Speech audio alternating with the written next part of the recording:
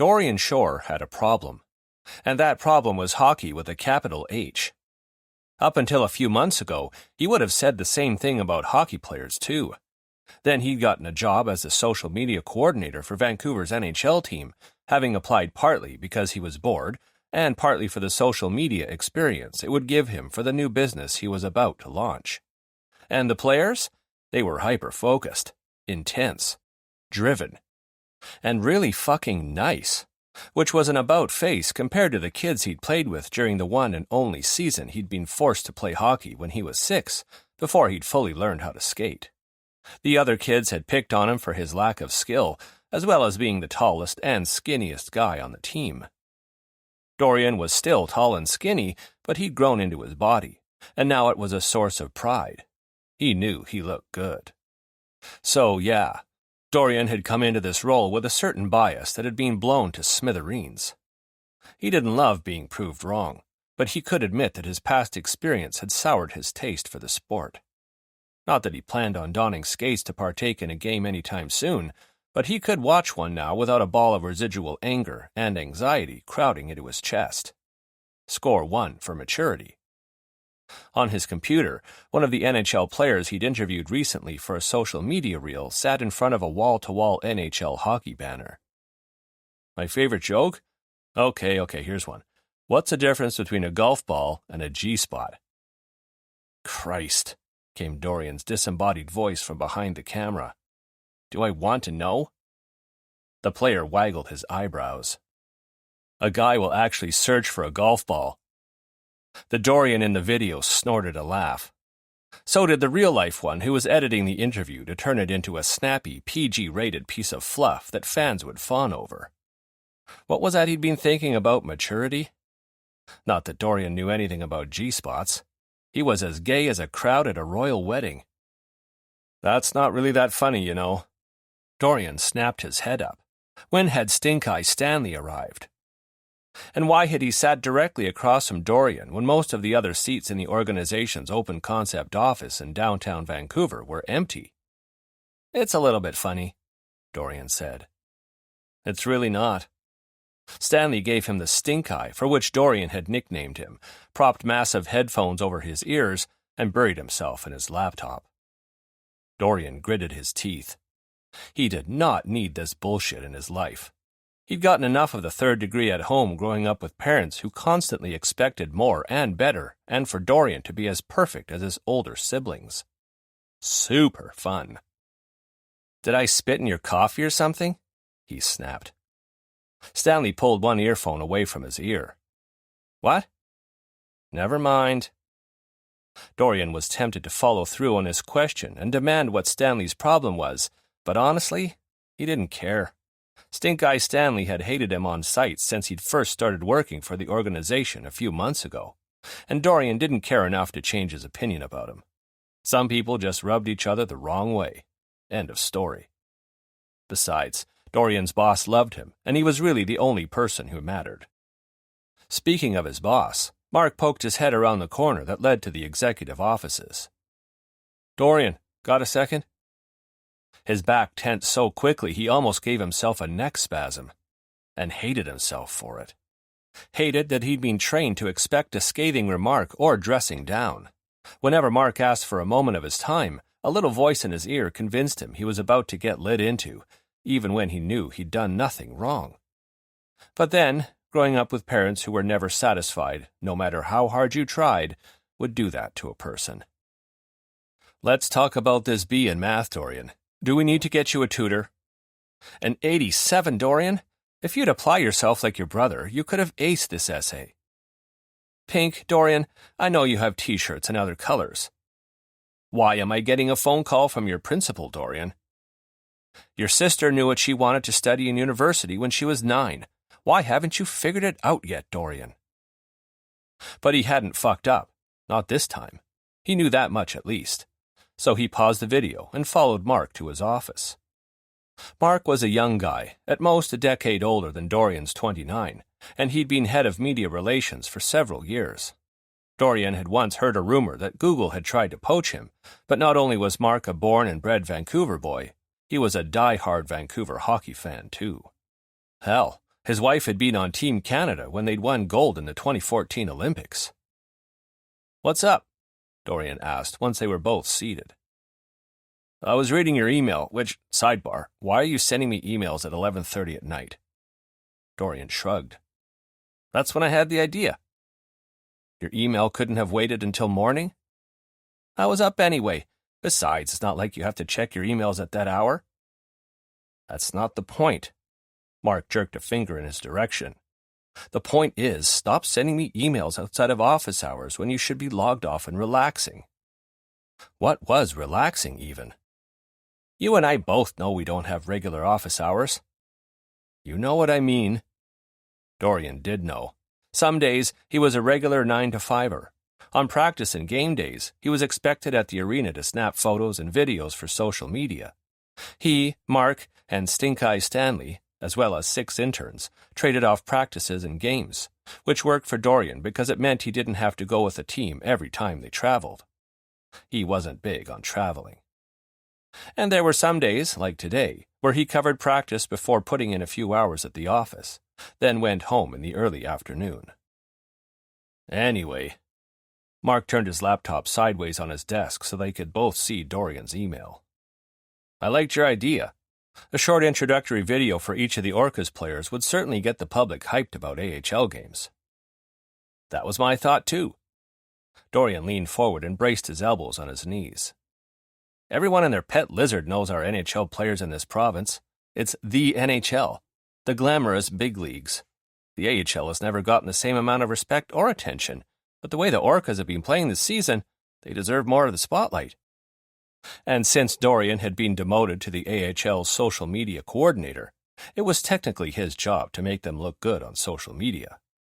Not that it was technically a demotion. The Orcas' social media coordinator had recently quit for a new gig, and Dorian had been asked to replace her until her role could be backfilled. Either way, whether he was the NHL's social media coordinator or the AHL's, his job was the same. And frankly, he kind of liked working with the Orcas better.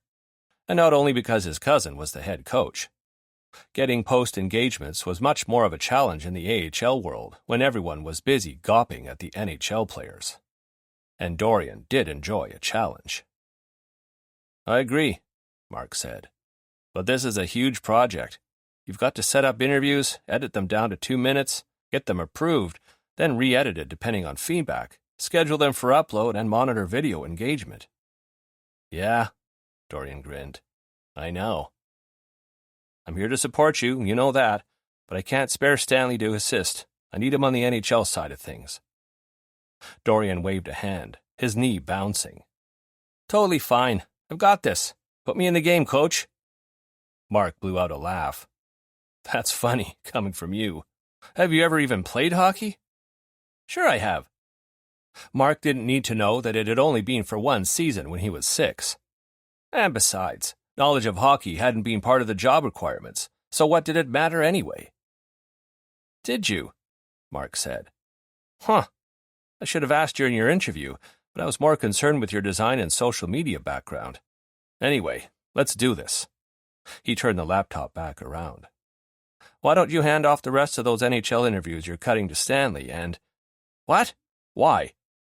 The suggestion was like a punch to the gut. Hand his work over?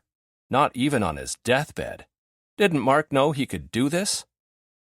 "I'll have those done within the next couple of days, and then I can get started on the Orcas intro videos. Have them ready in time for early April and get the fans excited for the playoffs." "You're assuming the Orcas make the playoffs?" Dorian scoffed. "They're first in their division. We both know they'll make it." He rose and buttoned his deep purple velour blazer. "You're heading out for the day?" "Yeah, I've got to get Jameson's room ready, and after that I'll finish up a few outstanding things, including those graphics for the 50-50 draw that I owe you." "Jameson?" Mark frowned, wrinkling his forehead. "Jamie Jameson? The Orcas' new trade? He's staying with you?" "Temporarily, till he finds his own place. Matt didn't want to give him one of the sterile apartments the organization has on retainer." That'd be Dorian's cousin and head coach of the Orcas, Matt Shore. He wanted Jamie rooming with someone from the organization so he wouldn't be alone in a new city. Why is he rimming with you and not one of his new teammates? Dorian shrugged. Beats me. I'll ask him at the same time I ask him if Jamie Jameson is actually his real name. Mark chuckled and waved him away. Go. I'll see you tomorrow. Be nice to your new roommate. I'm always nice. Mark's laughter followed him all the way back to his desk. This is it.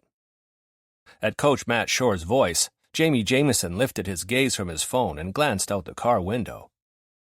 The cream one? Coach grunted and parked at the curb. The only house on the block without some kind of flower bed or landscaping. Dorian's a lot of things. Gardner isn't one of them. Grabbing his backpack, Jamie stepped out of the car and into a wet and frigid February day. Not that it had been warm when he'd left Charlotte this morning, but the cold in Vancouver was almost bone deep. Shivering, he zipped his jacket and plunked his Charlotte Cobra's ball cap on his head. Technically, he shouldn't be wearing it considering he was an Orca as of 24 hours ago. But he didn't have any Orca swag yet, and the Cobra's hat was perfectly worn in and comfortable. Also his last tie to his life in Charlotte, which he'd fled without a second thought. He should probably burn the hat under the light of the full moon or something so he didn't bring the bad juju with him across time zones to the West Coast. He didn't know why he'd brought it, to be honest. This was supposed to be his fresh start. He didn't need reminders of the last soul-sucking 6 months. Coach Shore, dressed in a light windbreaker because apparently the cold didn't affect him, popped the trunk of his electric blue SUV. You sure travel light for someone who just moved across the country, he said in that gruff voice of his. He pulled Jamie's carry-on and duffel out of the trunk and set both down on the sidewalk. These are just the essentials. The rest of my stuff's still at my place in Charlotte. Though he left the expensive stuff, like his car, random bits of jewelry, and electronics, with one of the few Cobras who hadn't bought into all the bullshit of the past 6 months. Jamie stuck out a hand.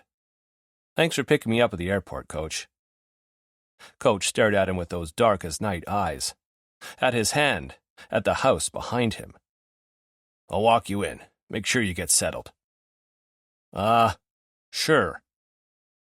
Raindrops clinging to his dark blonde pompadour, Coach headed up the paved path to the front door, wheeling Jamie's carry-on behind him. Jamie grabbed his duffel and followed. The neighborhood was nice, with lots of tall trees that would surely make the street look picturesque in summer. Every house was unique, a far cry from Jamie's cookie-cutter neighborhood in Charlotte. The street was quiet, though given the mid-afternoon hour, that was probably because everyone was at work. From the few texts Jamie had exchanged with Dorian, he knew this was the West Point Grey neighborhood. Google had told him it was an affluent neighborhood, so either Dorian was making bank at his job, had made good investments, or he had a sugar daddy. Not a sugar mommy, as Jamie was well aware, given Dorian's first text had been heavy on the take it or leave it. Hey, this is Dorian Shore. Matt gave me your number. He's going to pick you up at the airport tomorrow, but I'll be at the house when you arrive with your house key, alarm code, and everything else you'll need. I only have 2 rules. 1. No pets. 2.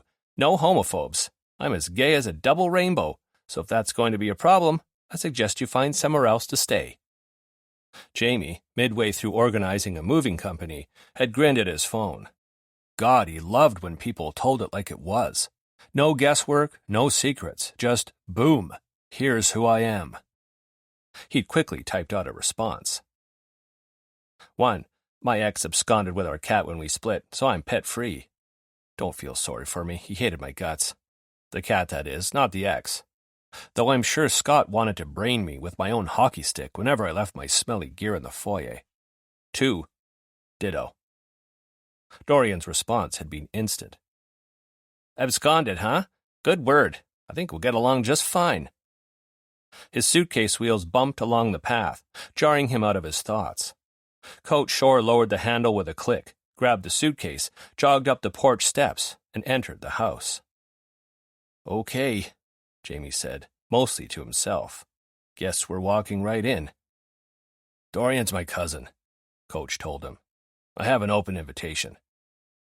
Yeah, but should I dust or not? Came a voice from the back of the house. What Jamie presumed was the kitchen, given the little bit of counter space he could see from the foyer. I don't know, Dory. That voice came from a phone on speaker, and it was tinged with exasperation. When was the last time you dusted? I don't know, Christmas? 2 months ago, then. It's probably time. What if I dust and he thinks I'm some sort of neat freak? Then I have to keep up the act for as long as he's here. But on the flip side, what if I don't dust and he thinks I'm a slob? Jamie snorted a laugh. Coach shook his head, as though he was embarrassed on Dorian's behalf. Someone, Dorian, Jamie guessed, popped out of the kitchen wearing harem pants in eye-popping aqua and a white crop top that ended above his belly button. They're here, Charlie. I gotta go. He hit a button on the phone in his hand, then placed it somewhere out of sight. Hey, guys. Dorian, this is Jamie Jameson. Coach left the suitcase next to the stairs that went up to the second floor. Jameson, this is my cousin and your new roommate, Dorian Shore. Hey. Jamie smiled and held out a hand as Dorian approached, long strides eating up the distance between them. Good to meet you in person, and you definitely don't have to dust for me. Dorian's smile lit up his face. Good, because I was leaning towards not doing it. I did your room, though. I'm not a total heathen. He took Jamie's hand, his grip firm and warm, and a zing of awareness traveled up Jamie's arm. Crap. Crap, crap, crap. He could not, would not crush on his coach's cousin. Been there, done that, had the broken engagement to prove it. Not that Scott had been related to his former coach, but he was a teammate's baby brother, and Jamie wasn't shitting where he ate ever again. Within an hour of the trade being official, Jamie had spoken with the Orcas' assistant general manager, the director of player development, and someone in player assistance who'd helped him figure out how fast he could get from Charlotte to Vancouver and what he'd need. He'd also received a call from head coach Shore. He'd welcomed Jamie to the team, assured him he'd pick him up at the airport when he landed in Vancouver, and had given him a rundown of his accommodation options. A personality-less apartment owned by the organization. The spare room at the home of one of his new teammates, Blair Brzezinski. The guest house on the property of another new teammate's home, Dylan Archambault. A room in Coach's own house. A room at Dorian's. Or he could do his own thing.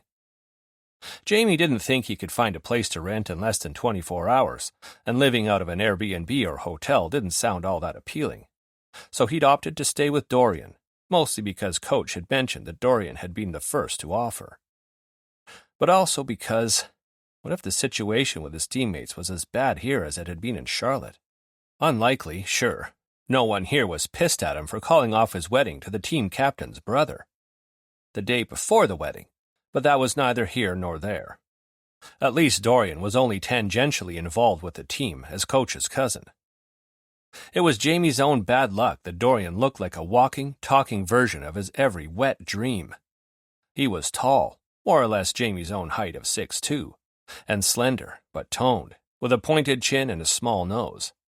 His skin was winter pale, several shades lighter than Jamie's more naturally tan tones, and it contrasted sharply with the 2 days' worth of stubble on his jaw and upper lip, and the rich brown hair that looked thick enough for Jamie to grab onto. Gulp. Where's the rest of your stuff? Dorian peered around him. Still in the car? No, this is it, Jamie said, forcing his mind back on track. I'll head back to Charlotte at the end of the season for the rest of it and have it shipped to a storage unit so don't clutter up your home. Assuming Jamie hadn't found a place to live by then. You don't have to do that. I've got the space. You can store your stuff in the basement. I thought you were putting Jameson in the basement, Coach piped in, arms crossed over his chest.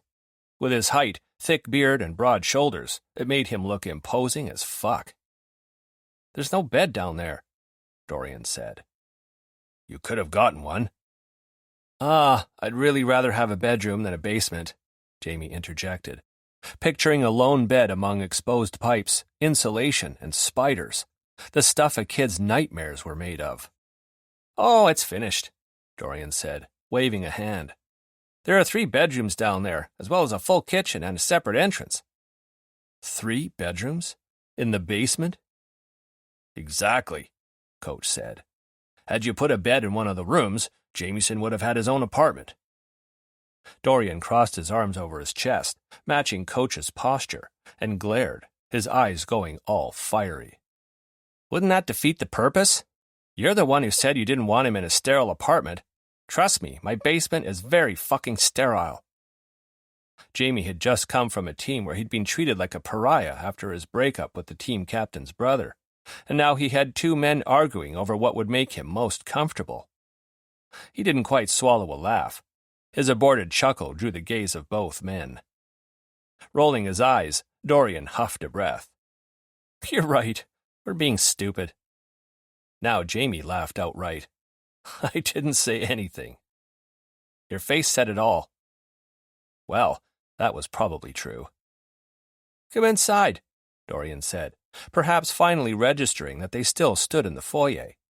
Take a load off. I'll give you a tour of the house. I'll head out then. Coach turned to Jamie. You good? Yeah, thanks again, Coach. I'll pick you up for practice in the morning since you don't have wheels yet. Coach squeezed Jamie's shoulder. Welcome to Vancouver, Jameson. I'm glad to have you on my team. Happy to be here.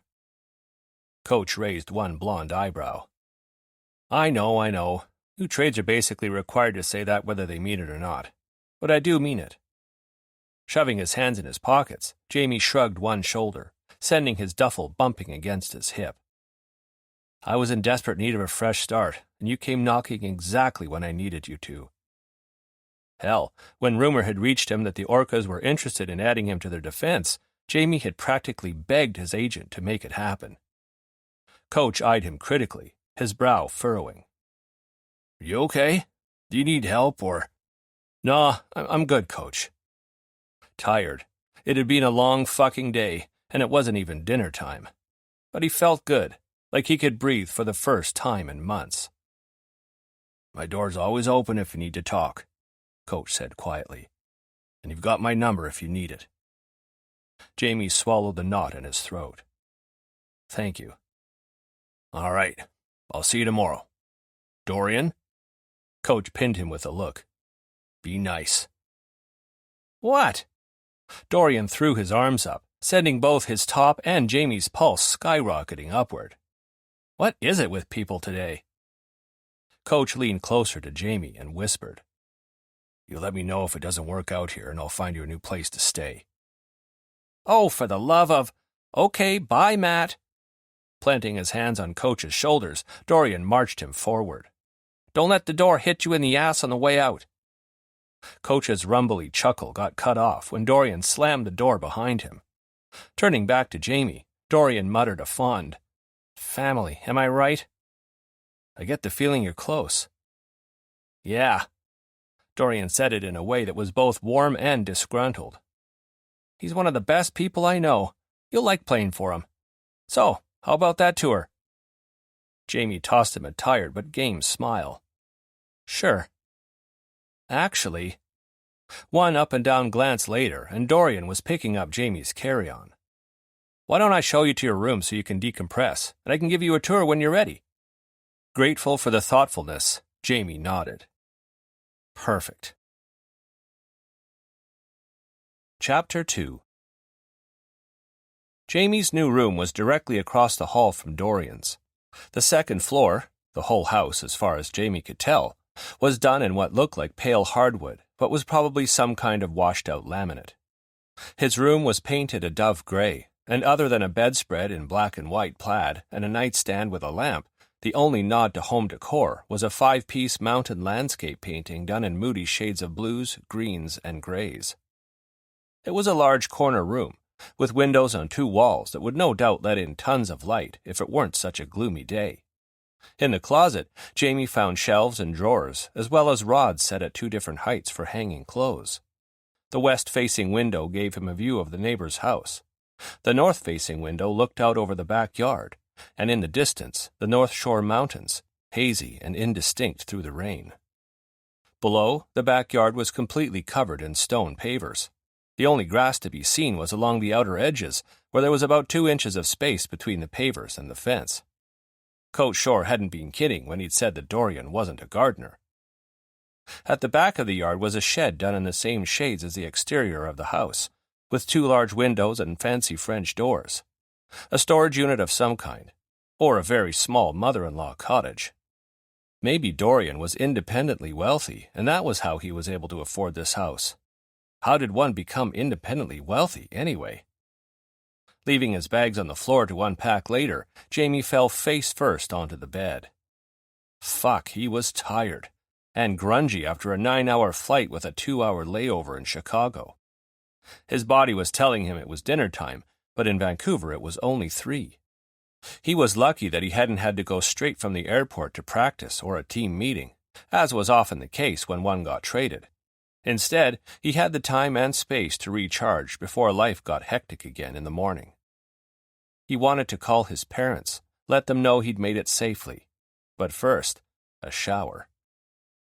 Dorian had told him that the washroom at the end of the hall was all his, since he had an ensuite bath in the primary bedroom. So Jamie grabbed his stuff and made his way there. The bathtub backsplash was done in milk chocolate tiles the same shade as the cabinets under the sink, and there was a fake plant of some sort in a skinny vase on the counter. No, wait, it was a real plant Jamie discovered when he touched it. Cute. Even better, the hot water from the rainfall showerhead. He lingered longer than he usually did. It just felt so good to be clean and warm, before drying off and dressing in sweatpants and a t-shirt. The house was quiet as he padded his way back to his room on bare feet. Sitting up against the pillows on the bed, he grabbed his phone and video called his mom. "Hi, sweetheart." "Hey." He smiled at her familiar face, a tug of love pulling at his heartstrings. Her red hair was in the same pixie cut it had been in for the last decade, and she wore the gold necklace with the little diamond stud that Dad had gifted her years ago. "How's it going?" "We're good. You just missed your dad, though. He stepped out to pick up a few groceries." Mom flicked her bangs out of her eyes. "You made it, then? How does it feel to be back out west?"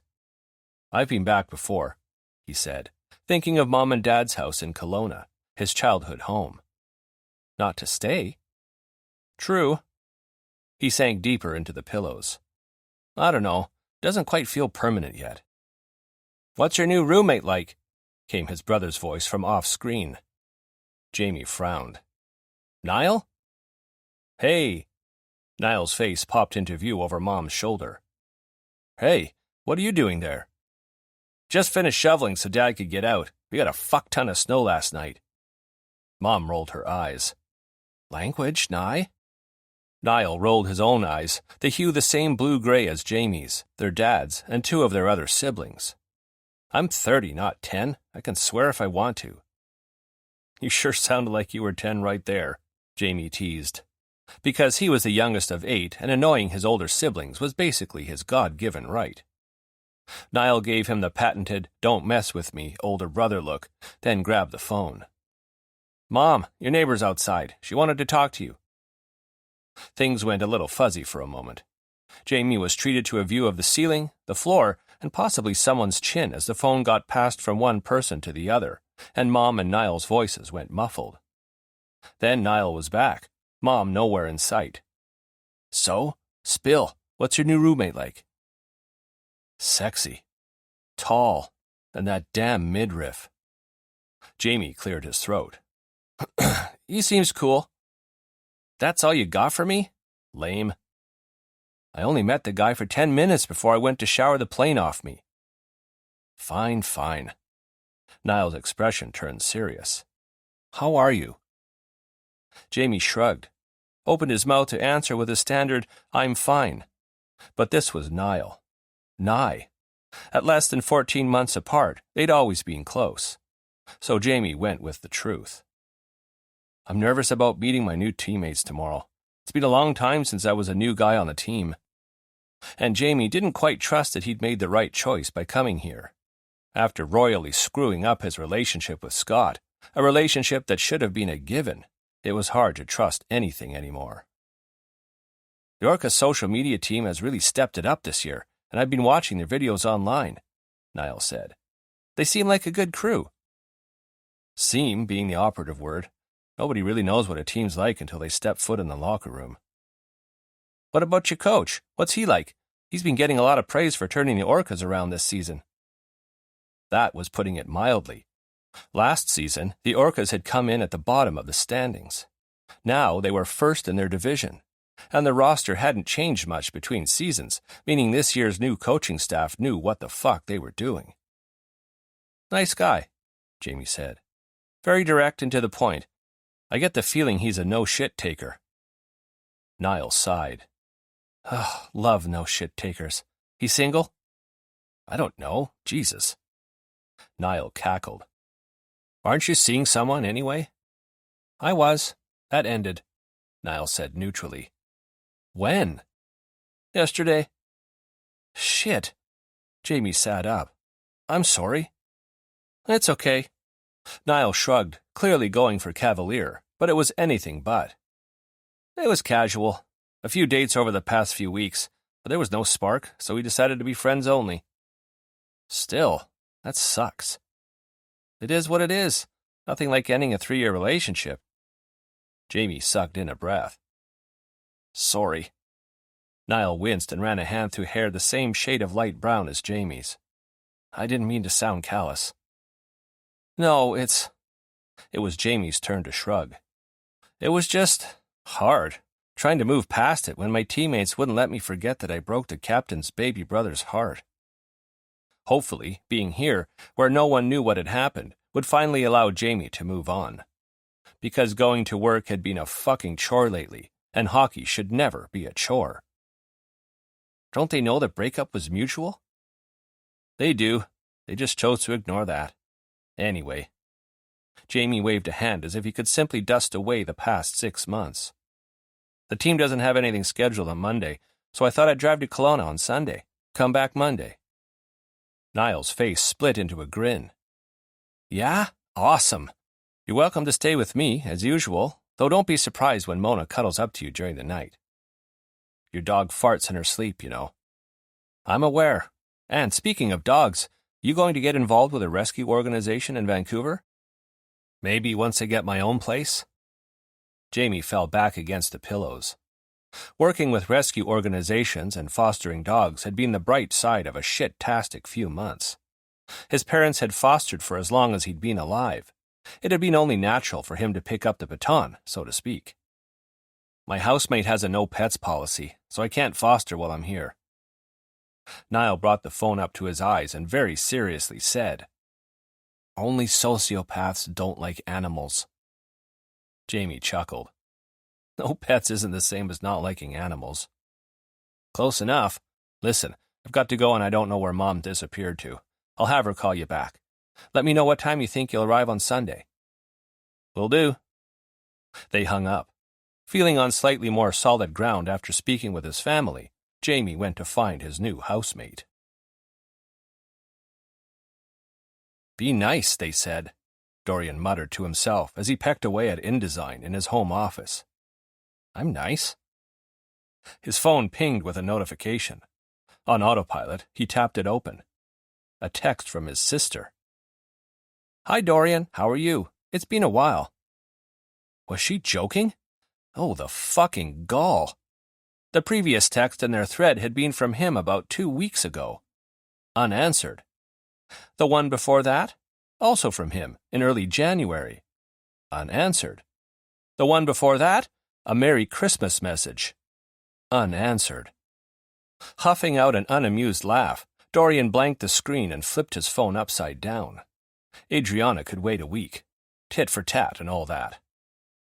"I'm nice when it matters," he muttered to no one.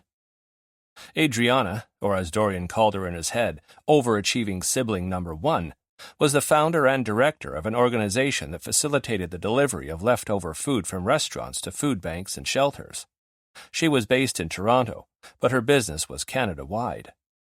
Dorian had last seen her a year and a half ago. She'd been in Vancouver for a couple of meetings and had treated him to lunch, where she'd grimaced at his choice of attire. Fitted slacks in cerulean blue, a t-shirt with a graphic of a tie, and a tweed blazer in burgundy plaid.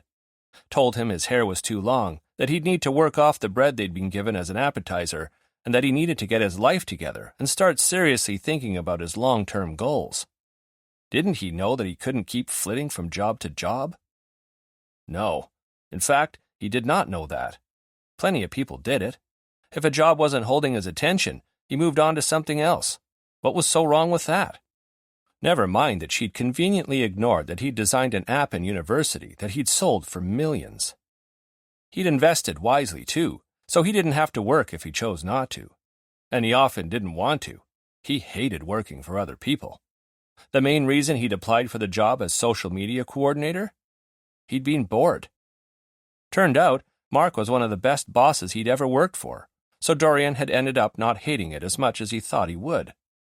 More importantly, it was great experience for when he finally launched his own business. The shower turned on upstairs, and Dorian got back to work. He owed Mark the graphic for the Orcas' next 50-50 draw benefiting a local children's charity. Then he could call it a day on the social media stuff and concentrate on his own business. But the sound of the shower was a distraction. He wasn't used to other people in his space, especially ones who were all angle-jawed and sharply cheekboned, capped with messy light brown hair and a mouth that didn't smile as easily as Dorian suspected it should. Not to mention the broad shoulders and trim hips, or the blue-gray eyes that were a touch sad despite the laugh lines. Maybe Jamie was still broken up over the ex. Or perhaps he was more upset about the cat than he'd let on. Could it be that he was distressed about the trade? Maybe it's none of your business, Dorian said to himself. The shower turned off, and Dorian pictured a wet and naked Jamie Jameson stepping out of the tub, hair dripping onto his shoulders, rivulets running down chiseled abs to... Nope, not going there. Housemates were not for lusting over. That would lead to all sorts of complications.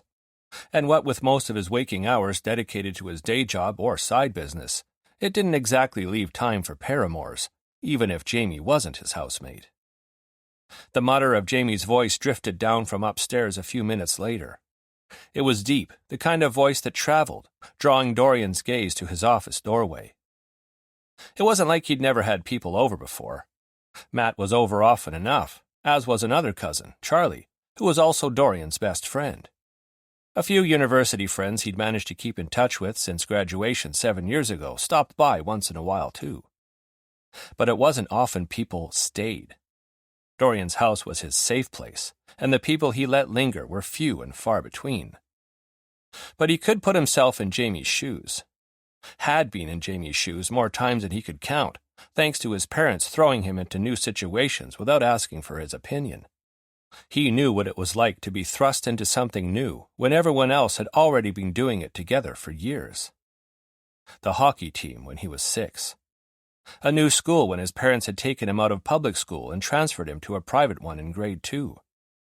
Soccer when he was 8, public speaking when he was 11, a leadership program when he was 13, and plenty of other activities he'd forgotten. It had hit a nerve when Matt said he was pushing to get Jamie onto the Orcas, and all Dorian could picture was any of the numerous times he'd started something new when everyone had already known each other and feeling like the one burnt cornflake in a bag full of perfectly golden cornflakes. His sympathy had ballooned for a moment, and he'd offered Jamie a room in his house before he could think better of it. It wasn't all bad, though, having someone in his home. Maybe they could be 2 burnt cornflakes together. He finished Mark's graphic, not hard given he was using a template, then mocked up 3 new versions that more effectively utilized the team's colors. He sent all 4 to Mark with the subject line, "These templates are better." Once he'd answered a couple of emails, he closed out of everything day job related, navigated to his personal inbox, and opened the spreadsheet he'd designed to track everything. Brainstorm dumps, themes, vendors, samples received and still awaiting, expenses, and orders placed. It was a lot for one spreadsheet, but he worked better with multiple sheets than with multiple files. Halfway through drafting an email confirming that he'd paid an invoice, footsteps sounded on the stairs. Jamie appeared in the doorway a moment later, wearing sweatpants, a t-shirt, and an unzipped hoodie in olive green. Dorian's pulse jumped once before he wrestled it back into its normal rhythm. "Hey, find everything you need upstairs?" "Yeah, thanks." Jamie edged into the room and sat on the arm of the couch next to the door. "And thanks for offering me a place to stay." "No problem." Dorian thought about asking why Jamie had chosen him among all the options he'd had. They didn't know each other well enough for that, though, And Dorian didn't want to pry into Jamie's psyche on his first day here.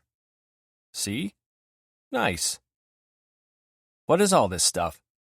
Jamie nodded at the coffee table, which was covered with all manner of things. Bath bombs, candles, crocheted stress balls, wall hangings, jewelry, teas, tote bags, and various other bits and bobs. He picked up a killer whale plushie made with chenille wool that was round and cute and not at all to scale. Did you raid a general store or something? No, but I can see why that's where your mind went. Dorian pushed away from his desk and rolled his chair to the coffee table. They're samples from vendors. For what? For my... He broke off, his throat closing around the words. He hadn't told a single soul about his business. No, scratch that. He'd told upward of 36 vendors and makers. More accurately, he hadn't told anyone who mattered, because he valued the opinions of people who mattered to him, and if they thought his new business venture wasn't worth it, or worse, doomed to fail, it would crush him. But Jamie didn't matter. Harsh, yes, but they barely knew each other. If Jamie thought his idea was stupid, Dorian didn't particularly care. You know those subscription boxes?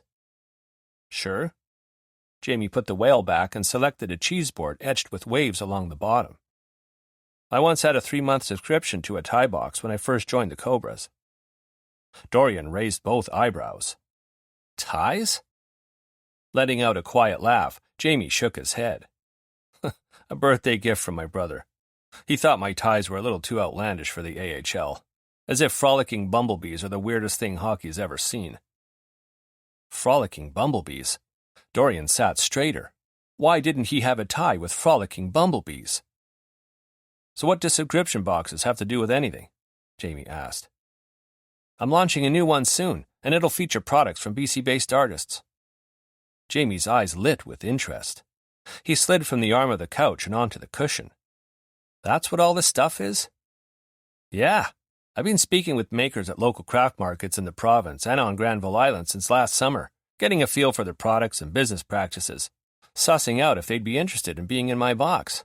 This, Dorian jerked his chin at the table, is a combination of samples I've received and products I've purchased to test out. That one's on the no pile. Jamie twisted off the lid of the candle he'd picked up and brought it up to his nose. What's wrong with it? Smells good. What is that, apple cinnamon? Yeah, but when you burn it, it just smells like wax. Totally defeats the purpose of a scented candle. That's a letdown. Jamie picked up a small batch dark-roasted scented handmade soap and sniffed it. Is your box monthly? Quarterly to coincide with the seasons. Not a fan of the soap? Jamie sniffed it again, brow scrunching. I don't think I'd want to smell like coffee all day. And there are some people, like my sister, who get a headache just smelling coffee. You have a sister? Me too. I have 3. God, you poor thing. Jamie laughed, the sound dislodging some of those shadows in his eyes. Oh, they're great. I also have 4 brothers. They're great too, except for Andrew. He thinks he's the smartest just because he's the oldest.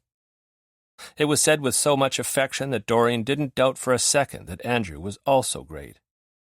Whatever great meant when it came to siblings. Jamie paused as he reached for another sample. Don't tell him I said that. Sure, I'll go ahead and track down Andrew Jameson to tattle on Jamie off my to-do list. Jamie saluted him with a gourmet chocolate bar. Appreciate it. Dorian settled back in his chair and kicked out his legs. So where do you fall in the line of 8 kids? Youngest. Huh. That was another thing they had in common. At least Dorian only had 2 older siblings. He couldn't begin to imagine how he would have turned out if his parents had raised 7 overachievers ahead of him. You must have been a handful, he said. Why do you think my parents stuck me in hockey? They figured it'd be better for me to expend my energy in a safe environment. I've mellowed a lot since then, though. Hey, why is this in the no pile? The popcorn's soft, Dorian told Jamie as he opened the bag of sea salt and maple popcorn. Popcorn's meant to be crunchy. You won't mind if I eat it, then? Jamie didn't wait for an answer before he dug into the bag. Dorian cocked his head, unsure if he was amused or irritated that Jamie had made himself at home so easily. Trust me, it's not worth your taste buds. Jamie chewed slowly. It's not terrible. Not terrible isn't good enough for my box. I'm actually meeting with a new gourmet popcorn maker in Nanaimo on Monday. Want to come? I'm taking the ferry in the morning, back by mid-afternoon. Not a long trip, but it'll give you a chance to sightsee a little. The bag crinkled when Jamie closed it. Thanks, but I'm planning on visiting my parents on Monday. They're nearby? Ish. Kelowna. No shit, you're a BC boy? Born and raised. Been a long time since I've lived here, though. Longing and wistfulness peppered Jamie's voice. He seemed to realize it because he smiled a touch too brightly and settled into a corner of the couch. Since we're going to be housemates, what do I need to know about you, Dorian Shore, other than your aversion to pets and that you're as gay as a double rainbow? I do not have an aversion to pets, Dorian said grandly. I just don't want them in my house. Uh-huh. Jamie's gaze was much too amused. Get bit by a dog when you were a kid or something? Dorian crossed his arms over his chest. It was a hamster, if you must know. That's how they show love. That is a bald-faced lie. You don't know that it's not true. Maybe not, but in this case, I'm going to say that it's safe to assume. Jamie's smile did something to Dorian's middle. So, Jamie said, what do I need to know about you? What you need to know, Dorian said, rising, is that I have dinner in the slow cooker and it should be ready. With you being on East Coast time, I figured you'd be hungry about now. You didn't have to do that. Jamie rose as well, his larger body filling up all the space in the room. I was going to order something. Consider it my version of welcome balloons. Well then, I'm honored. You should be. Dorian shot him a grin as he headed out of the office. I hate cooking. Not a lie, but not the whole truth either. It wasn't so much that he hated cooking. It was more that he found it a tedious chore. Logically, he knew he had to feed himself, but cooking took time away from other things he could be doing. Working, meeting with vendors, following up on emails, catching up on work for Mark, hanging out with his cousins. He was more likely to order whatever was convenient than cook. I'm doubly honored then, Jamie said. And for dessert, Dorian added over his shoulder, I may let you have one of my cousin's chocolate hazelnut cake jars. Now you're speaking my language. Chapter 3. By 7 the following morning, Jamie had lost every ounce of relaxation he'd managed to find with Dorian. As he walked into the Vancouver Orcas practice facility on the University of British Columbia campus with Coach Shore for morning skate, easiness fled and was replaced by what he thought he'd feel if he were starting a new school in the middle of the school year. Cliques would have been formed, the list of inside jokes would be a mile long, and roles would have been assigned. Class clown, teacher's pet, know-it-all, suck-up, future prime minister, throws the best parties, has the best snacks. Jamie was being plunked into all of that without any prior knowledge aside from what he'd read online. Player bios didn't paint an accurate picture, though. Jamie had never been traded, but he'd joined new teams several times in his hockey career. Not once had he ever felt this wave of nervousness. He knew it was a result of how the Cobras had treated him after his breakup with Scott, yet knowing where it came from didn't help settle his roiling stomach any. Could he rewind to last night and his easy conversation with Dorian over slow cooker chili and cake jars? Given Coach Shore's parting, "Be nice" comment, Jamie had expected Dorian to be, well, he didn't know what. Not easy to talk to, for one thing. Not surprisingly thoughtful either. Dorian hadn't had to schedule dinner so early to accommodate Jamie being on East Coast time. Hell, he hadn't had to cook at all. And why had he had to look like a delectable wet dream in that damn crop top? It had shifted every time Dorian moved, making Jamie's mouth water. And those harem pants shouldn't have been sexy, but they made Dorian's legs appear endless. Jamie had gotten distracted more than once during dinner. Dorian had been asleep when Coach Shore had arrived to pick up Jamie bright and early. Dorian hadn't been asleep when Jamie had gotten up to pee at 3 in the morning, though. His bedroom door had been open, the bed empty. Was he a night owl? As Jamie and Coach Shore approached the locker room, voices drifted out of it. It was the sound of hockey locker rooms everywhere. Conversations, shit-talking, and laughter over music meant to get the players pumped up. Currently, Let's Get It Started by Black Eyed Peas blasted into the hallway. "They're a good group," Coach said now as they neared the locker room. "I don't tolerate bullshit, but if you have any trouble with anyone, come to me directly." "Sure." "Honestly, you'll probably have more trouble with Dorian." Jamie frowned. "He made me dinner last night." Coach side-eyed him, one eyebrow raised. "You must be special." With such a deadpan delivery, Jamie couldn't tell if he was joking or not. Squaring his shoulders as they neared the locker room, Jamie buried his nerves under 17 layers of imaginary hockey pads and forced a smile. The past 6 months since he and Scott had called off the wedding had made him a little gun-shy when it came to teammates, but he refused to let his trepidation show. What was it people said at New Year's? New Year, new you? Well, this was basically his version of that. New city, new team, new Jamie. A fresh start. Except Coach Shore didn't lead Jamie into the locker room.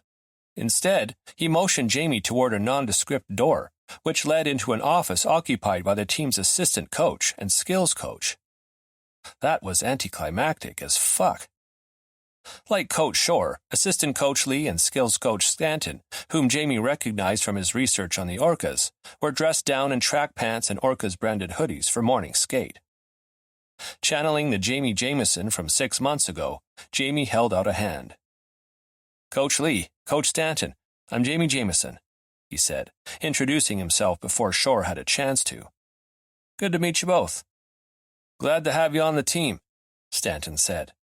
As a retired NHL player himself, he was as built as Jamie, even several years into retirement. Tall and brown-eyed, with messy brown hair and several days' worth of scruff, he had a smile that said, "You shouldn't take me seriously." An act, of course. He never would have made it to the NHL or been hired as an AHL coach if nobody took him seriously.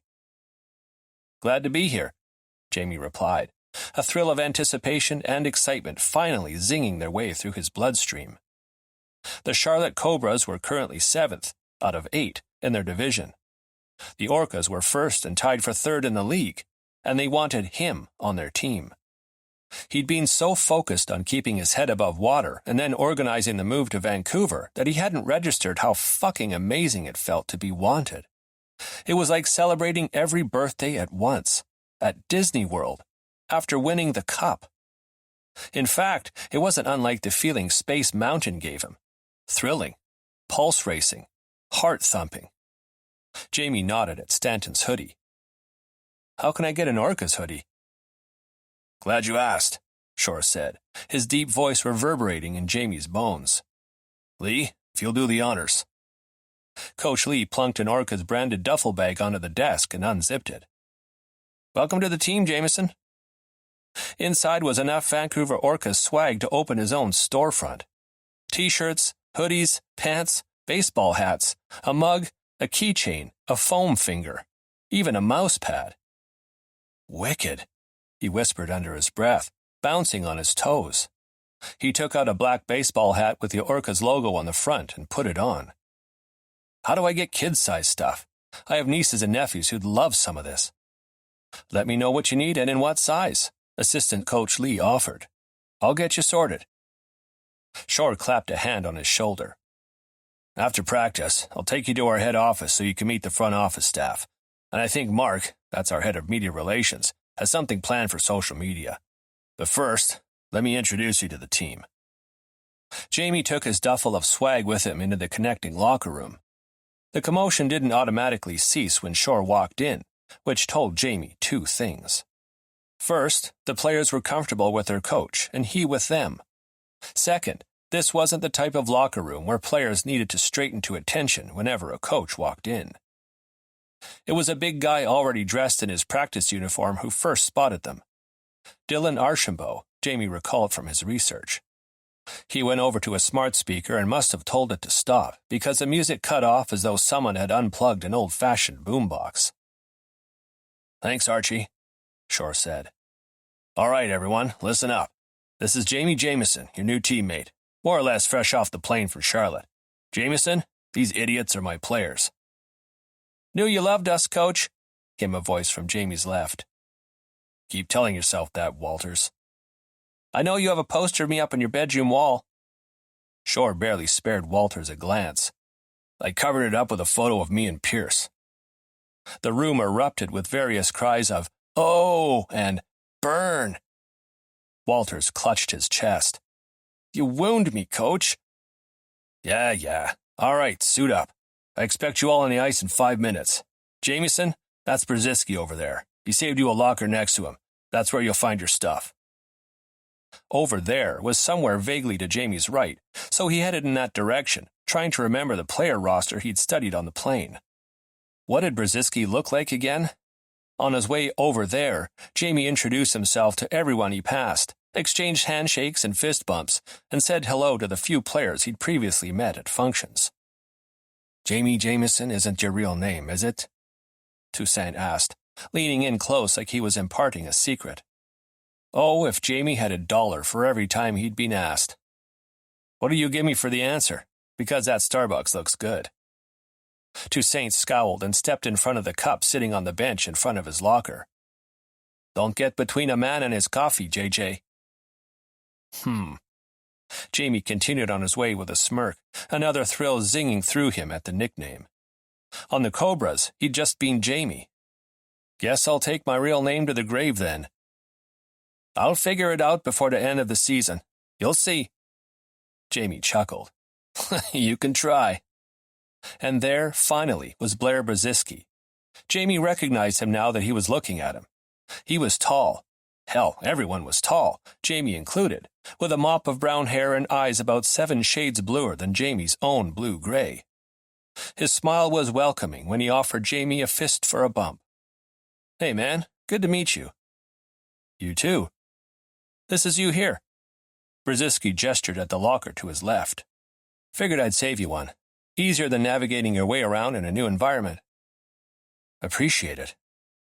As Coach Shore had said, all of his gear was here. Practice uniform, pads, skates.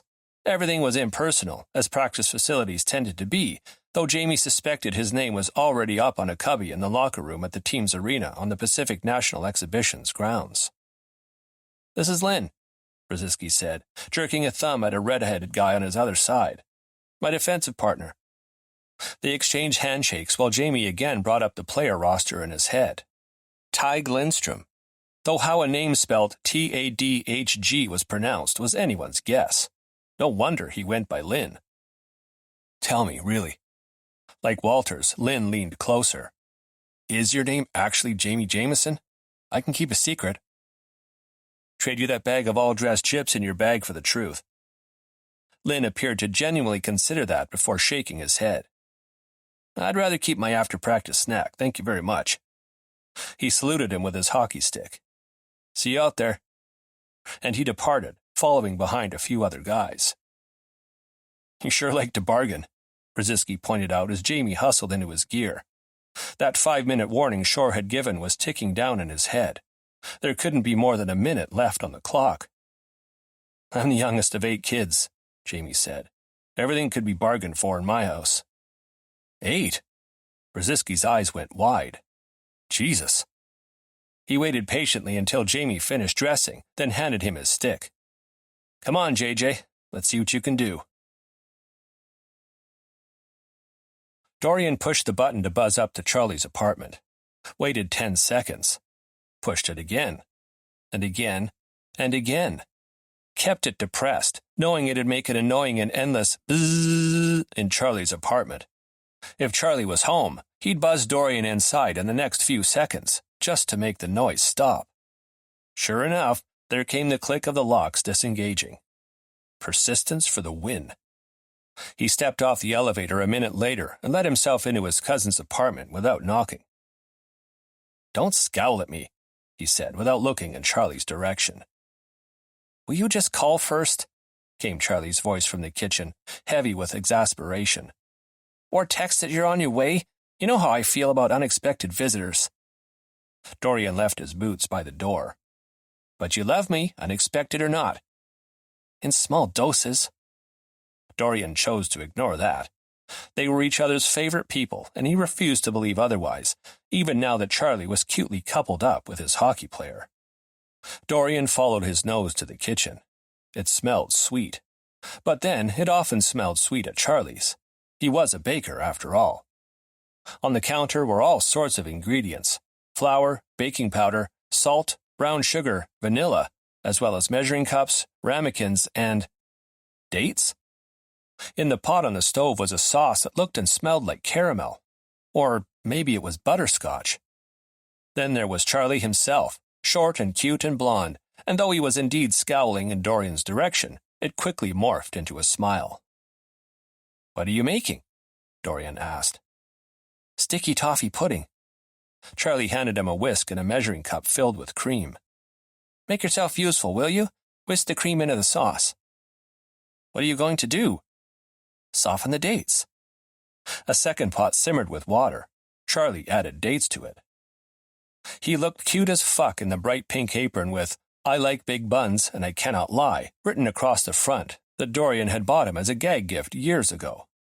Except it had turned into Charlie's most used apron, and that it was his favorite made Dorian feel special in a way that didn't make much sense.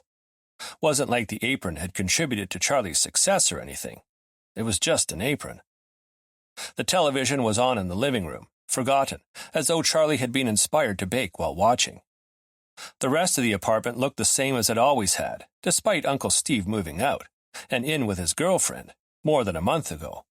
He'd left everything here for Charlie, seeing as his girlfriend had all the necessities at her place. It was only Uncle Steve's room that looked like a ghost town. Wait. No. The apartment wasn't the same as it had always been. Another man's things were strewn about. A hoodie 2 sizes too big for Charlie. Extra equipment in the little workout corner. A pair of very large socks by the couch. And Dorian knew from past visits that there was another man's toiletries in the washroom. It was the same at Blair Brzezinski's. Dorian had noticed Charlie's things scattered about and his favorite ingredients stored in Blair's pantry the last time he'd visited. 2-ish months into their relationship, and Charlie and Blair were already living out of each other's pockets. "Is the cream mixed into the sauce?" Charlie asked as he measured out ingredients. "Yep." Charlie took over from there, so Dorian left him to it and sat on a bar stool on the other side of the counter.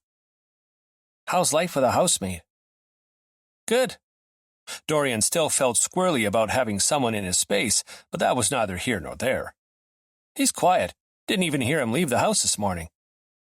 "What's Jamie like?" Charlie asked, straining the sauce through the sieve. "He's—" Pausing, Dorian thought of Jamie's sad eyes and contrasted that with the man who'd plopped himself on his office couch and helped himself to his samples. A conundrum. "How so?" "I thought he was the tall and silent type when he arrived, but I think he might have just been tired. He certainly perked up after his shower." "Maybe he was intimidated by Matt. Didn't he pick Jamie up at the airport?" Dorian waved a hand. "That's not the impression I got." Charlie moved dirty dishes to the sink, then poked the simmering dates with a fork. Turning to Dorian, he said, "So, what brings you by?" Who the fuck knew? Dorian couldn't say why he'd come here. Perhaps he needed someone familiar after having someone unfamiliar in his home. "Not much," he said. "I was heading into the office, so I thought I'd stop by and say hi." Charlie frowned at him. "You're going to the office and that?" Dorian looked down at himself. "What's wrong with it?" He wore fitted checkered pants in tan and a color that was somewhere between maroon and wine. His belt was classic brown leather, and his shirt was cut in a diagonal pattern, black at the top, white at the bottom, and the outline of a cup on the black so that the white looked like spilled milk. "Those pants are actually nice," Charlie said. "I'm sure you have an equally nice shirt to go with them instead of whatever that is." "Why do you say my pants are actually nice, as though the others I own aren't nice?" Charlie stared at him. "Do I need to remind you about the rainbow pants?" "I got them for Pride." "You wore them to Shore Family Brunch last week." "Yeah?" Dorian said, with a heavy dose of duh in his voice. "Because I have Pride 365 days of the year. No pride on leap day, huh? Don't get sassy with me, Charlie. Blair has extra shirts in my closet if you want to borrow one. Putting on an air of prim insult, Dorian rose. Just for that, I'm not going to stay and help you bake. Charlie snorted a laugh. We both know you weren't going to anyway. You don't know the difference between a chork and a couche. Lies. Stepping out of the apartment, he closed the door on Charlie's laughter. In his car, he Googled a couche. It was some kind of linen used to prove bread dough. And a chork was... Dear God, why? It was like a spork, but instead of a mashed-up fork and spoon, it was a fork and chopsticks. People pay money for this? He could have made millions on a chork. Instead, he'd invested months inventing a viable app. The world is a cruel, cruel place. It was almost noon by the time he walked into the office. He probably would have gotten a talking to at any other corporate job. Not here. Tomorrow was game day, and Dorian would be expected at both the Orcas practice and game, with his hours between creating engaging social media content. And whenever someone pulled a full day like that, Mark allowed them a half day the day before or after. And since Dorian had been up until almost 4:30 working on the website for his subscription box, he'd opted to work his half day in the afternoon. Dorian passed glass-windowed executive offices as he scoped out the desk situation. All the window seats were taken. They were always the first to go. So that left him a spot by the printer/photocopier, hard pass, one next to an intern slurpily sipping on coffee, nope, and one next to the access door that led to the washrooms and squeaked as it opened. Access door it was, since... Wait. He stopped in his tracks, took a few steps backwards. There, in Mark's office, was what had caught Dorian's attention. It wasn't Matt's placid expression, or Mark's gesticulating arms as he talked, or the GM's nods. It was Jamie Jameson, smiling at them all like he'd smiled at Dorian last night while picking at his samples and eating mushy popcorn. And Dorian felt inexplicably jealous, as though that smile was supposed to be just for him. Stupid. Don't gawp at the talent, came a snide voice. Stink-Eye Stanley brushed past him with a footlong from the nearby deli. What are you, the Ogle police? Dorian said, because apparently he was a 9-year-old boy on the inside. Stanley rolled his eyes. Real mature. He dropped into a seat and woke his laptop. At the table next to the access door. Ugh. Dorian claimed the chair across from Stanley. What's your problem with me? He asked, even though he told himself he wouldn't just yesterday. He still didn't care, but he was curious. My problem, Stanley said over a crinkle of wax paper as he unwrapped his sandwich, is that you bribed your way into this job when there are plenty of other qualified people who could have done it better. Dorian opened his mouth to respond, then snapped it shut with a clack of his molars. He didn't owe Stanley anything, least of all an explanation. And he hadn't bribed his way into this job, thank you very much, no matter how much Charlie and Matt liked the joke that he had. Sure, he'd made a large donation to the organization's charitable arm. A week before, he'd applied. And sure, he'd mentioned that he was a fan and a donor in his cover letter, even though the first thing was patently false. If the people in HR or Mark or whoever had screened resumes had gone into his donor profile and seen just how large a sum he'd donated before calling him in for an interview, that wasn't his fault. He'd mentioned it in his cover letter, which he truly thought nobody read anymore. Dorian leaned back in his chair and crossed his arms. How do you know the other candidates were more qualified? You don't know anything about me. I know you're full of yourself. Sure, when I know what I'm doing and I know I can do it well. And Stanley, Dorian leaned forward, I know how to do this job, and I do it well. Looking right at him, expressionless, Stanley tugged his giant earphones over his ears and pressed a button on his phone. Music, presumably. A not-so-subtle, I'm done talking to you. Dorian couldn't help but be a little amused, mostly because it was something he would do. He got lost in work for a while, though he was much too conscious that Jamie was nearby. Only a few steps down the hallway, smiling like he'd meant it when he told Matt that he was happy to be here. Which begged the question, why was he happy to be here? Had something happened in Charlotte that had forced him to flee? Dorian typed Jamie's name into a search bar, stalling over the enter button. He couldn't. Could he? Fuck his life. No, he couldn't. 24 hours ago, maybe. Now that he'd met Jamie, Googling him felt vaguely creeper-like. What are you doing?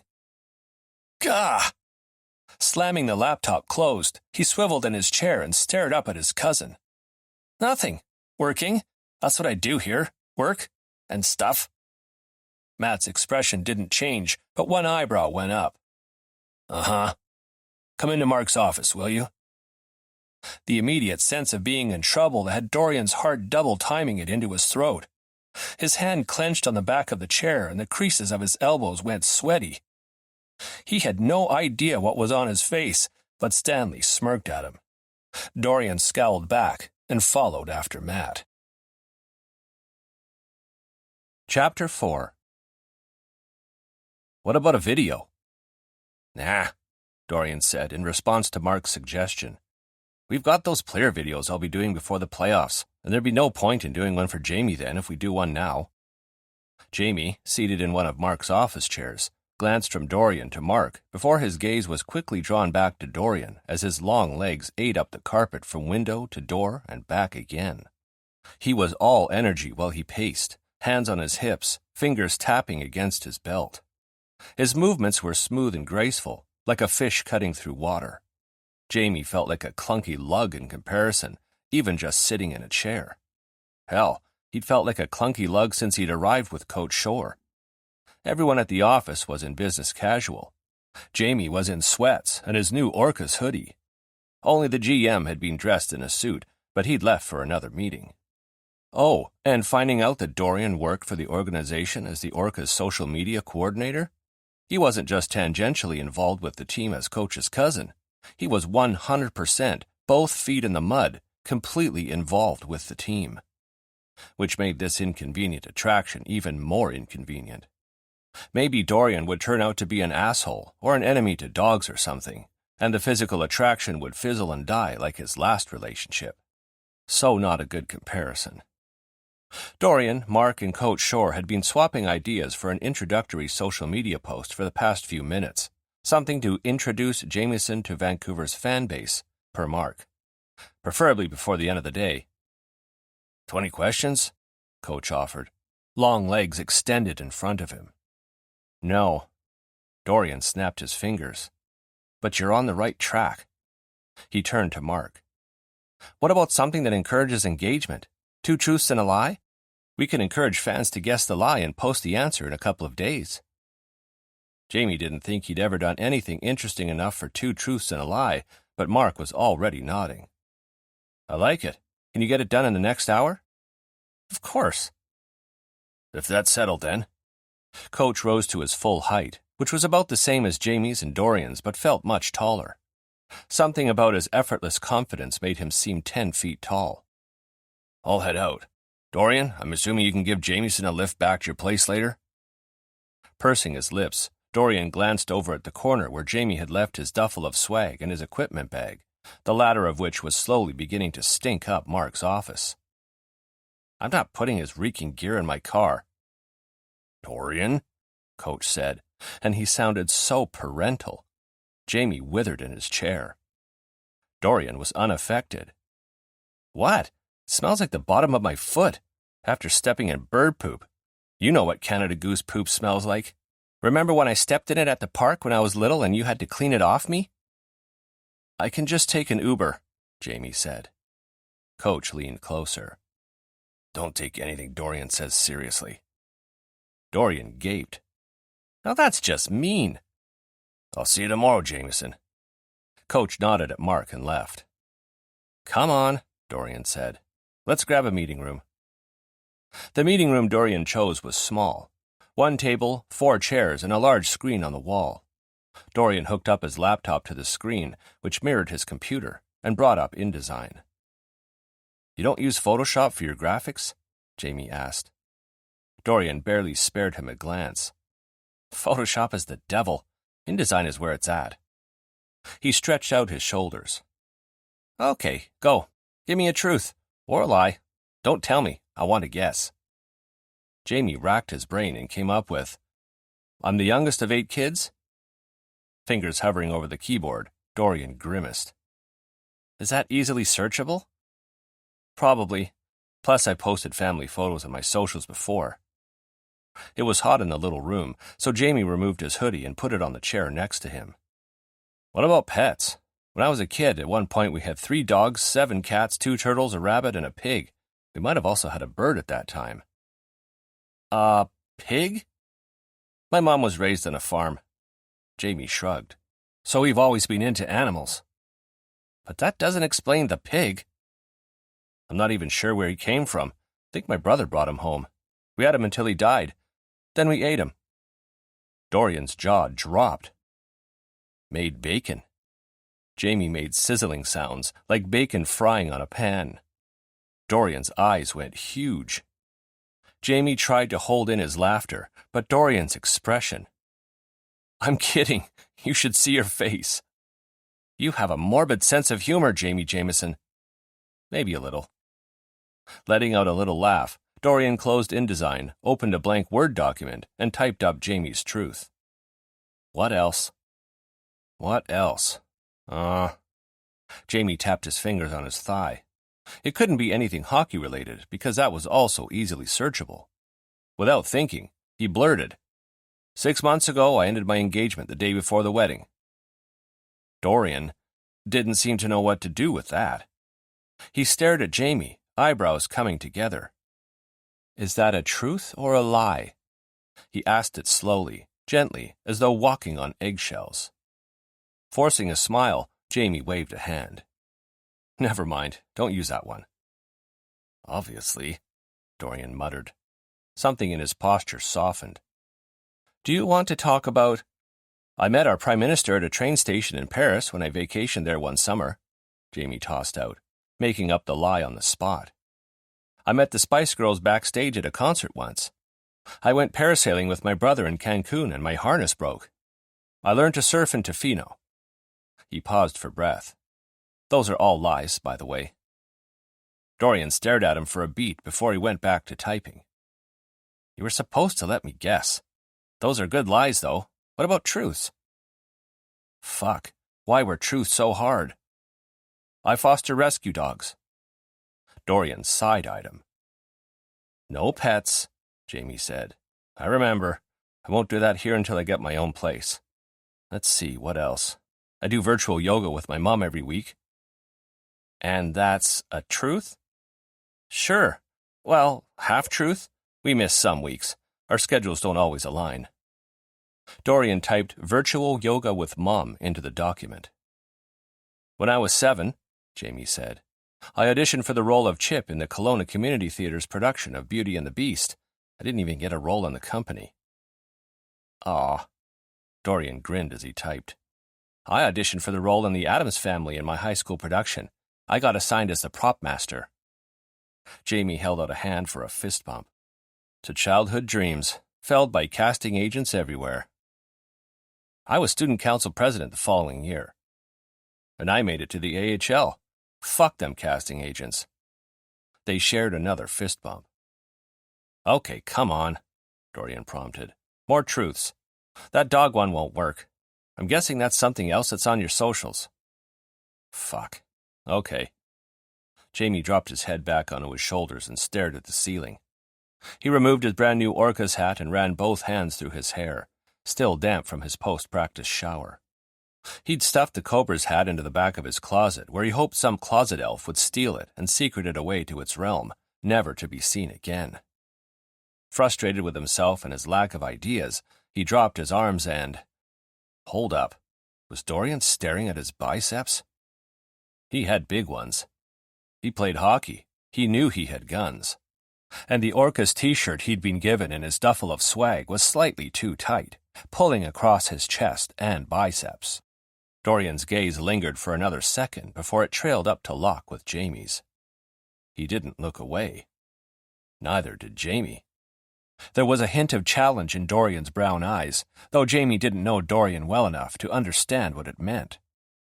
What he did understand? Dorian was attracted to him too.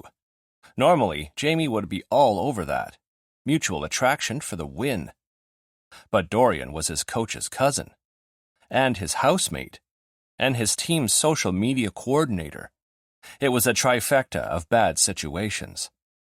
Even knowing that, Jamie didn't break eye contact. There was something about Dorian that made Jamie want to play, flirt a little. Nothing wrong with harmless flirting, right?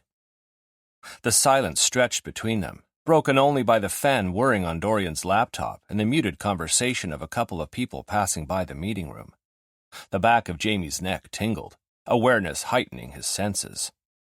Dorian's mouth lifted in a smirk and, casual as fuck, in a voice that reminded Jamie of smooth chocolate, he said, "Truths, Jamie. You're too sexy for that shirt, literally." Smirk widening, Dorian's eyes dropped to Jamie's chest. "I could say the same about yours. I did win most likely to bust out of his shirt my rookie season with the Cobras." "Now there's a fun truth," Dorian said, keys clacking as he typed. "What else you got?" So Jamie got back to work. Jamie and Dorian had only been home for 20 minutes when Jamie received a text from Toussaint. "Team dinner at Bayside in the West End, 7 p.m. Archie's not far from you. He'll pick you up on his way." Thinking this was some kind of hazing ritual where he'd be left with the check at the end of the night, Jamie messaged Blair Baziski, who seemed like a level-headed guy who would give it to him straight.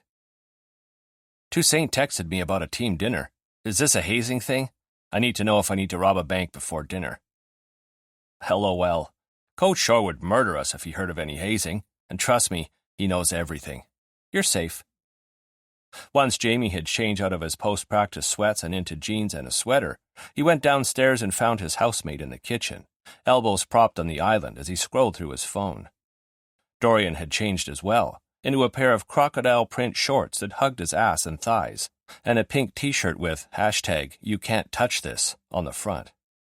Jesus, was he trying to drive Jamie crazy? Clearing his throat, Jamie stood on the other side of the island, where Dorian's butt wouldn't distract him. "You're friends with the Orcas, right?" It only made sense, given Dorian was their social media person. But Dorian raised one eyebrow. "Friends? No. Not sure I'd even go as far as acquaintances. Colleagues is a better word, and even that's not wholly accurate. The only one I'd call myself pseudo-friends with is Blair." "Why?" "He's dating my cousin." Jamie gaped at him. Brzezinski's dating Coach Shore? A player and a coach, there had to be all sorts of rules against that. Did the rest of the team know? Management? Dorian seemed to choke on his own spit. "Oh, not Matt. My cousin Charlie. I do have more than one cousin, you know, or I guess you don't know. Sorry. But to answer your question, no. Aside from Blair, I wouldn't consider the players friends. I recently got transferred to the Orcas to temporarily backfill a role. Usually I work with the NHL team. I hardly know the Orcas." "Oh. Why do you ask?" "I'm having dinner with the team at Bayside. Thought you might have some gossip on the guys. You know, like, who do I need to look out for always forgetting their wallet at home?" He made air quotes around forgetting. "Or who will get me rip-roaring drunk and leave me passed out on their living room carpet? Or who will think it's funny to tell me we're meeting for drinks at one place when really the plan is to go somewhere else entirely?" Dorian's gaze narrowed, turning shrewd. He stood slowly, his body uncurling to its full height. His voice dangerously low, he asked, "What kind of people were you playing with on the Cobras that's what you're worried about?" "No, that's not." Jerking one shoulder in a half shrug, Jamie dug his nail into the island counter. "Just, there are bad apples on every team." Dorian continued to stare at him. Jamie avoided his gaze, his own bouncing around the kitchen, taking in the dark wood cabinetry, the cream countertops, and the grayish/taupish subway tile backsplash, and fought not to squirm. He jumped when Dorian's phone rang with an outgoing call. He'd called someone and put it on speaker? "Hello?" came Brzezinski's voice. "Dorian, everything okay?" "Hey, Blair, tell me something." Dorian's gaze was still on Jamie. "Are there any bad apples on your team?" Silence. I'm not sure I understand the question. Bad apples. Guys who will conveniently forget their wallet at home when you're out for dinner or drinks. Or tell someone that you're supposed to meet at Bayside for dinner, for example, but everyone's actually heading to... No, Brzezinski cut in, a note of anger in his voice at the thought of that happening. Jamie was confused. There's no one like that on the team. I'd vouch for every one of my teammates, and besides... Brzezinski's voice lowered. Coach Shore has eyes and ears everywhere. If someone decided to be a dumbass, Shore would hear about it and bench the player. Nobody wants to get benched. Cool, thanks. Why do you ask? Curiosity. Bye. Dorian hung up without another word. It was Jamie's turn to stare. Looks like you're good, Dorian said. I trust Blair. I trust Charlie, and he trusts Blair, which means I trust Blair. I didn't at first, but that was mostly because Blair didn't have his priorities in order. Jamie blinked once. He didn't know what to focus on first. Dorian calling Brzezinski, or the news that Brzezinski was dating a guy. What I'm trying to tell you is that you're safe with the Orcas. Taken aback, Jamie searched for words and found none. His mind focused on two thoughts playing on a loop in his head. I'm safe. Dorian went above and beyond for me. He wasn't sure he believed that he was safe. It was hard to trust in that after everything that had happened. There was a part of Jamie that expected to be played for a fool, to be picked on and bullied. And Dorian, he was just, you're fucking stunning, was all he could think. And he didn't mean it in the physical sense, even though that was true too. God. The fact that Dorian had reached out to ensure Jamie would be safe made him even more attractive to Jamie, and that was not good for their living situation. He needed to start apartment hunting. He needed a real estate agent. He needed to launch himself across the island and attack Dorian's lips with his own. He needed to get out of here. Now. But he wanted more of Dorian, so what popped out of his mouth was, "Did you want to come to dinner? We could get to know the players together." Dorian considered him for a moment, a half smile on his lips. Thanks, but I don't do hockey. Jamie opened his mouth to respond, then replayed Dorian's words in his head. He didn't do hockey? And yes, I know how that sounds considering my job, Dorian added. I have so many questions. A honk came from outside. A second later, a text from Archie. I'm here. Jamie pointed at Dorian with his phone. When I get back later, I want answers to all my questions. Dorian chuckled, the sound doing funny things to Jamie's stomach. Get out of here, hotshot. Jamie was halfway to the front door when he turned back, his pulse galloping, his libido on full sprint toward Dorian. Thank you for what you did. Dorian gave a shrug that was as jerky as Jamie's had been. It's whatever, don't mention it. Literally was left unsaid, but was heavily implied. Feeling all gooey inside, Jamie waved. Have a good night, Dory. Dorian visibly started at the nickname. You too. Jamie climbed into Archie's car a minute later. Thanks for the lift, man. It's no trouble. It was comforting that Archie had picked him up. It meant that the likelihood of Toussaint sending him to the wrong restaurant was slim. Dylan Archie Archambault was a vet, 35 years old from what Jamie remembered of the roster he'd studied. Married with 2 kids. He seemed as level-headed as Brzezinski. And nobody would attempt to haze a vet. That was just stupid. Jamie tried not to be nervous about tonight's dinner. Naturally, he failed. The problem was that he came from a big family, and hockey was like a second big family. But his last hockey family had shunned him, leaving him adrift in a sea of loneliness. What if that happened here too? What if he didn't fit in here? He kept up a running conversation with Archie to distract himself, asking him about his time on the Orcas and about his kids until they parked in the West End. The Bayside Lounge was a cool place, intimate and cozy with a wicked view of English Bay. There was a circular bar in the middle and cozy leather seating along the perimeter. Jamie and Archie must have been the last to arrive, because most of the team sat at the back of the restaurant against a curved window.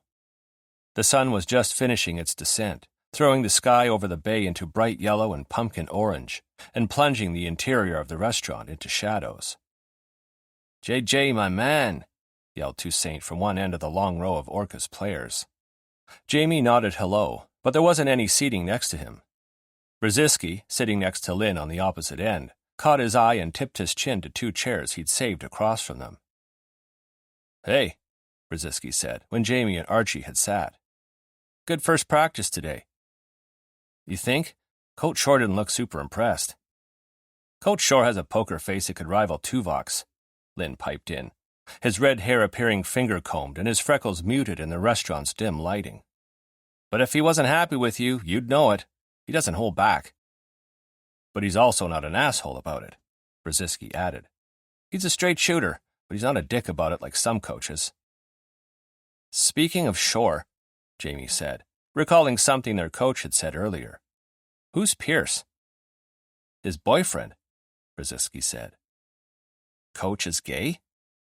Archie, Lynn, and Brzezinski shrugged. "Gay, bi, pan," Lynn said. "Dunno." That made Coach Shore and Brzezinski who weren't straight. Shore was obviously out to the team, so did that mean he'd fostered a safe space for queer players? Jumping on that train of thought, he said, "I'm gay," even though it wasn't a secret. If anyone had looked him up before he'd arrived, they probably would have seen images of him and Scott at league events and fundraisers. Jamie hadn't seen any photos of Coach Shore with his guy when he'd looked up his coach, but he admittedly hadn't searched too hard. He'd been more interested in Coach's past as a hockey player, not his personal life. Although, now that he was thinking about it, skills coach Stanton was married to an uber-famous male singer-songwriter, and he didn't seem like the type of guy who'd stick around if the people around him were homophobes. "Me too," Brzezinski said, "easy as you please." He pointed at Archie with a grin. "Not this guy, though." "Straight as an arrow." Archie said it with a put-upon sigh, as though it was the worst news in the world, making them laugh. The server came by to take drink and dinner orders. Between the dozen or so players in attendance, Jamie estimated that they ordered twice that many dishes between them. Hockey players were always hungry. "Hey, guys!" Louis Nyawo, the Orcas goalie, waggled his phone from his seat in the middle of their row. "JJ's intro post is up on our socials. Listen. The Vancouver Orcas welcome Jamie Jamieson to the team. Get to know the BC native with his 2 truths and a lie. Can you guess which is the lie? Then there's a graphic." "Read it out," someone else said. Louis Nyawo cleared his throat. "I do virtual yoga with my mom every week." That was followed by a chorus of "Aw." Jamie rolled his eyes. "I wandered away from my parents on a trip to Toronto when I was 5 and got lost in the city." And finally, we've got, "My brother and I built a tree fort with our own 2 hands when we were 11 and 10, respectively." They stared at him. He stared back. "So?" McNichol prompted. "Which one's the lie?" Jamie mock gasped, feigning affront. "I can't tell you." "For shame, JJ." "You'll tell us about your name, though, right?" Toussaint asked. A dozen heads swiveled in his direction. Toussaint pumped his eyebrows. "About whether Jamie Jamieson is your real name?" A dozen heads swiveled back toward Jamie. "Like I said this morning, Toussaint." Jamie sat back and toasted him with his water glass. "What will you give me for the answer?" Toussaint groaned. "You've got a bit of troublemaker in you, don't you, JJ?" Archie muttered. "You'll fit in here just fine." Jamie's heart leapt. Christ, he hoped so. Chapter 5. In the bowels of the Agrodome on the Pacific National Exhibition grounds, Dorian stood off to the side of a wide hallway where he was recording some of the players, including Jamie, kicking a soccer ball around. Jamie's first game as an Orca was a home game against Colorado. This was the Orcas' first game against them this season, but last year, when the Orcas had come in at the bottom of the standings, Colorado had kicked their asses in all 4 games.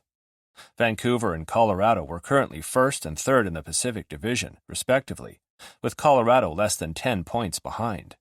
Tonight's game could go either way. So maybe Dorian did do hockey, at least a little. He'd have to remember to tell Jamie. Speaking of Jamie, he got possession of the ball and kicked it so high that it got lodged in the rafters. Ah, fuck. Snorting a quiet laugh, Dorian stopped the recording. Jamie met his gaze with a chagrined, aw shucks expression that shouldn't have been cute on a 6'2" defenseman, while Walters grabbed a stick they kept around for this purpose and freed the ball from its prison. While Jamie had been at dinner with his teammates last night, Dorian had caved and Googled him. What the fuck had happened with the Cobras that made Jamie ask about bad apples? Had someone actually left him passed out on the floor? Sent him to the wrong address? Dorian had been furious on behalf of other people before, but this had felt like his blood was going to simmer out of his ears. But he'd found nothing. Google had been less than helpful. Jamie was on Instagram, but his posts were heavily team-related, although they decreased in frequency in the past few months. There were articles aplenty on Jamie, all related to his playing, and there were photos of him with a guy Dorian assumed was the Scot who'd absconded with the cat. Nothing to explain any friction between Jamie and his team. Dorian hadn't imagined Jamie's anxiety last night, so whatever its cause, it wasn't public knowledge. The players went back to their game, and Dorian left them to it to make his way to the locker room. On game days, Dorian's job was to blend into the background and discreetly take as many videos as he could. Discreetly being the key word, so that he didn't interrupt any sacrosanct game day rituals. The best social media posts were the ones that pulled the curtain back on the team and gave fans an insider look into what went on outside of games and press conferences. Fans ate that shit up. It gave him ideas for his own social media platforms. The plan was to launch his website, order form, and socials before the end of March so he could promote the crap out of his subscription box, with his first box mailing in early September. Would his future followers enjoy seeing posts of what he did behind the scenes? Interviews with vendors, product reviews, sneak peeks at products that were going to be featured in future boxes, photos of box packing day, photos and highlights of the cities and towns his makers lived in. He tried to contain his grin at the thought of it all and get his head back into the game.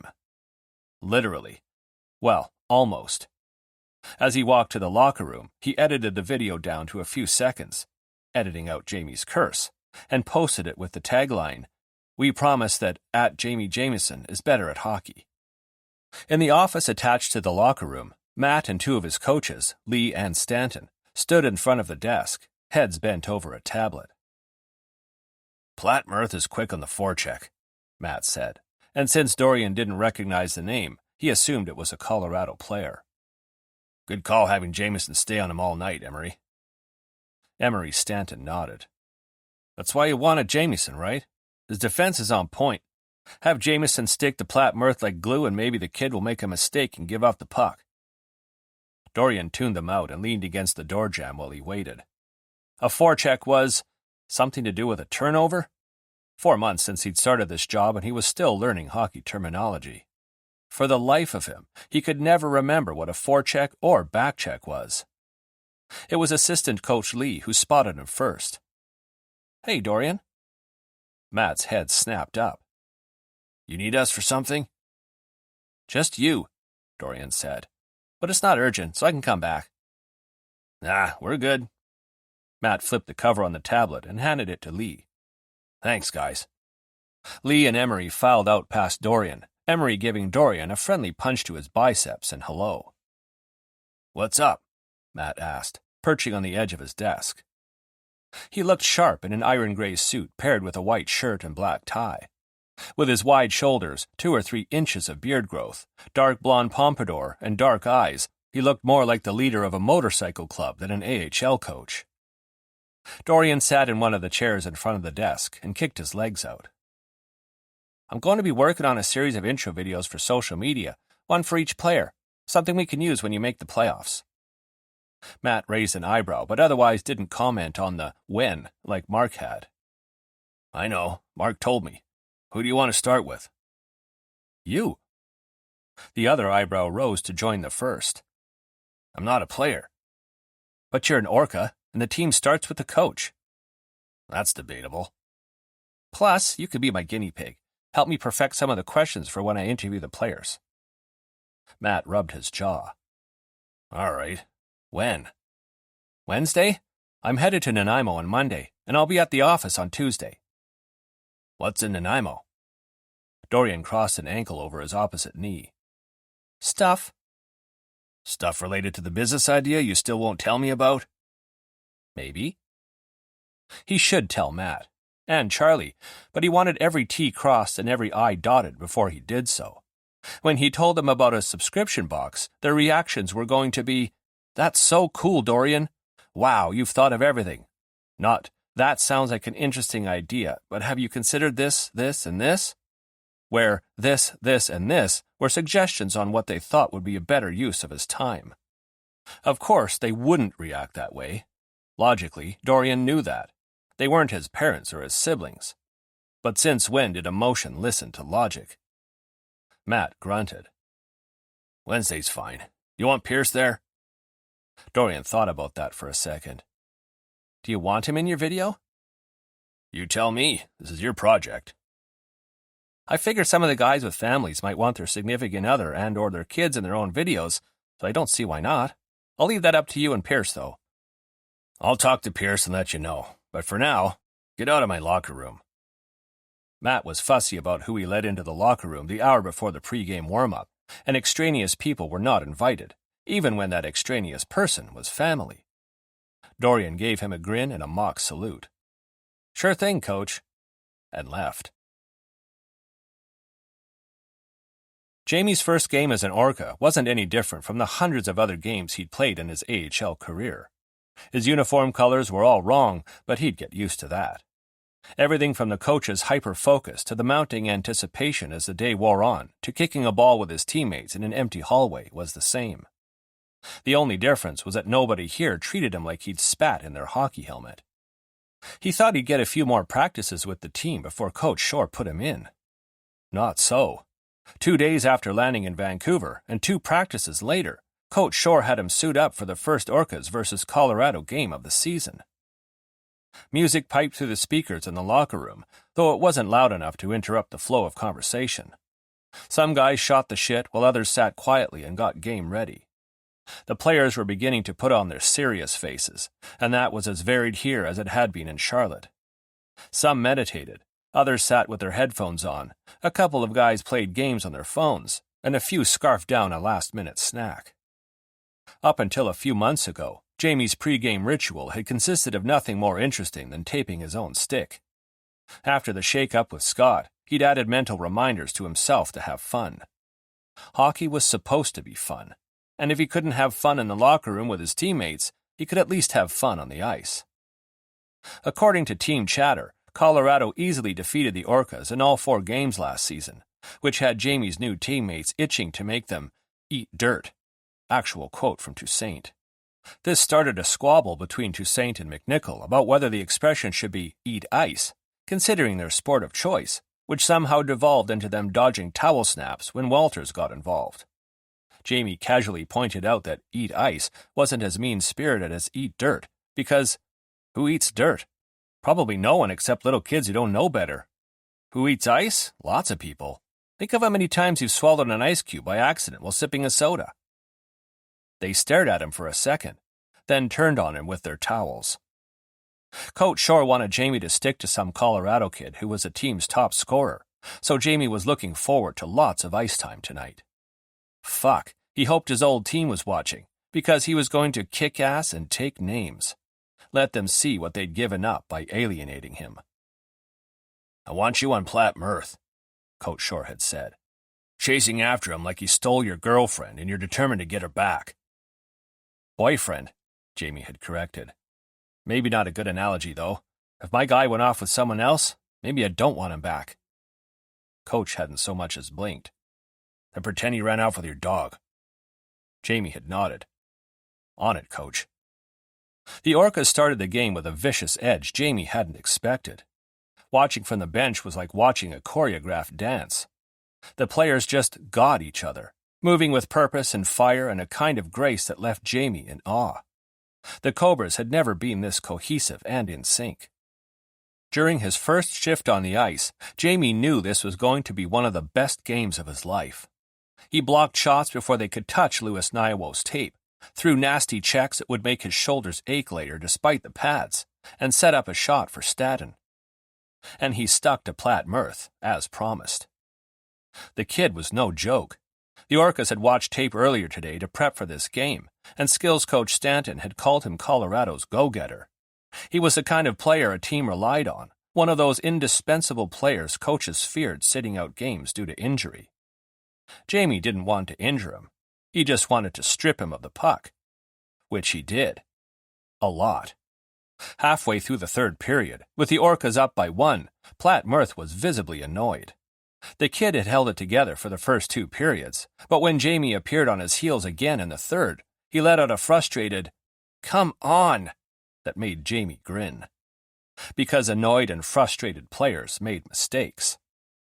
With a few minutes left on the clock, Jamie intercepted Platt Mirth's pass, the puck hitting his tape and destroying what would have otherwise been a perfect opportunity for Platt Mirth's teammates' one-timer.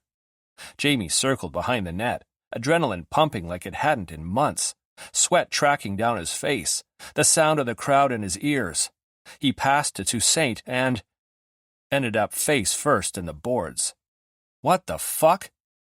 A whistle blew. Gameplay stopped. The crowd booed. Checking penalty for Platt Mirth. Well, shit. Jamie hadn't meant to make him that angry. "Dude, you okay?" Andreen, his defensive partner for this game, skated up to him, red-faced from exertion. "Yeah." Jamie shook off the hit. "Are you kidding? I'm fine. The kid just won us the game." They'd been up by 1 already, but anything could happen in the last couple of minutes of the third period.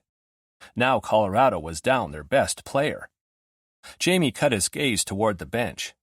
Coach Shore's expression hadn't changed, but there was a definite smugness to his posture. And when the Orcas crushed the power play, slipping a goal past Colorado's goalie, Jamie would have been able to feel that smugness radiating from outer space. Hell, he'd be smug too if his team had come from the bottom of the standings to this. In fact, Jamie was all kinds of smug as he spoke with the press and showered and changed, Coach Shore's words echoing in his ears. "Great work tonight, Jameson. Keep it up." Oh, he fucking planned to. Some of the younger players invited him out for drinks at a nearby sports bar, and though Jamie seriously considered it, he ultimately declined. Of course, Toussaint called him an old geezer, as if 28 years old was ancient, but it had been a long-ass day. Game days always were, and Jamie wanted to veg a little before bed. Okay, maybe he was an old geezer. Still, he didn't let that stop him from catching a ride home with Archie.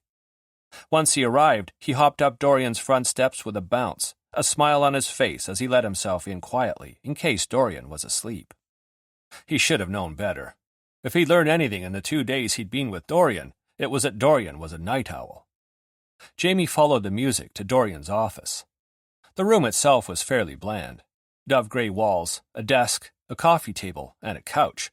But the large window that looked out over the front yard let in a lot of light during the day. The office was a mess, though, with product samples littering the coffee table, the floor around it, and the space next to the couch. And on the wall opposite Dorian's desk was a painting in a riot of color that threatened to make Jamie's eyes bleed. It was a contemporary piece and reminded Jamie of how one of his nieces used to paint when she was little, by dipping a paintbrush in paint, then flicking the brush at the canvas so that the paint splashed onto it. Dorian, bopping his hips along to Bring It On Home by American authors, caught him looking at it and grimaced. "I hate that thing," he said, turning the music down. Jamie leaned against the door jamb. "I hope you didn't pay an artist thousands of dollars for it."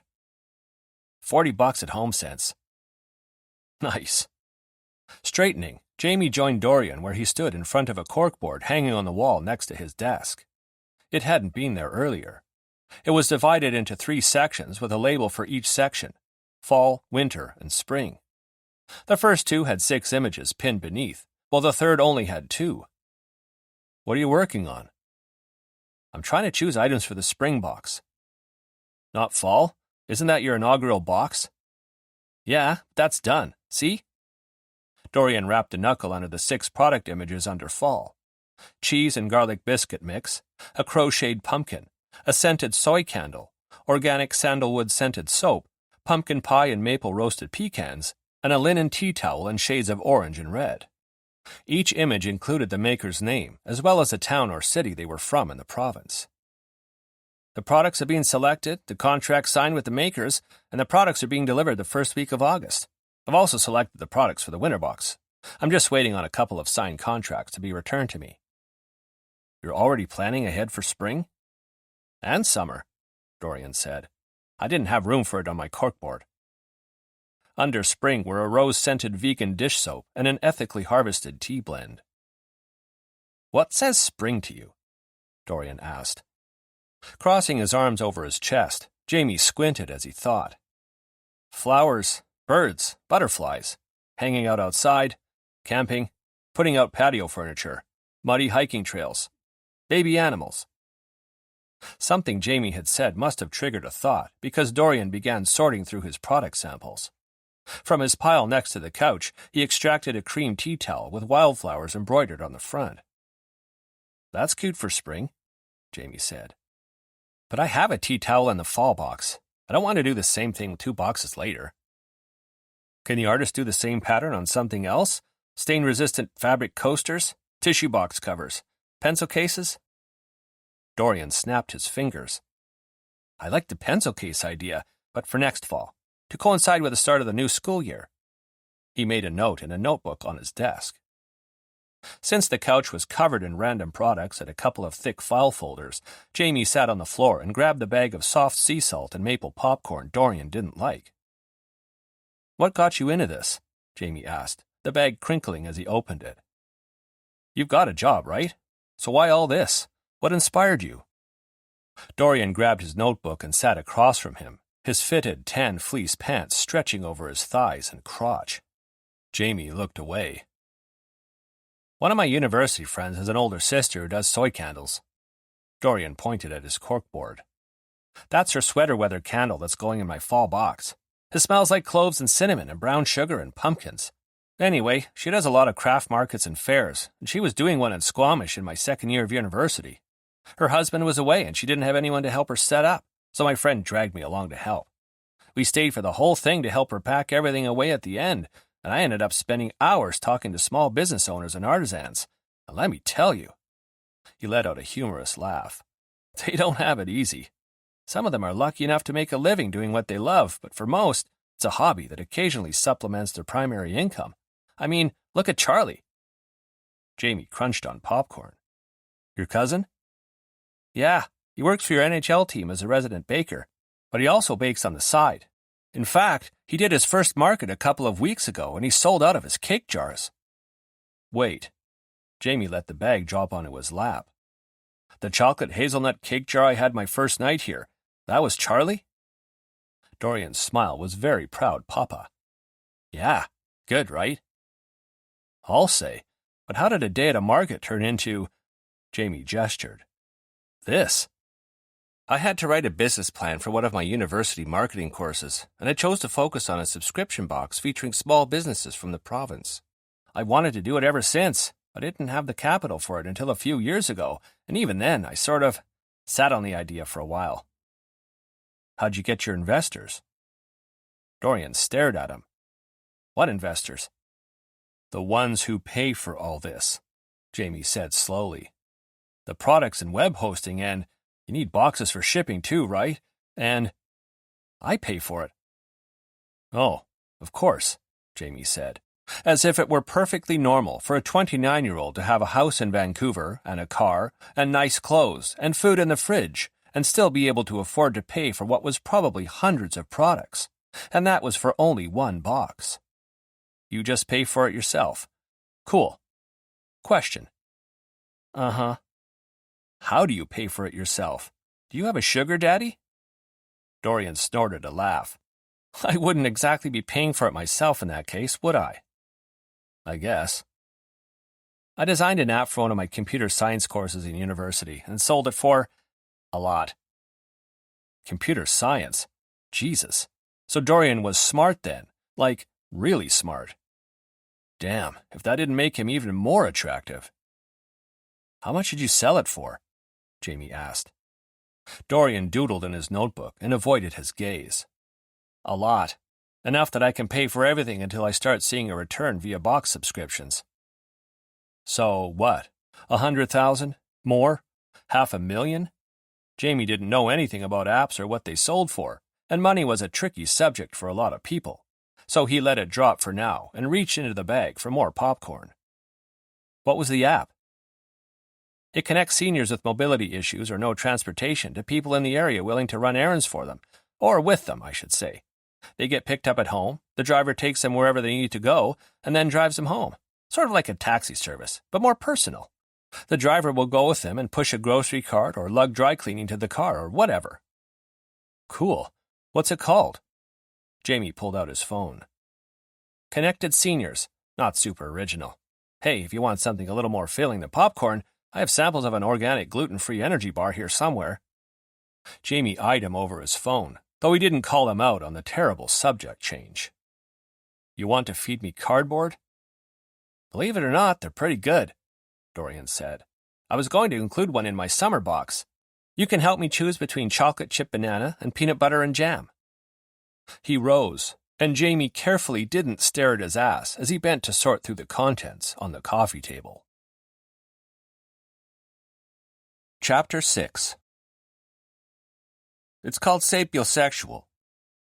Jamie drove across the William R. Bennett Bridge over Okanagan Lake into Kelowna and grinned at the snow-capped mountains on his right and left.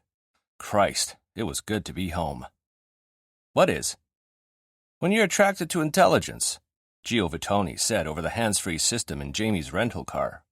His former Cobra's teammate had called him 10 minutes ago to chat. Okay, Jamie said slowly, making a left on Ellis Street towards his brother's place near Sutherland Park. But I was attracted to him before I learned how smart he is, so what does that mean? I don't know, man. Just telling you what Google says. Dorian, Jamie had learned, had a major in business and computer science, a minor in sociology, because it was, quote, interesting as hell, end quote, according to him, and a second major in commerce because many of the required courses overlapped with the business and computer science core courses, so it made no sense to not double major. Uh-huh. Sure, Dorian. Are you sapiosexual? He asked Gio now. Gio made a noise that was more of a rumble than a true laugh. You know me. I'll tap anything that looks at me twice. Except you. Yeah, because I have standards. Asshole. Jamie chuckled. I take it your housemate meets your high standards, huh? Doesn't matter. Jamie braked for a red light. He's my housemate, and my head coach's cousin, and he works for the organization. So? So, we both remember what happened last time I dated someone associated with the team, right? Gio sighed. Yeah, you won't believe this, but ever since you left, Henty's been all chummy with me and the other guys who supported you. Like, now that you're gone, we can let bygones be bygones? He scoffed. What a douchebag. I get being supportive. I have a younger brother, too.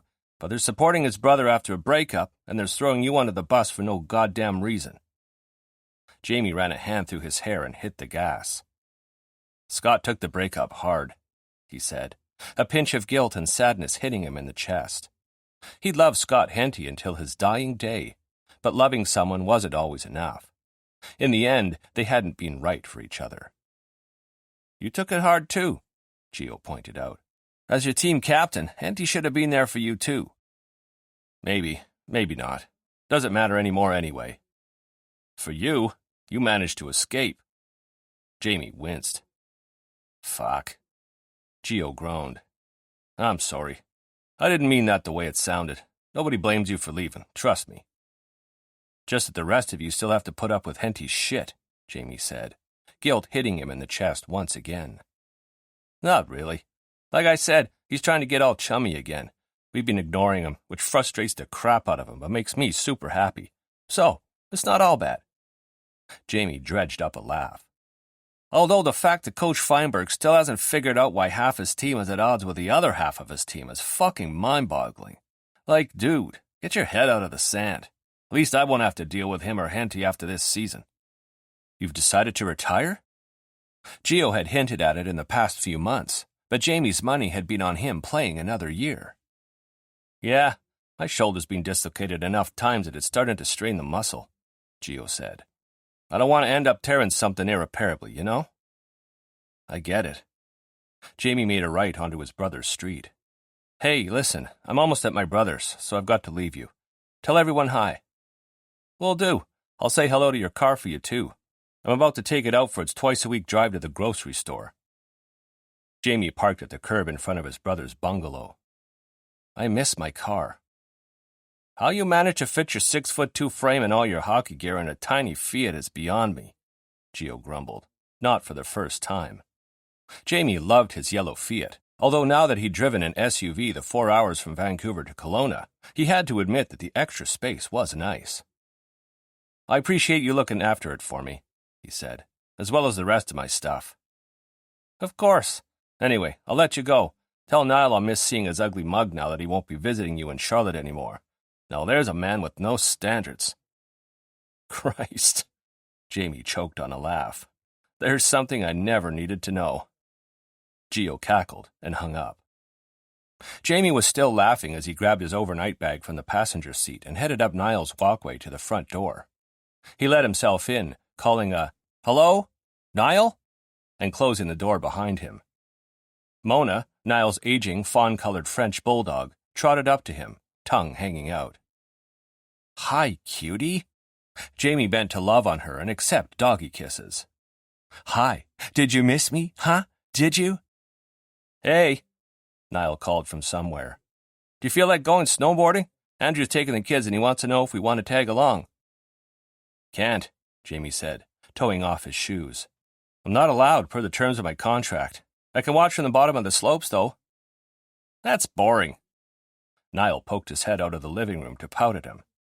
I'll tell him no and that we'll see them at Mom and Dad's for dinner later. Sure. Since he hadn't stopped for a bathroom break since leaving Vancouver, Jamie used Niall's washroom to relieve himself before he joined his brother in the living room. Niall's house was cute. He'd bought it newly renovated, so it had hardwood flooring, white walls that brightened up the space, and a modern kitchen. The basement was finished too, and he had a mini apartment down there, complete with a bedroom, bathroom, and sitting room.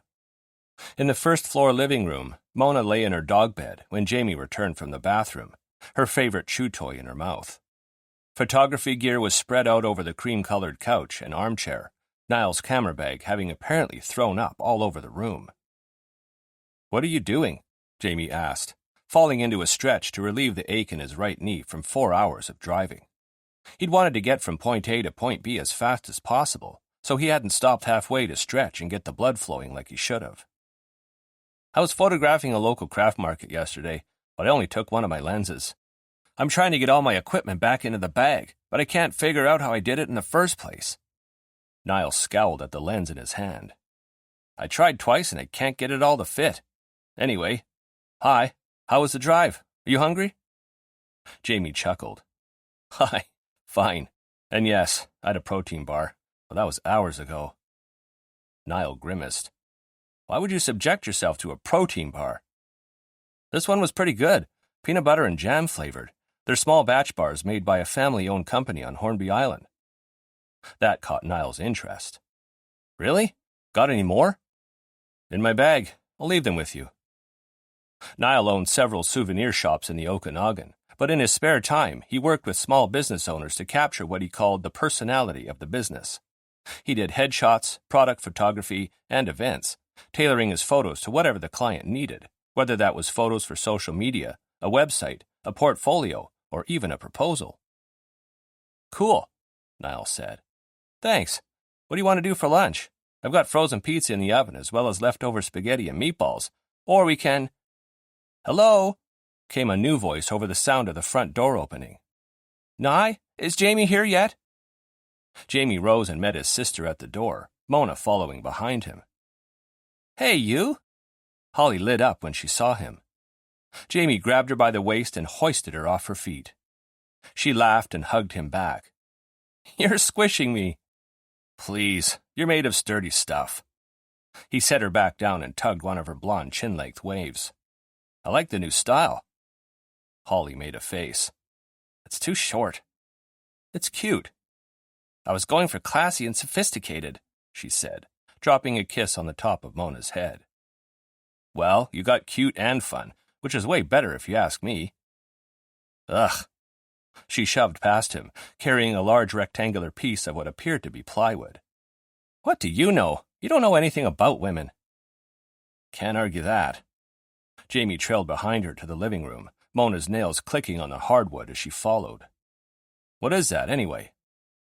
Holly turned the plywood around to show him the painted side and rested it against the back of the couch. It's for your housemate. Damn, Halls, Niall whistled. That's gorgeous. Why does Dorian get one and not me? Because Jamie asked. Holly turned to him. What do you think? It's beautiful, Jamie said, in awe of his sister's talent. Makes me want to go paddleboarding at sunset. It was the perfect piece to replace the contemporary monstrosity in Dorian's office that he hated. Jamie had known Holly would come through. I call it Shifting Sunset Over the Salish Sea, she said. It's a giclée print of an original acrylic painting laminated onto birch plywood. I figured we'd start with a print. If Dorian likes it enough, you can buy the original off me if he wants, though it's currently selling for several thousand. Niall whistled again. No friend and family discount for the housemaid? Pfft, I don't know the guy. Jamie crouched in front of the couch to look at the print. The Salish Sea was in the foreground, the water done so realistically that Jamie expected to get his hand wet when he touched it. In the background were silhouettes of mountains, but the sky was the centerpiece of Holly's work, taking up 3/4 of the print. The sunset was done in blues, oranges, purples, and reds, painted in a wavy pattern that really did make it seem like the sky was shifting. What do you think? Holly asked.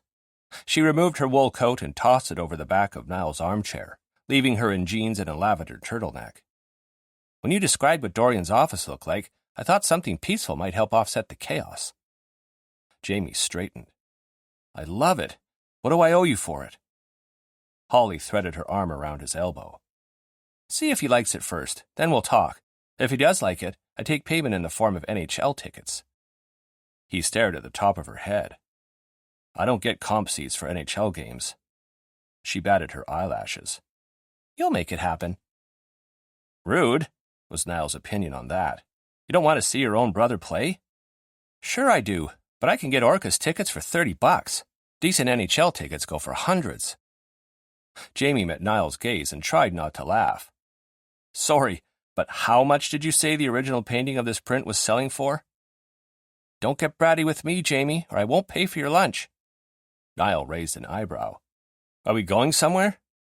Yes, because I want something that's not frozen pizza. Hey! Another pout from Niall. I also have leftover spaghetti and meatballs. I want sushi. Niall brightened. I could have sushi. Let's go to that place on Richter so I can bring Mona. The owners always bring her special dog-friendly sushi rolls. Jamie's phone rang and he pulled it out of his pocket, only to squint at the unknown number. A telemarketer or scam most likely, but it could also be one of his new teammates whose phone numbers he didn't have in his phone yet. The number had a Vancouver area code, after all. He waggled the phone at his siblings. Give me a sec, and went into the second bedroom for privacy. Hello? Hi there, is this Jamie Jameson? He hesitated at the female voice he didn't recognize. Who's asking? My name's Kathleen Greer. I got your number from Marjorie in Charlotte. She and I used to work together. Marjorie was the head of the dog rescue organization that Jamie used to foster for. Okay, Jamie said. What can I do for you? If it's about fostering, I'm no longer in Charlotte. Oh, I know. Marjorie said you're in Vancouver now, which is why I'm hoping you might be able to help. I run a shelter in Burnaby, and I'm desperate for help for a sheepoo. Sheepoos? Ugh, Jamie loved little dogs. Help by fostering? A surge of excitement swept through him, quickly followed by a crash down to earth. I'm sorry, but I don't have my own place right now, and I'm not in a position to take in any dogs. Can I tell you the situation? If you can't help, perhaps you know someone who might? Biting his lip, He thought of Dorian's no pets rule, but hearing Kathleen out wasn't a commitment to anything. Right? Sure, he said. Lay it on me. Chapter 7. Weekly Tuesday dinner with his cousins was one of Dorian's favorite things. The location changed each week. Sometimes they were at Matt's house, sometimes at Charlie's apartment, and sometimes at Dorian's. They used to eat out as well, choosing a restaurant they all enjoyed, but that ended when Charlie had admitted to his financial troubles a few months ago. There was no reason for Charlie to eat out if he didn't have to. Charlie was no longer in financial trouble, so they could eat out again if they wanted to, but no one had brought it up. There was something cozy about dinner at one of their places instead of at an impersonal restaurant. Tonight they were at Matt's in Kitts Point. Often, dinner at Matt's also involved his boyfriend, Pierce, but Pierce wasn't in attendance tonight, so it was just Dorian and his cousins.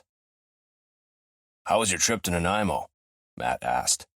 He stacked their empty plates and rounded the corner that separated the table from the kitchen, depositing the plates in the sink. "When did you go to Nanaimo?" Charlie asked. "Yesterday."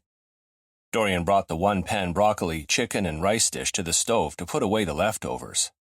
"I was meeting with someone." Charlie sat on a bar stool at the counter. "Is this someone related to your super-secret new business idea?" "Maybe." Dorian didn't miss the look that passed between Charlie and Matt. Charlie batted his eyelashes at him.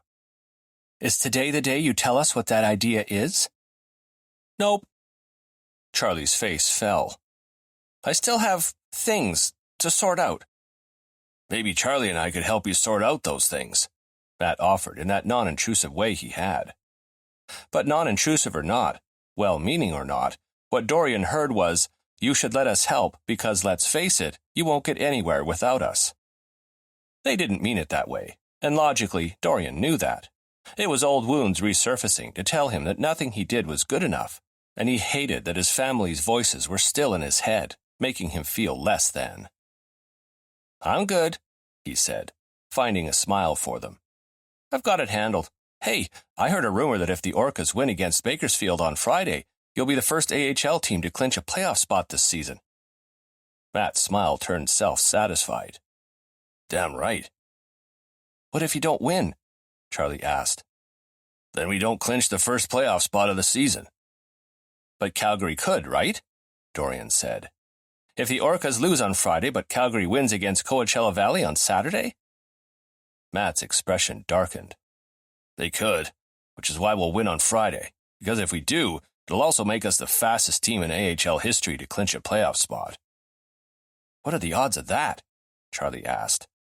And it occurred to Dorian as he divided the leftovers into 3 containers and Matt began talking stats that the true reason Dorian had wanted the social media gig for the city's hockey teams was for this: to keep up with Matt and Charlie when they went on a tangent, to feel included, but also like he could contribute and sound smart about it.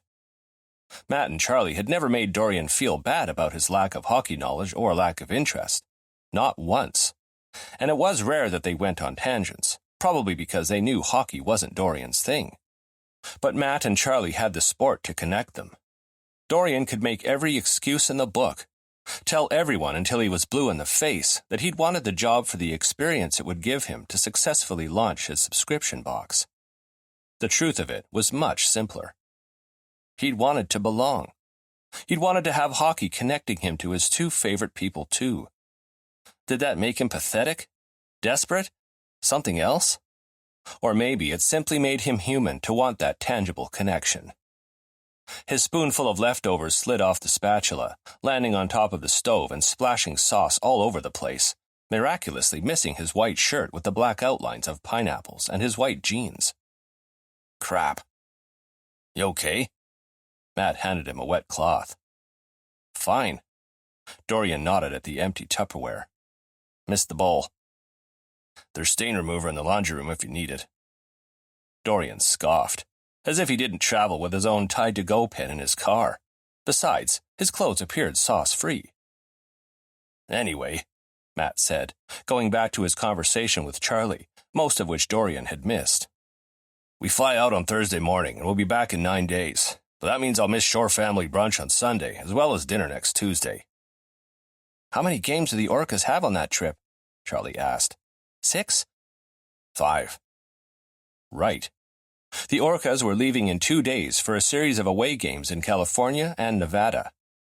Dorian was about to lose his housemate. He should have been singing from the rafters. Instead, he didn't know how he felt. Maybe there was something wrong with him. Are we done? He asked, interrupting Charlie and Matt. He closed the Tupperware, put one in Matt's fridge, and handed one to Charlie. I've got to go. Already? Charlie frowned, his eyebrows pulling low over his brown eyes. Don't you want dessert? Oh, not really? But you brought it. Since when do you say no to cannoli? Matt leaned back against the counter and crossed his arms over his chest. What's got you leaving in such a hurry? No one. I mean, nothing. Eyebrows flying upward, Matt said. Got a date or something? On the same night as Tuesday dinner? Dorian scowled at him. I would never. Well, I want a cannoli, Charlie said, breaking into the box Dorian had brought. And you're my ride home, so you have to stay until I'm done. Which gives you lots of time to tell us what's going on, Matt tacked on. Charlie's a slow eater. So slow, Charlie agreed, amusement making his eyes dance. Dorian flattened his lips. I don't think I like it when you two gang up on me. Charlie waggled his eyebrows. Then tell us who you were going home to. Oh, shit. It's Jamie, isn't it? Unless you have other housemates we don't know about. Jameson, Matt said, gaze going from Dorian to Charlie and back to Dorian. Jamie Jameson? My Jamie Jameson? My Jamie Jameson, Dorian almost snapped, which served to prove that there was definitely something wrong with him. No. He held his own Tupperware of leftovers to his chest, the edge digging into his ribs.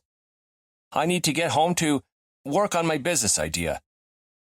Are you sure you don't want to get home to work on a certain hot hockey player? Charlie asked. Matt's gaze jerked between them again. Wait, seriously? You and Jameson? What? No. Huffing out a breath, Dorian set his leftovers aside, since it seemed he was stuck here. There is no me and Jameson. But you are attracted to him, Charlie pressed, flicking a crumb from the corner of his mouth with a thumb. Dorian leaned against the counter across from Matt. You can't possibly know that. Charlie laughed in his face, as much as someone could laugh in his face from 4 feet away. I've known you since we were babies. I know everything about you, and you get all squirrely when you're attracted to someone but don't want to admit it. He waved in Dorian's direction, where Dorian was, in fact, acting all squirrely by shifting from one foot to the other. Whatever, Dorian grumbled, forcing his feet to stay still. You're wrong. Besides, he's my housemate. Yeah? Charlie said, a heavy dose of get with the program in his voice. So you can jump his bones any time. Cocking his head, Matt scratched his forehead and looked as perplexed as Dorian had ever seen him. Should I be here for this conversation? Doesn't matter, Dorian told him. Because I can be attracted to someone and not act on it, which I won't, because housemate, ergo, he's off limits. Charlie's smile turned sly. So you admit you're attracted to him, then? Letting his head fall back, Dorian groaned up at the ceiling. God, help me. No gods here, Charlie said cheerfully. Just me and Matt and cannoli. Have one, Dory. It'll make you feel better. He had 3 and suffered the consequences when his stomach began to hurt on his drive home after he dropped Charlie off. It wasn't until he was finally alone that he could admit, at least to himself, that sure, he was attracted to Jamie. Jamie was hot, yes, but he was also nice and sweet and hard-working and determined and obviously loved his family, and he was a great conversationalist. And by the looks Dorian sometimes caught Jamie sending him, the attraction wasn't one-sided. But they lived together. Dating a housemate? Could anyone say recipe for disaster? At home, he put the leftovers in the fridge. As he grabbed a glass of water, something thudded above his head. Jamie dropping something, no doubt. Dorian yelled a brief, "I'm back, leftovers in the fridge if you want some," and took his glass into his office. The difference was immediately obvious. Difference the first? A new painting on the wall where his previous $40 HomeSense eyesore had been.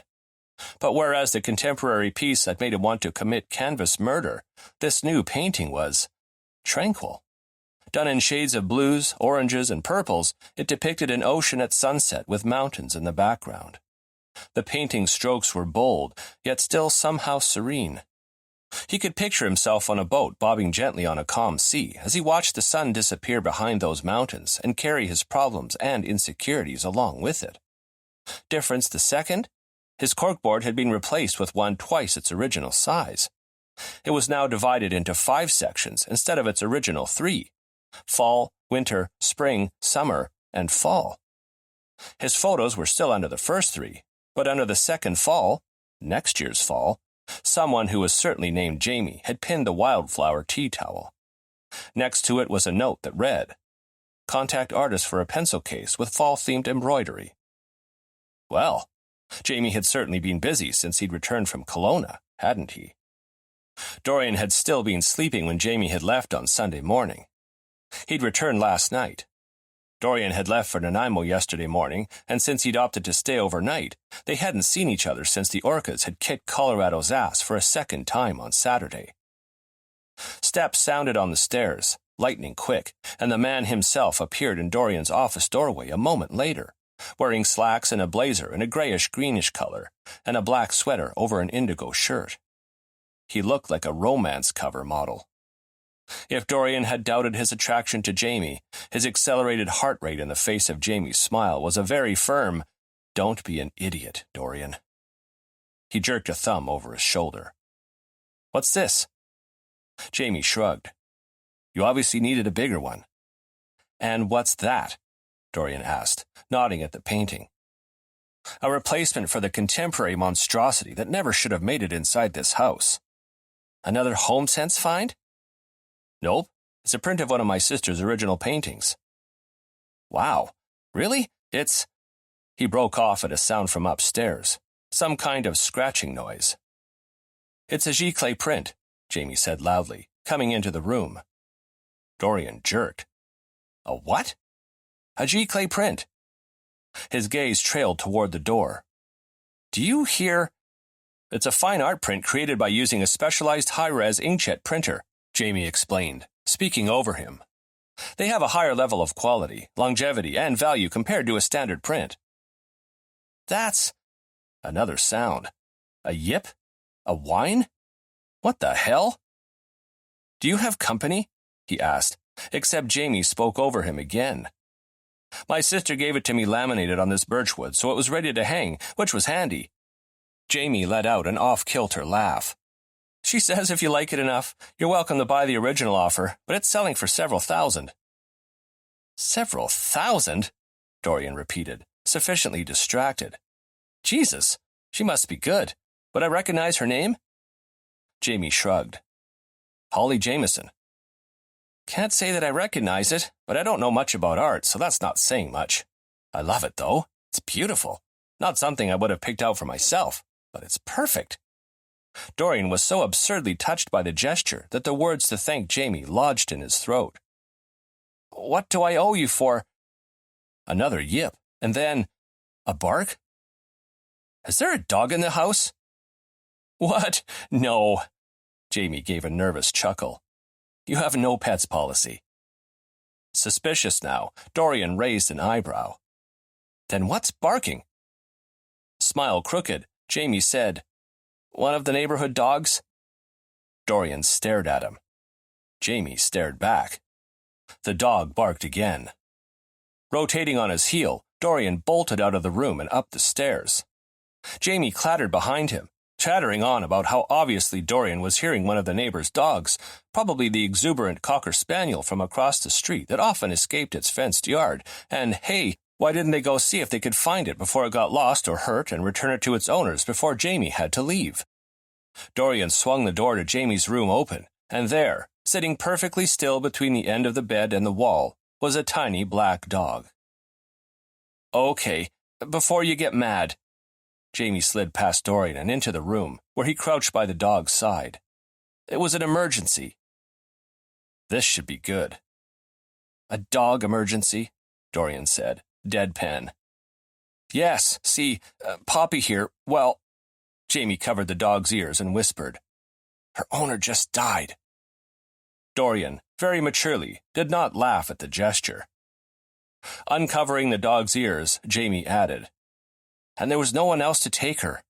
Her owner's family doesn't live in the province except for a grandson, and he can't take her because he has 4 kids at home under the age of 5. The youngest 2 are twins, you know? He and his wife can't handle a dog right now. Jamie's eyes were as liquid as the dog's. The rest of the owner's family doesn't want to shell out the money to come get her, and a shelter is no place for a trained sheepoo, and it'll only be for a week, max, just until— Take a breath, Jamie, Dorian interrupted. Jamie did, inhaling sharply. I don't need all the details. The dog needed a place to go. I get it. I know I said no pets, but I do have some humanity. Oh, Jamie blinked. Well, obviously, I never meant to imply that— Zip it, hotshot. Jamie zipped it, eyes as big as the dog's face. Ugh, he was so goddamn earnest. How was he a real person?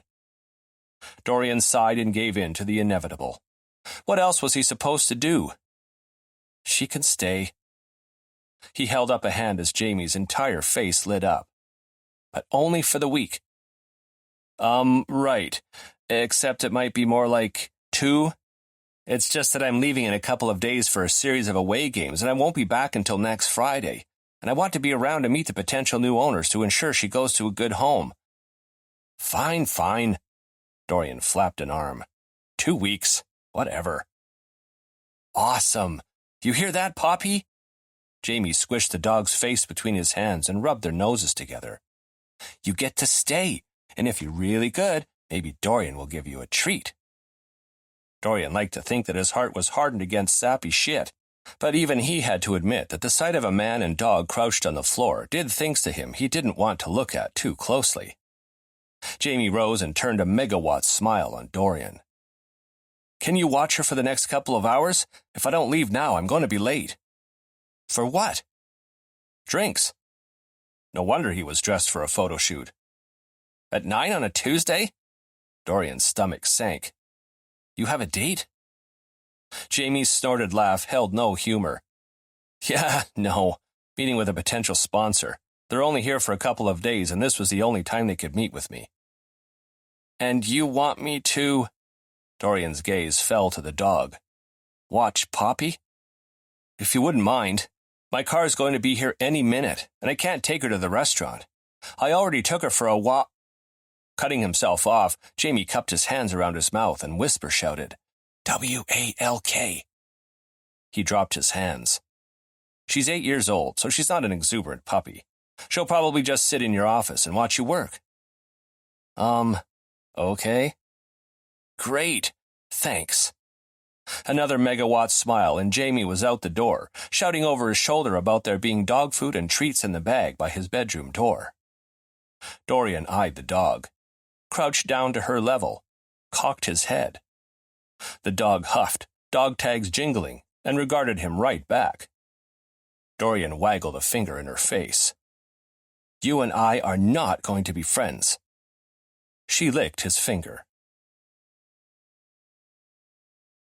The next afternoon, Dorian stood in his foyer in his boots and winter coat and regarded the little dog. She was as well trained as Jamie had said, and tame too, doing nothing more nefarious than trailing Dorian around the house, but she hadn't been left alone in the house yet. Dorian considered his couch and the throw pillows and the shoes lined up by the door. Dogs liked to chew things, didn't they? I guess you can come with me? Poppy jerked up and trotted over, nosing at his boots. Okay then, let's go for a car ride. In his SUV, Dorian eyed the tiny dog in the big passenger seat and pictured her flying at the windshield if he got rear-ended. Do they make car seats for dogs? Poppy didn't answer, just sat there with her tongue hanging out as though they were going on a grand adventure. Hell, maybe for her, they were. Carefully, Dorian backed out of the driveway, going slow so he didn't jostle her. Maybe we'll stop at the pet store on the way back and get you a car seat, huh? This can't be safe for you. But it was this or find his house in disarray. Dorian would have left her with Jamie, but Jamie had gone apartment hunting right after practice and wouldn't be home until dinner. He drove 10 kilometers below the speed limit all the way to Kitsilano Beach Park, earning himself honks and one raised finger, all of which he ignored. Did they make dog on board window stickers for cars like they did for babies? Do you like music? He asked Poppy, turning on the radio to one of his preset channels. She didn't seem all that impressed with top 40 or classic rock, so he channel surfed until she gave a soft woof. Classical music, huh? You sure have some high standards. He fished into the bag of treats he'd brought for her and held a dog cookie in his palm, smiling when she took it so gently that he barely felt it. She was cute, he couldn't deny it, all fluffy and black with long ears and big eyes. He'd read online last night that Shih Tzus were playful, but Poppy had been the dog equivalent of laid back since she'd arrived. Was she sad that her owner died? Or maybe she was sad that nobody wanted her? How much could she understand anyway? Your family didn't want you either, eh? He scratched the back of her neck. I know what that's like. The parking lot at the park was virtually empty except for Matt's electric blue SUV. Not a surprise. No one was coming to the beach on the first day of March, so why Matt wanted to shoot his intro video here was anybody's guess. But hey, Toussaint wanted to film his at his favorite rock climbing gym. To each their own and all that. Dorian's job was to film and edit, not judge. Although he did judge, rather harshly, when he stepped out into the cold. They couldn't have done this indoors? He clipped Poppy's leash to her collar, lifted her out of the car when she hesitated at the height, and grabbed his tripod. Want to meet Matt? He asked Poppy. She ignored him, sniffing along the edge of the lot where it bumped up against the grass. Matt and his partner, Pierce, sat on one of the benches near the beach. The sky was blue with a few fluffy clouds. The ocean was calm, and the mountains on the other side of the inlet were white-capped and solid. Dorian couldn't have asked for a better day to shoot outside, despite the cold. Matt spotted him first, and his eyebrows flew up when he caught sight of Poppy. When did you get a dog? He asked as he rose. She's Jamie's. Well, sort of. He's fostering. Sort of. It wasn't an official foster situation, Jamie had told him after returning from meeting his sponsor last night. Fostering involved questionnaires and applications and a home inspection to ensure the dog would be safe. But since his contact in Charlotte had vouched for him with some lady in Vancouver who desperately needed a temporary placement for Poppy, this was less fostering and more a favor for the friend of a friend. Oh my God! Pierce, tall and lanky, but with understated muscle that Dorian never seemed able to achieve, crouched and ruffled Poppy's ears. You're just the cutest thing I've ever seen, he said in baby speak. Yes, you are. Yes, you are. Just the cutest thing ever. Poppy ate it up. What's her name? Pierce asked. Poppy, Dorian said. Matt shoved his hands in his coat pockets, looking tall and muscular and like a badass in his lined leather jacket. What happened to your no pets rule? Dorian jerked a shoulder in a shrug. She needed somewhere to go. Jamie practically twisted my arm. What else was I supposed to do? Not that there'd been much arm twisting. Dorian kept that to himself. Can she be in the video? Pierce asked, still on his haunches. Dorian frowned. No, she's not your dog. In fact, she'll probably be someone else's before the month is up. Something ugly and mean squirmed in his chest, probably because he was cold. Do you even know what to do with the dog? Matt asked. Pierce, fully seated on the ground with Poppy in his lap, glanced up. You've never had one? We never had pets, Dorian said, not at all jealous that Poppy was licking Pierce's face. That looked gross. My parents aren't pet people. They weren't kid people either, but that wasn't something Dorian was about to get into, well, ever. Matt cocked his head. Didn't you have a hamster? For a week. Every kid got to take the class hamster home for a week in 4th grade. And it had not bitten him, regardless of what he'd told Jamie. But he'd cried when he'd had to give the hamster back, and he'd vowed never to have another pet again, Pets died, or they could run away and get lost or get squashed under a car tire. Pasting on a smile, he waggled the tripod. Are we doing this or what? Jamie leaned against the counter in Dorian's kitchen, tipped his head back against the cabinet, and groaned up at the ceiling. He'd known the real estate market in Vancouver was out of this world outrageous, but he hadn't expected a private room in a shared home to go for almost $2,000 a month. $2,000 a month for a room. He didn't even get his own washroom. Christ. When he'd first landed in Charlotte after being drafted a decade ago, he'd had an 860-square-foot one-bedroom apartment for $1,400 a month, which, with the current exchange rate, was about $1,900 Canadian. The closest he could find to $1,900 Canadian in Vancouver was a room in a house shared with 4 university students. He'd never find a place at this rate. He didn't mind a roommate, but he didn't necessarily want one who was a stranger, and none of the guys on the Orcas were looking for one. It was disheartening as fuck. He'd be selling his house in Charlotte this summer, but until then, he didn't exactly have the funds to pay a mortgage and rent, especially not if he wanted to eat. Dorian had never imposed a limit to how long Jamie was welcome in his home, but Jamie assumed Dorian would want his space back eventually. Maybe he'd let Jamie stay for the rest of the season? But that season could get extended to June if they made the playoffs. Maybe the guest house at Archie's was still available and he'd rent it to Jamie for cheap. At least that way Jamie wouldn't be in anyone's way. The microwave went off, but Jamie couldn't gather the energy to remove his food, never mind to eat it. The front door opened. He couldn't see it from where he was, but he heard the doorknob bump against the wall, the clink of dog tags, the thump of something being set on the floor. Multiple somethings. Dorian's low voice, speaking perhaps to himself, maybe to the dog, and then the patter of tiny dog claws preceded Dorian into the kitchen. "Oh, hey," Dorian said, several reusable bags on each arm. He wore a bright red parka with a furred hood, and his socks were patterned in purple stripes. "How did the apartment hunting go?" Jamie started to respond, then noticed that the bags had the logo of a local pet store. "What did you buy?" he asked, bending to pet Poppy when she came over and nosed his leg. Dorian glanced at his bags and blushed. "Just things, for Poppy, to make her more comfortable." He had at least a dozen bags, big ones, like the ginormous blue IKEA ones. "How much did you get?" "Well, I don't know what she likes," Dorian said, sounding perfectly reasonable and as though Jamie was asking stupid questions. Besides, they were having a clearance sale at the store. "On all that?" "Sure." Dorian set the bags down by the back door. They needed to get rid of the spring merch to make room for the summer stuff. Jamie squinted at him. "That's not how pet stores work." "You don't know that it doesn't?" "I do, as a matter of fact. I've frequented many over the years."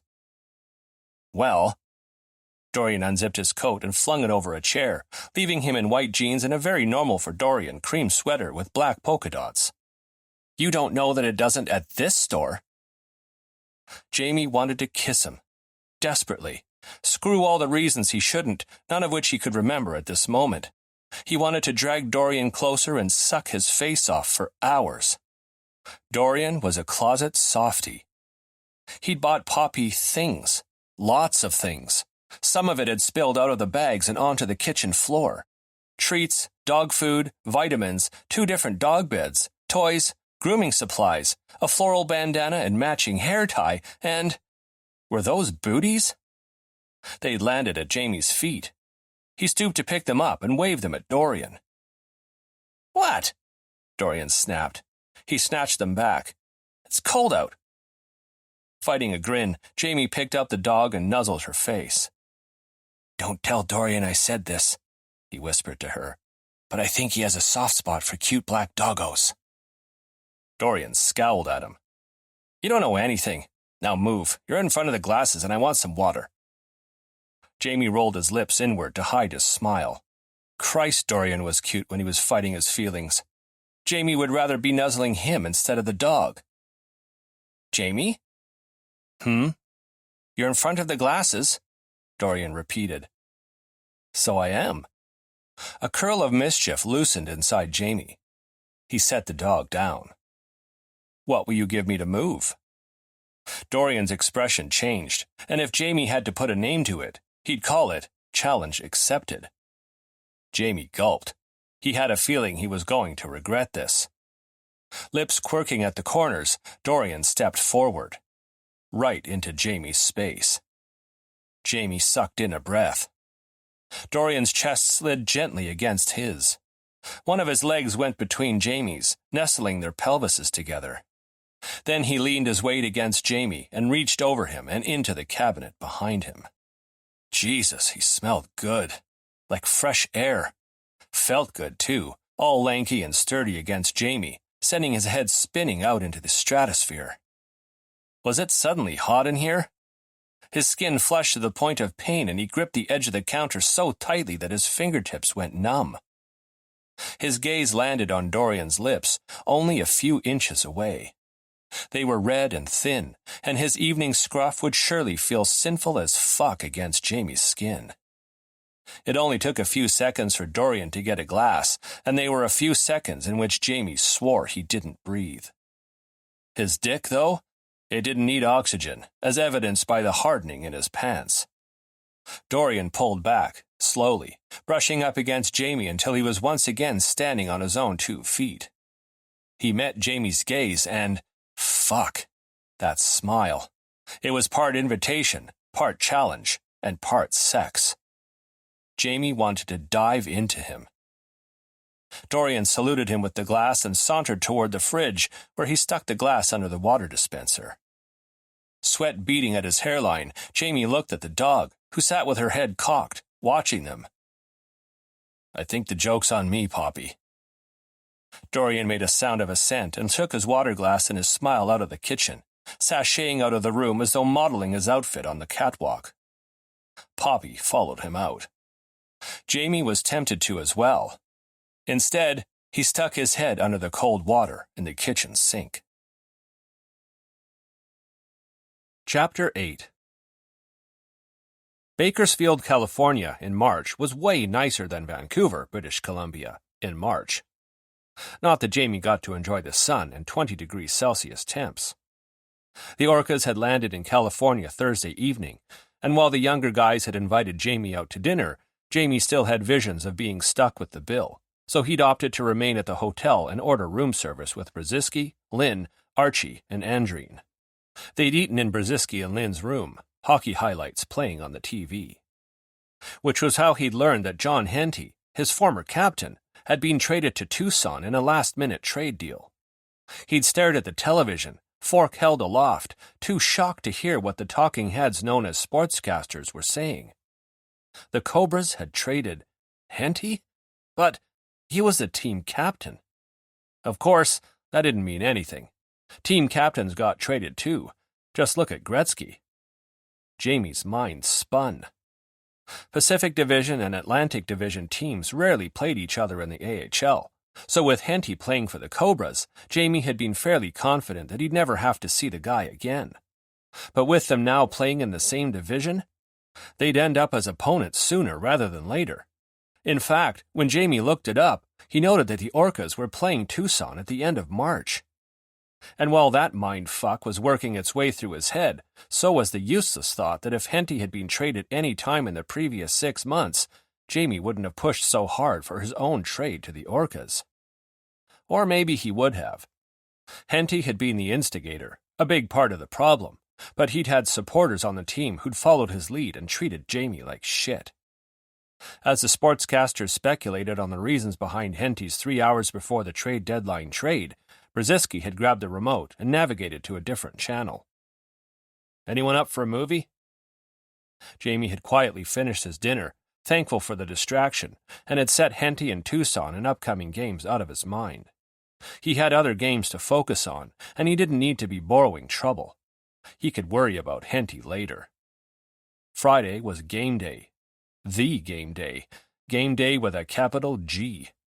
The Orcas' opportunity to be the first team in the AHL to clinch a playoff spot this season, which would make them the fastest team in AHL history to make it to the playoffs. and that was all kinds of cool. Not that Jamie had had a hand in getting the Orcas here, but he could have a hand in getting them to the playoffs. The day itself was pretty chill. Sleep in, practice, lunch, watching tape, strategy meeting, nap. Game time. The fact that this was an important game was obvious in the locker room. Laughter was a touch on the hysterical side. The music was too loud, and everyone's energy seemed to have leveled up to a 12 out of 10. Once he was in his gear and had taped his stick, Jamie took a selfie and sent it to Dorian. "Show this to Poppy so she doesn't forget what I look like." Dorian sent back an eye roll emoji. 3 minutes later, he sent a picture of the dog. "Poppy wanted me to send this to you so you don't forget what she looks like." Jamie snickered. "That your dog?" Archie asked, peering over his shoulder. "Cute." "I'm fostering," Jamie said. "Sort of. Don't suppose you're looking to adopt?" Archie grimaced. "We already have 2 dogs, and I leave my wife alone with them and the kids often enough as it is. She'd kill me if I brought home a 3rd dog." "What about you, Brzezinski?" Jamie asked his fellow D-man, who stood on Archie's other side. "Want a dog?" "Yes," Brzezinski said, and Jamie's hopes lifted. "But I don't have the time for one right now." And crashed back down again. "All right, everyone, listen up," Coach Shore said, stepping into the room with assistant coach Lee and skills coach Stanton. He barely raised his voice to be heard over the music, yet everyone quieted anyway. Someone turned off the music. Shore planted his hands on his hips, his suit jacket pulling against his shoulders. "How are you feeling tonight?" A cheer rose along with a, "Like we're going to kick some ass, coach," from Toussaint. "We all know this is an important game," Coach Shore went on. "There's a lot of pressure to win tonight, but here's the thing. I don't want you to let that pressure go to your heads. It leads to mistakes and penalty kills, and we can't afford either tonight. Instead, I expect you to play like this is just another game." "But it's not just another game, Coach," Walters said. "It is," Coach insisted. "Because if we don't win tonight, we'll win 2 days from now against Ontario. The Bakersfield players know what's at stake for us tonight, and they're going to try and get into your heads. Don't let them." Easier said than done, from Jamie's experience, but it was like when Coach Shore said it. It wasn't just a directive. It was a sure thing. A good thing, too, because Bakersfield was fucking chirpy tonight, hurling insults like they'd stockpiled them just for the Orcas. Those insults slid off the Orcas' backs, though, and the fact that Jamie's team wasn't reacting just made the opposing players meaner. Mean players ended up in the penalty box. A lot. By the end of the second period, the Orcas were up by 4. Jamie would have laughed if he didn't think that would invoke more trouble from the Bakersfield players. The Orcas' goalie, Louis Nyawo, got overconfident in the third and let 2 pucks into the net early in the period. He shook it off as goalies did, and Jamie gave him an easy, "You got this," the next time he swung around behind the net. The Orcas were still up by 2, although now the gap between scores was significantly smaller. Still, they kept their heads. When one of Bakersfield's left wingers told McNichol that he played about as well as 6-year-olds in a house league, McNichol grinned and scored within the next 20 seconds, shooting the puck right between that left winger's legs. It was fucking beautiful. McNichol didn't even gloat about it. Well, not too much. Just like Jamie didn't gloat too much, after blocking a shot by a forward who'd called him an uncoordinated monkey who should head back to Charlotte. Not exactly sophisticated as insults went, but by this point, Jamie figured their stockpile was running low and they had to bring in the backups. When the buzzer sounded at the end of the third period, every Orca gathered on the ice for a mass hug and backslaps.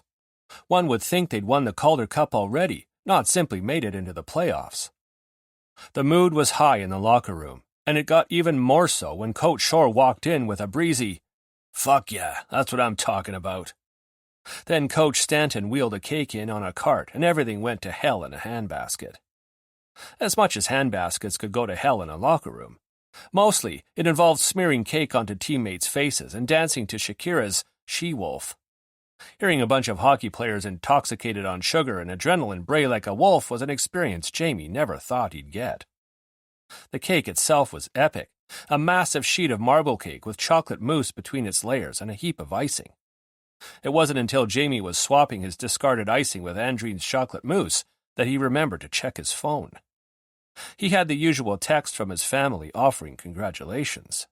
And a text from Dorian. He'd sent another photo of Poppy, this time wearing a party hat. Poppy says congrats. Setting aside thoughts of Dorian's smile and the way his body had felt against Jamie's, Jamie grinned and typed out a message. Did Poppy enjoy the game? Poppy fell asleep halfway through. You can't tell by her expression, but she's excited for you on the inside. And what about her owner? The text bubbles popped up, indicating Dorian was typing. Then they disappeared. Popped up. Disappeared. Popped up again. Just when Jamie was about to ask if he was writing a novel, Dorian's message came through. He also fell asleep halfway through the game. Jamie let out a laugh. Dorian was such a liar.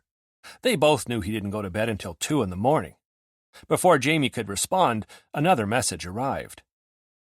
Not that I'm her owner, more like the owner's assistant, and not that you're her owner either, come to think of it. Either way, I appreciate you looking after her while I'm away. Whatever. That made Jamie grin. He pictured Dorian frowning at his phone, jerking his shoulders as though trying to slough off the feelings. Yo, JJ, Walters called. Want another slice of cake? Jamie put his phone away and got back to the party. Chapter 9. Midway through the Orcas' 9-day road trip, Dorian's boss asked him to replace one of the social media interns in California. They've got the flu, Mark said from behind his desk while Dorian leaned against his office door jamb. I could fly you down there tomorrow morning so you'll be on hand for the Orcas' final 2 California games. Then you'll fly back with them on Friday. Can't, Dorian said. I've got a dog at home. Mark squinted at him. Since when do you have a dog? Jamie and I are fostering. Sort of. With him in California, I've got to stay home and look after her. Poppy, it turned out, was not a chew-on-things type of dog. Dorian had tested this theory over the weekend when he'd left her at home for half an hour, then an hour the next day, while he'd run errands. He'd returned to Poppy napping in the dog bed in his home office. No bite marks on shoes, pillows, or other chewable home decor. He didn't want to leave her alone for hours while he was at work, though, so he planned on working from the office in the mornings and from home in the afternoon. Mark sighed and passed a hand down his face. You do know that your job description requires you to travel with the team occasionally, yes? Sure, Dorian shrugged. But I can't right now. I'll go next time. Poppy should be in her new forever home by then. He ignored the spike of pain in his chest the thought caused. If you'd finally hire a replacement social media coordinator, you could have sent them. I haven't had time to even look at the draft job posting, never mind conduct interviews. I'll get to it, eventually. Maybe in the summer when things slow down a little. Send Stanley to California then. He loves it there. He's covering tonight's NHL home game against LA. I could do that. Covering games was easy. Lurk around the player entrance to snap photos of the guys in their suits as they arrived because fans ate that shit up, especially on Instagram. Lurk around the locker room before the game started to take photos and videos of the guys warming up because fans ate that shit up too, especially when the players were being goofy. And record the players leaving the locker room for the shoot. Any game highlights that Dorian posted during the game were fed to him by the team photographer or the team analyst. Dorian quickly popped the stats and/or photo into a template and posted it within a minute and a half, and he could do that from home. Fine, Mark said with a sigh. Send Stanley in here, will you? Taking that for the dismissal it was, Dorian poked Stanley on the shoulder on his way back to his seat, waited for Stanley to lower his headphones, and said, Mark wants to see you. Stanley gave him the stink eye, par for the course, really. Dorian ignored him and got back to work. Before the Orcas had flown to California, he'd managed to film Matt's introductory video as well as assistant coach Emery Stanton's, and honestly, they were like night and day.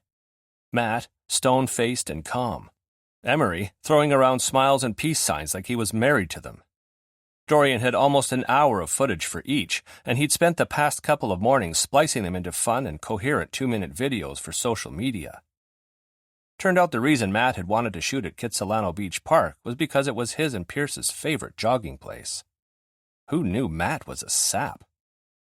Dorian had been watching Matt's video to ensure he'd edited it correctly with smooth transitions before Mark had called him into his office, and he pressed play to watch the last 30 seconds. "I feel a lot of pressure," the Matt Shore on screen said, walking along the paved path with Pierce at his side. Dorian had been in front of him, playing interviewer and camera guy in unison, rolling the wheeled tripod backward as they walked. "Coming in as a new coach to a team that had come in last in the entire NHL the previous season was a bit like being plunked into the middle of a novel without having read the first crucial 50 pages. But it also meant that I got to rewrite the Orcas story, erase those 50 pages, and start over from scratch."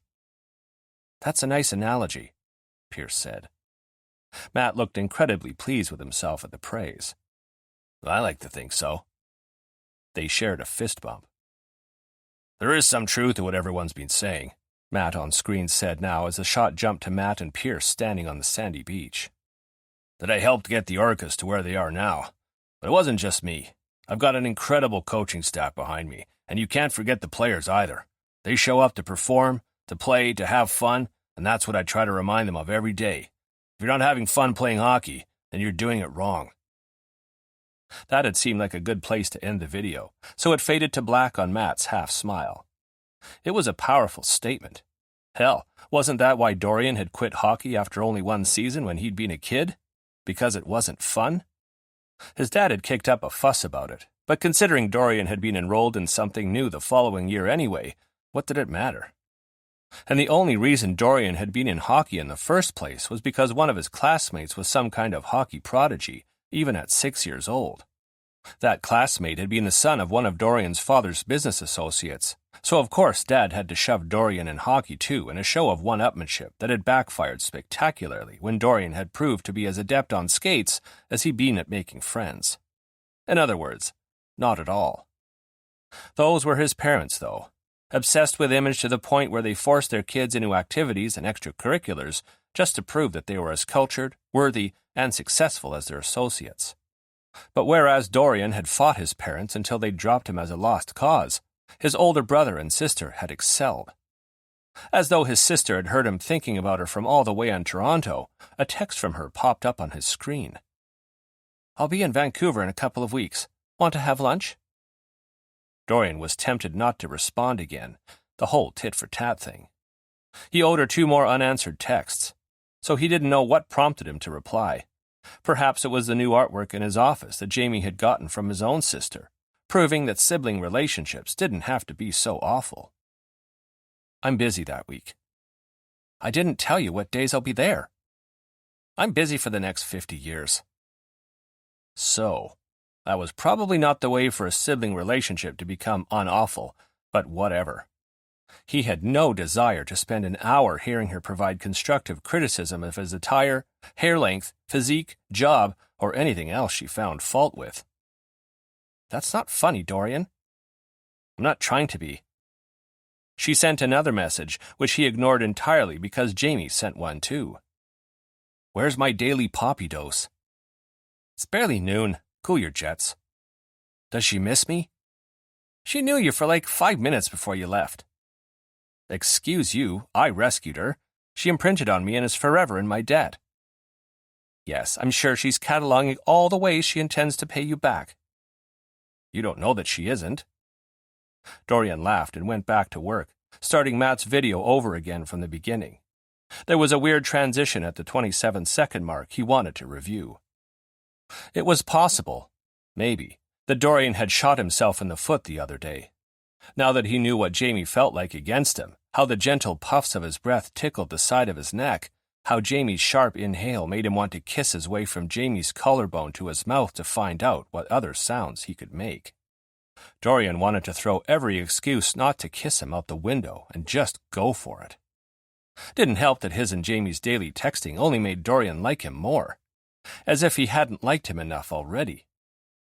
Matt's video was at 1 minute and 4 seconds when Dorian tuned back into his work. Growling under his breath, he shook his head to dislodge thoughts of Jamie and restarted the video from the beginning. Chapter 10.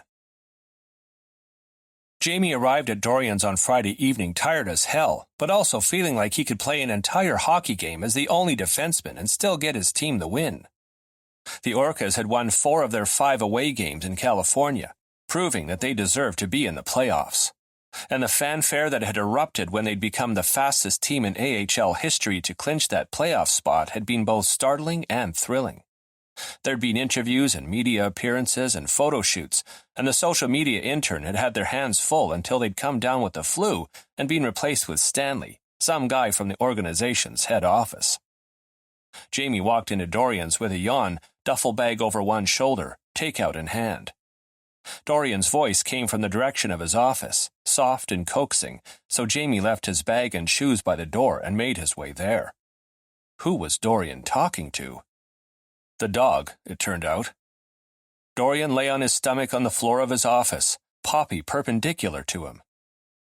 "It's sparkling water sweetened with organic maple sap," Dorian was saying to the dog, waving a pale blue can, its tab open. "This comes from a small business in Prince George. It's pretty good, right? Refreshing. Bet it'd be nice in a mocktail or cocktail." Next to Poppy was a cereal bowl from the kitchen, half filled with what Jamie assumed was the sparkling sap water, because apparently Dorian had offered some to the dog. "This will be nice in the summer box, don't you think?" Christ, how was Jamie supposed to resist the man when he was being all sweet to the damn dog? One could tell a lot about a person by the way they treated animals. Jamie had never been more sure that Dorian was a closet softy. He'd suspected when Dorian had bought Poppy all sorts of toys and supplies, but this cemented it. He had a feeling Dorian would turn into a viper if Jamie accused him of it, though. Testing a theory, Jamie leaned against the door jamb and cleared his throat. Dorian's head snapped up. "Hey, you're back. I didn't hear you come in." He scrambled to his feet as Poppy trotted over to Jamie. "I was looking for, an earring." He didn't wear earrings. "My aunt lost one," Dorian rambled on, as though he'd read Jamie's mind. "On the weekend, I hosted Shore family brunch on Sunday, and she was in here. He cast his gaze about, likely looking for an excuse. "Checking out my product samples.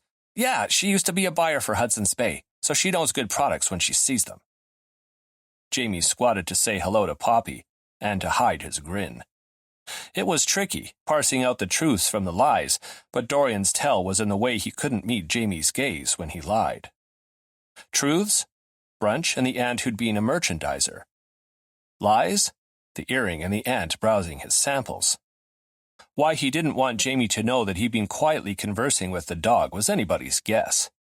But then, Jamie got the feeling that there was a lot more to Dorian than met the eye, and his love of dogs, maybe animals in general, was one of them. "Did you find it?" he asked. Dorian blinked. "Find what?" Amusement tickled the back of Jamie's throat. "The earring?" "Oh, no, she must have lost it somewhere else." "Uh-huh." Deciding not to call Dorian on the lie, Jamie stood and lifted the takeout bag. "Hungry? I brought Italian." "Is it evening already? Damn, I lost track of time." Dorian nudged his shoulder on the way past, giving Jamie a lungful of his scent. "Believe it or not, I was going to make you a celebratory meal as congratulations for making the playoffs." He said it with a teasing grin, but oddly, Jamie did believe him. Or maybe not so oddly. As Jamie was learning, Dorian was complicated and had hidden depths Jamie had barely skimmed the surface of. They ate at the kitchen table, Poppy between them waiting for scraps. Jamie gave her a head scratch. "How was she while I was away?" "Google said I can feed her vegetables, so I've been giving her some with dinner, and her poops have been enormous." Jamie nearly fell over laughing. Later, once they'd eaten, they dressed in their outerwear and clipped a leash onto Poppy's collar. Jamie eyed the discarded dog booties by the stairs and said, "No booties for Poppy?" Dorian pouted. "She doesn't want to wear them." "When I was a kid, we had a dog who wouldn't leave the house without his booties. We also had a dog who turned her nose up at them. You should have seen it. Jamie chuckled as he opened the door and waved Dorian and Poppy ahead of him. Picture a border collie walking around with her nose in the air, like she's too good for shoes. Dorian zipped his coat against the cold night. At the bottom of his walkway, they made a right onto the sidewalk. Did you always have dogs growing up? Not always, but we always had something. Cats, birds, guinea pigs, rabbits. The pig you ate? Jamie let out a surprised laugh. We didn't actually eat him. Sure. In the dark, Dorian's brown eyes were fathomless.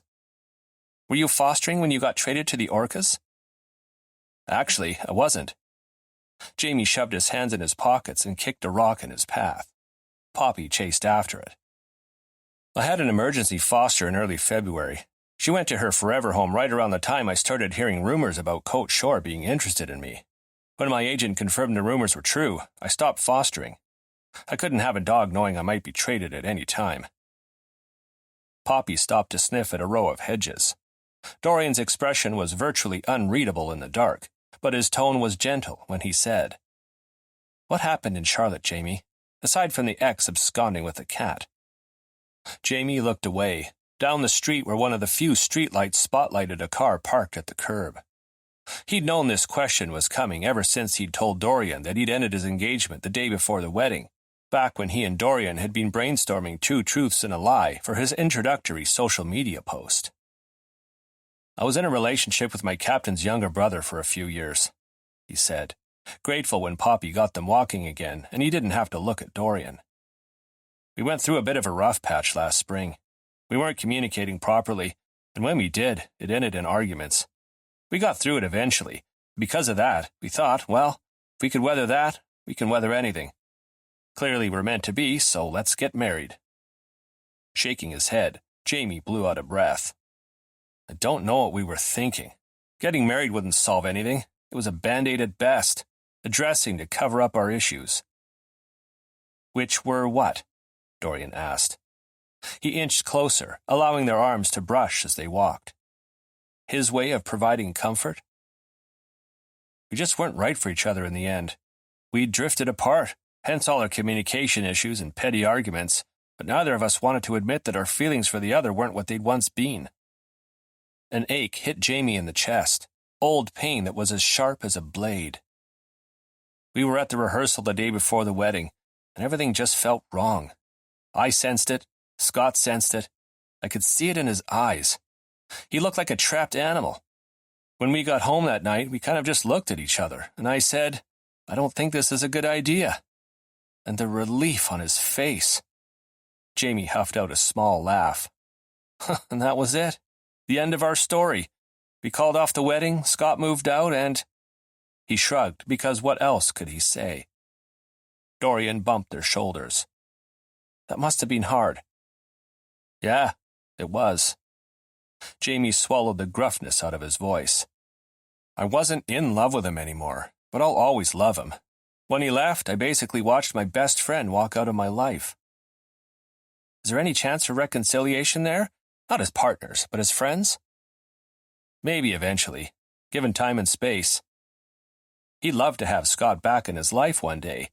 That hadn't been possible when they'd broken up, both of them too sore, the hurt too fresh. Now, though? Maybe. Is that what brought you here? Dorian asked. The need for time and space? Is that why you told Matt you were happy to be here and actually sounded like you meant it? No, I came here to escape the cobras. Dorian's lips flattened, and his voice turned a touch growly when he said, The ones who left you passed out on the floor and who stuck you with the bill and who sent you to the wrong restaurant? Jamie grimaced. He hadn't exactly been subtle when he'd been asking about bad apples, had he? Yeah, John Henty, the team captain and Scott's older brother, he took our breakup as a personal offense. Turned half the team against me, saying I used Scott and broke his heart. I was persona non grata from that point forward, and they did everything they could to make my life hell. Intercepting room service deliveries so that my dinner never arrived, hiding my equipment, bleaching my uniform, tossing my clothes in the garbage can while I showered after games. Jesus, Dorian scowled, his steps slowing, the hand holding Poppy's leash clenching into a fist. What the fuck? Why did this one guy have so much influence on the rest of the team? His father is basically a hockey legend. Arnold Henty? Dorian looked at him blankly. Who? Never mind, Jamie said with a laugh. He'd forgotten that Dorian didn't do hockey, whatever that meant. Arnold Henty was big shit 20 years ago, so John Henty holds a lot of sway. There were some guys who had my back, but even with their support, playing for the Cobras was stifling as fuck. Every time I went to work, I wondered what was coming next, and that's no way to live. So when I heard that the Orcas wanted me, I more or less begged my agent to make it happen. And just when I thought I was safe from Henty here because our divisions hardly ever play each other, I recently learned that he got traded to Tucson. A team in your new division, Dorian said with dawning realization. Yep. Still, I can't regret the move out here. It's nice to be back in my home province. Never lived in Vancouver before, though. You sure get a lot of rain in the winter. Dorian snorted a laugh. You should see what happens when it snows. The whole damn city comes to a standstill. They reached the intersection, where Poppy led them around the roundabout and back toward home. They walked in silence for a minute, arms brushing, Poppy trotting along happily ahead of them. Do the Orcas know what happened in Charlotte? Dorian eventually asked. I don't know. I certainly haven't mentioned it, but the hockey world isn't really that big. Someone knows somebody who knows somebody else. I wouldn't be surprised if word had made it out here, but no one said anything. What was it like for you, joining a new team mid-season after what happened with your last one? Jamie thought back to that first day he'd walked into the practice facility with Coach Shore. It was kind of like what I would expect it to be like if I started a new school halfway through the year. I came in feeling like the odd man out, like the wonky marshmallow in the Lucky Charms box. Dorian's steps faltered. He side-eyed Jamie. Or like the burnt cornflake in a bag of cornflakes? Yes. Jamie grinned, pleased that Dorian got it. It made him feel understood in a way he'd only ever felt with his family. Exactly. The guys made me feel welcome right from the start, but it doesn't negate the fact that I'm still the new guy. I take it you felt like that before? Yeah. Dorian stared forward. My parents threw me into all kinds of activities when I was a kid, and usually everyone already knew each other because they'd done the activity together the year before. I hated it. Why'd your parents make you do it then? Probably to show everyone that they were better than them. Dorian's voice went flat like he was reciting someone else's story. My parents don't have friends so much as business associates. They're always trying to one-up. It's like the corporate version of dick measuring meant pitting their kids against one another to prove who was better. It was why they transferred me to a private school in second grade, because all their associates' kids were there. God forbid I didn't come home with better grades than them. His tone turned light at the end, almost joking. But there was an undercurrent of tension Jamie didn't think he would have caught if it hadn't been so dark out, when he would have focused on Dorian's expression rather than his voice. I take it you're not close? Jamie asked. With my parents? Dorian's scoff was hard. No, not with my brother or sister either. They're cut from the same cloth as my parents. I haven't seen my sister in a year and a half. My brother in 6. He's a hotshot entertainment lawyer. Way too good for the rest of us. And my parents in 3 years? 2? Brow scrunched. He cocked his head. When did Notre Dame burn? Jamie's heart clenched. Baby, that was 4 years ago. Oh. Dorian visibly started. Whether at the endearment or the passage of time, Jamie wasn't sure. So 4 years then. Were you in Paris when it happened? No, but my parents were. They arrived back in Vancouver shortly after, boasting about how much of a unique experience it was to see the cathedral on fire. Dorian made a sound of disgust. They talked about it with the kind of excitement people usually reserve for newborns or seeing a wild elephant on safari. I haven't spoken to them since. Do they live in the city? Mm-hmm. In West Van. Hey, are you going to do your thing or what? Jamie stared for a second before he realized that Dorian had diverted his attention to the dog. She only poops if you're watching her, Dorian confided to him. Back to Poppy, he said, "Go on. I know you like the patch of grass by the porch stairs. Hurry it up so I can stoop and scoop. It's cold out here." The words stoop and scoop coming from a guy who'd been vehemently against pets would have been laughable if Jamie were in a laughing mood. Poppy was a blot of darkness as she wandered farther into the yard to find the perfect pooping spot. Dorian hadn't talked to his parents in 4 years. His brother for more than that. His sister in almost 2. By contrast, there wasn't a day that went by that Jamie didn't talk to his family. Hell, they had a family group chat that was mostly populated by memes and pictures of his siblings' kids. Was this why Dorian was the way he was? Did he change the subject when it got uncomfortable because he'd grown up with people who hadn't valued who he was, only what he could do for them? Did he think nobody cared about what he had to say? Jamie cared, more than was wise, and he didn't know what to do about it. Somewhat tentatively, he asked, "Are your parents the reason you don't do hockey?" hoping he didn't offend. But Dorian just laughed. "They had me in hockey when I was 6. I didn't know anyone on the team. The other kids made fun of me for being tall and skinny and uncoordinated, and I'd barely had any skating lessons. I'd come home crying, but my dad wouldn't let me quit. It sort of soured the whole sport.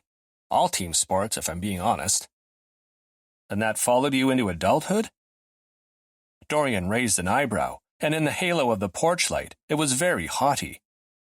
"Are you telling me that nothing from your youth followed you into adulthood?" "Well, my brother did bring home a gecko once, and one morning I woke up with it next to me on my pillow."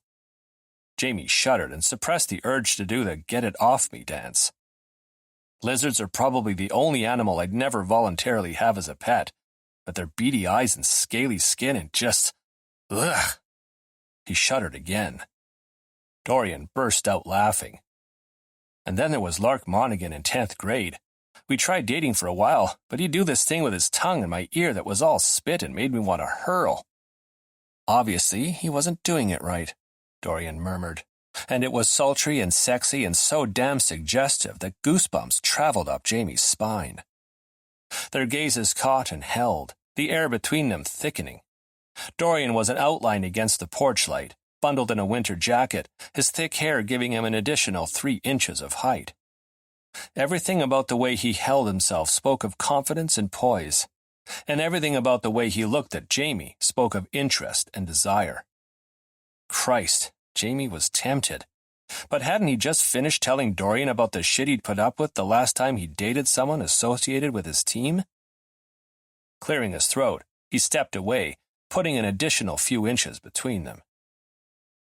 In the interest of being honest, he stopped there, debating if he should continue. Wasn't it better to lay things out in the open, though?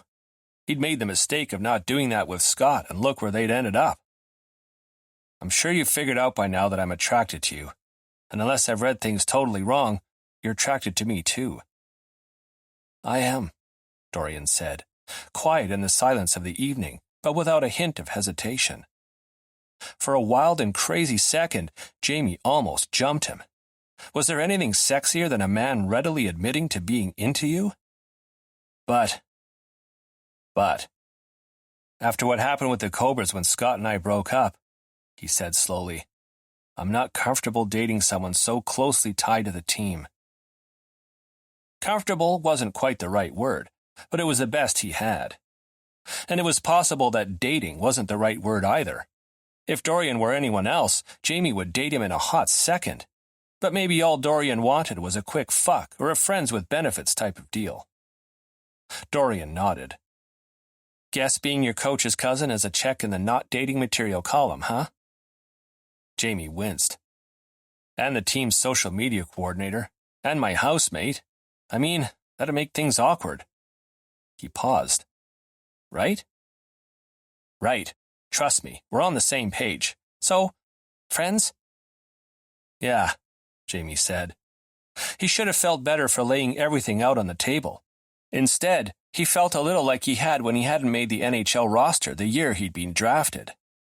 Disappointed in himself. Cursing himself for being unable to grasp the opportunity right in front of him. Still, he said, "Friends." "Great." Dorian smiled, big and toothy. Jamie pegged it as fake as shit in an instant. Well, friend, I need to do some work on my website, so how about we get out of this cold? Poppy, come on. She padded over from where she'd been sniffing at the fence line. Let's go inside. Dorian did a quick stoop and scoop, then he and Poppy walked up the porch steps, leaving Jamie as alone as he'd wanted to be. Chapter 11. The following morning, Dorian didn't bother politely buzzing up to Charlie's apartment once and waiting for his cousin not to answer before laying on the buzzer. He just pressed the button and kept it pressed, imagining Charlie's blood pressure rising at the sound. As the baker for Vancouver's NHL team, Charlie spent all day at the arena on game days. Dorian had checked before leaving the house, though, and the team had an away game today, meaning Charlie was home for Dorian to vent his frustrations on. And if he wasn't home, then he'd be at Blair's, in which case, Dorian would head over there and lay on the doorbell and generally make himself a nuisance until someone let him in. The locks clicked as they disengaged, and Dorian swung into the building and onto the waiting elevator. He let himself into Charlie's apartment without knocking, and before Charlie could start complaining about texting and reiterating how he felt about unexpected visitors, Dorian let the door slam closed behind him and said, "You were right, okay?" He marched up to the kitchen counter, wedging himself between two bar stools, and planted his hands flat on the countertop. I am attracted to him, and what's more, he's attracted to me too, which, honestly, has been fairly obvious from the start. Charlie, wearing his pink "I love big buns and I cannot lie" apron, stood on the other side of the counter, wide-eyed, holding a mixing bowl of what was possibly pancake batter. But apparently I'm the trifecta of bad dating material, because not only am I his coach's cousin, but I also work for the team and I'm his damn housemate. And after what happened with his team in Charlotte, he's not interested in dating anyone associated with the Orcas. And that's perfectly reasonable, obviously. But what I heard was, you're not worth taking a risk on, Dorian. And I hate that my stupid brain went there when... A clank came from behind him. Dorian froze. Slowly, he pivoted on his heel. Blair Brzezinski, sitting on Charlie's workout mat in a corner by the windows, surrounded by dumbbells and other workout equipment Dorian couldn't name, shrugged sheepishly. It's fine. We can pretend I didn't hear any of that. Ugh. Dorian slunk to the couch and fell onto his back, lengthwise, legs hanging over one arm. Everything is terrible. There was an aborted snort laugh, but he didn't care to find out who it had come from. Charlie sat on the coffee table. Not to be insensitive, but weren't you the one who said you wouldn't date your housemate? Dorian covered his eyes with one arm. I didn't say I was being logical, okay? Footsteps approached, then Blair whisper-shouted, Should I leave and pretend this never happened? Might as well stay, Dorian grumbled, since you're here anyway. Guessing we're talking about Jameson? Dorian moved his arm. Blair stood with his forearms propped on the back of the couch, sweat soaking the collar of his shirt and his hairline. Has he... Dorian swallowed hard. Said anything about me? No, you know what? He scrambled up. Don't answer that. We're not in middle school. God. He doesn't really talk about anything, Blair said, regarding Dorian with somber blue eyes. I mean, he jokes with the team, and he chirps as good as he gets, and he fits in like he's always been there, but he doesn't talk about himself much and evades our questions when we ask. Dorian's stomach clenched. Of course, Jamie was in survival mode. He no doubt thought that if he kept his emotional distance, it would hurt less if things went sideways with the Orcas like they had with the Cobras. Dorian understood. He had a goddamn PhD in keeping an emotional distance. In the aftermath of his parents' neglect, he hadn't often given others a chance to get to know him. You should tell him that, he said to Blair. The thing about him fitting in, he'd want to hear it. Blair shrugged. Sure. You said something happened on his last team, Charlie said. What was it? Dorian shook his head and paced between the couch and the kitchen counter. I shouldn't have said anything. It's not my story to tell. Is it anything the Orcas need to worry about? Blair asked. Not unless you're playing the Cobras before the end of the season, or Tucson. We don't play any Atlantic Division teams. That's not to say we won't meet the Cobras in the playoffs, but considering where they are in the standings, I doubt they'll make it that far. Dorian's shoulders loosened. Good. But I think we play Tucson before the end of the season. Damn. And seeing as John Henty was recently traded to Tucson, Blair continued, am I right in assuming part of Jamieson's beef was with him? Dorian shook his head. I've said too much already. Is whatever happened between Jamieson and his former teammates the reason for them playing like shit this year? Opening his mouth to respond, Dorian quickly closed it again. Are they playing like shit? Oh yeah. Blair straightened and headed into the kitchen, where he got a glass out of the cupboard. They're playing like we were last season. When the Orcas had ended up at the bottom of the AHL standings, he meant. Dorian didn't know anything about the Cobras or how they were playing this year compared to last year, but he could imagine that strife between players would affect team dynamics and thus their performance during games. As Blair poured himself a glass of water from the faucet, Dorian slumped onto the couch and sent a hopeful grin Charlie's way. Do I get to stay for pancakes? Only if you brought Poppy. Alas, Jamie took her on a run when we got back from practice. Charlie shifted from the coffee table to the couch and took Dorian's hand in his. I'm sorry, Dory. For what? The other day, when I was teasing you about being attracted to Jamie, I didn't realize feelings were involved too. I wouldn't have teased you if I'd known. It's fine. Glancing away from him, Dorian jerked a shoulder. It's whatever. I know you weren't doing it to be mean. And for what it's worth, Charlie said, bumping their elbows, you are worth taking a risk on. Maybe Jamie just needs to settle into his life here and learn that the Orcas aren't the Cobras. Dorian forced a smile he suspected looked more like a grimace. Maybe. He stood in one smooth motion. So, pancakes? Charlie rolled his eyes. Fine, but your job is to set the table. I can live with that arrangement. He's avoiding me, Jamie said. Earbuds in his ears, he stood alone at the blue line of the ice rink at the Kitsilano Community Center, in his skates, hockey stick in hand, and lined up several pucks in front of him. Or, Giovattoni said in his ears, he's busy. Yeah, that's a no-brainer. Dorian's always busy, but he's been busy before and still made time to hang out. Maybe he's busier. He's ignoring me. It had been 3 days since their walk with Poppy. 3 days of Dorian finding excuse after excuse to not have dinner with him or walk Poppy together or chat in his office. I shouldn't have said anything. Jamie nudged a wayward puck into alignment with the others. About being attracted to him and not wanting to do anything about it. Both. Either. You didn't have to tell him that he isn't worth sacrificing your hard-won peace with the Orcas, you know. Gritting his teeth, Jamie set up a shot. The crack of his stick hitting the puck was loud even with his earbuds in, and the sight of it hitting the back of the net wasn't as satisfactory as he'd hoped. I called you for advice, not so you could take me to task. I can do both. Jamie set up a second shot. It went into the net just as easily as the first. Not hard to do, considering there was no goalie. Nobody else at all, for that matter. Dorian had rented out the rink for the next hour so they could film Jamie's social media intro video.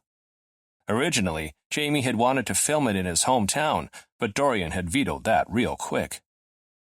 You want to go all the way to Kelowna to film what's going to end up being a 2-minute video? He'd said, full of scorn. I think not. And fuck you if you think I'm taking the Coquihalla in March. Jamie had grinned at that. But I'm a Kelowna boy, born and raised. I know how to drive in bad snow on scary roads. No, Dorian had said with a heavy air of, are you fucking kidding? It's nicknamed a highway through hell, Jamie, for a reason. I've seen a TV show. Pick somewhere else for your video. An ice rink had been Jamie's next suggestion. Boring, perhaps. A little too on-brand, maybe. But it was one of the places where Jamie felt the most comfortable and the most like himself. Dorian was due any minute, and Jamie had no idea what he was going to say. Sorry? Please forgive me? I know I'm a coward? All of the above? They hadn't truly spoken, aside from firming up details for today, since Jamie had vomited his feelings all over Dorian and then told him he didn't want to do anything about it. Not that telling him he was attracted to him was in any way word vomit. And he did want to do something about it. He just didn't know how to do that without mucking up his new relationship with Coach Shore. How am I supposed to ask him if I can stay at his place until the end of the season now? He asked Gio. Weren't you going to anyway? I hadn't planned on it, but the rent in this city is... Sighing, Jamie pulled the puck closer. I might as well fork over a kidney to get my own place. Talk to Dorian, Gio said. Maybe he assumed you'd be staying until the end of the season anyway, and this whole thing is a non-issue. Maybe. Oh, he's here. Jamie caught sight of Dorian standing by the boards, phone pointed at him. I gotta go. All right, talk soon, man.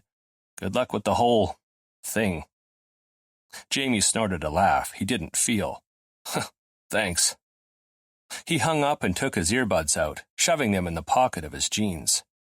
He sent a smile Dorian's way because, even though things were weird between them, Dorian made him smile just by existing in the same space as him. Hey, were you recording me? Dorian approached on booted feet. Slowly. He had a death grip on his phone, as well as on a wheeled tripod, and he wore white jeans and a long-sleeved navy t-shirt. Normal enough, though over the t-shirt he wore a poncho-like wool coat with wide arms. It came down to mid-thigh and was a muted pink on one side and had rainbow-patterned clouds on the other. I thought some action shots might be an interesting way to break up the video, so it's not just you talking for 2 minutes, Dorian said. The look on your face was very fierce, like you were concentrating real hard. Or questioning all his life choices, but that was beside the point. How are things at the office? Jamie asked, just to make conversation. Good. Dorian concentrated on attaching his phone to the tripod. Aside from filming him earlier, he hadn't looked at Jamie once. The usual. Mark and I brainstormed playoff social media engagement posts. I worked on editing down Emery's intro video, and Stanley gave me the stink eye for 2 hours, even though I'm the reason he got to go to California. Jamie didn't know what to comment on first. The fact that Dorian was apparently on a first-name basis with skills coach Stanton, or that someone was giving him the stink eye. The latter won out. Stanley, as in the guy who joined us on the road last week to replace the intern with the flu? That's him. You two don't get along? Dorian shrugged. I pretty much ignore him, but he hates me because he thinks I bribed myself into this role. I get the impression he recommended someone for the job, but they didn't get it because I did. Jamie raised his eyebrows. Now this was interesting. Did you bribe your way into this job? No, I did not, Dorian said, scowling at Jamie. At least he was looking at him now. I submitted my resume and interviewed just like everyone else. Jamie skated a circle around him. Why does Stanley think you bribed your way in then? Because. Dorian jerked a shoulder. I may have donated a rather large sum to the organization's charity the week before I applied. Jamie's jaw dropped. Dorian. But it wasn't a bribe. It was too. That's genius. And conniving. I love it. Tell me everything. How much did you donate? Did you put that in your cover letter? Did you? Oh my God, stop, Dorian said, but he was laughing. How much I donated is none of your business, and no, I didn't put the amount in my cover letter. Just said I was a fan. If they went into my donor profile to see what I'd given, that's on them, not me. But you're not a fan, though. Jamie continued skating around him. You don't do hockey, remember? He put it in actual air quotes. So why did you want this job?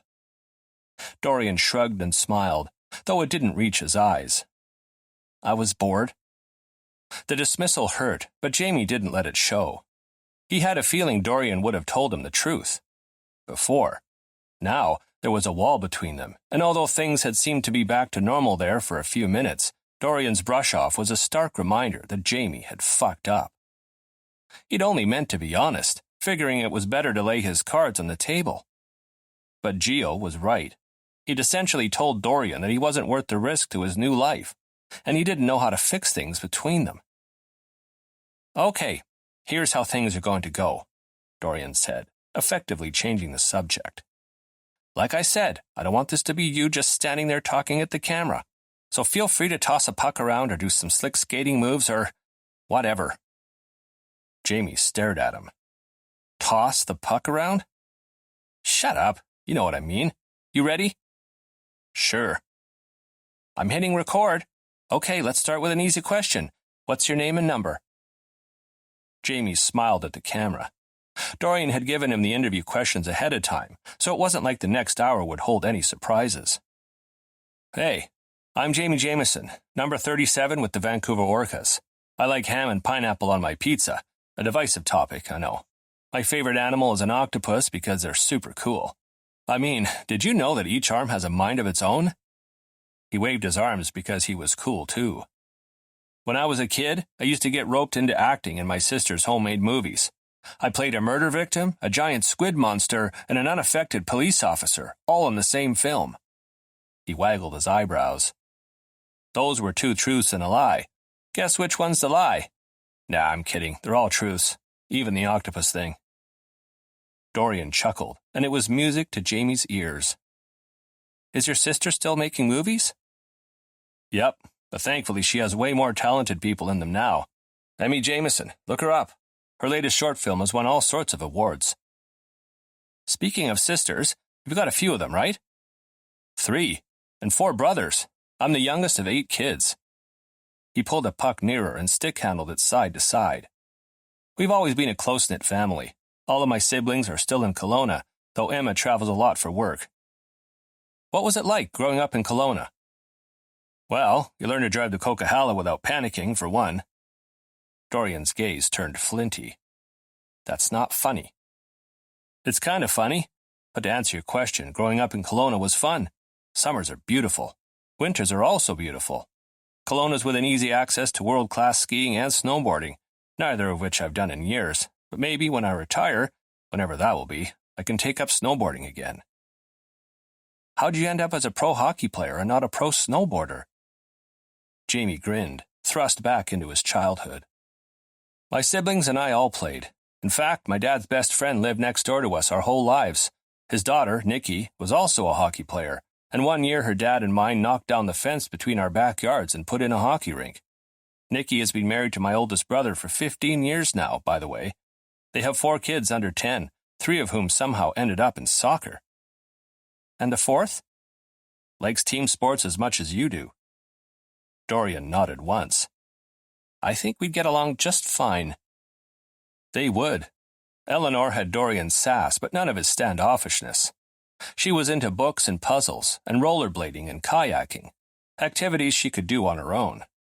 She'd started advocating for better mental health awareness in elementary schools last year too, and she made bracelets with mala beads that she sold at school craft sales and front yard lemonade stands, the proceeds of which went to mental health charities.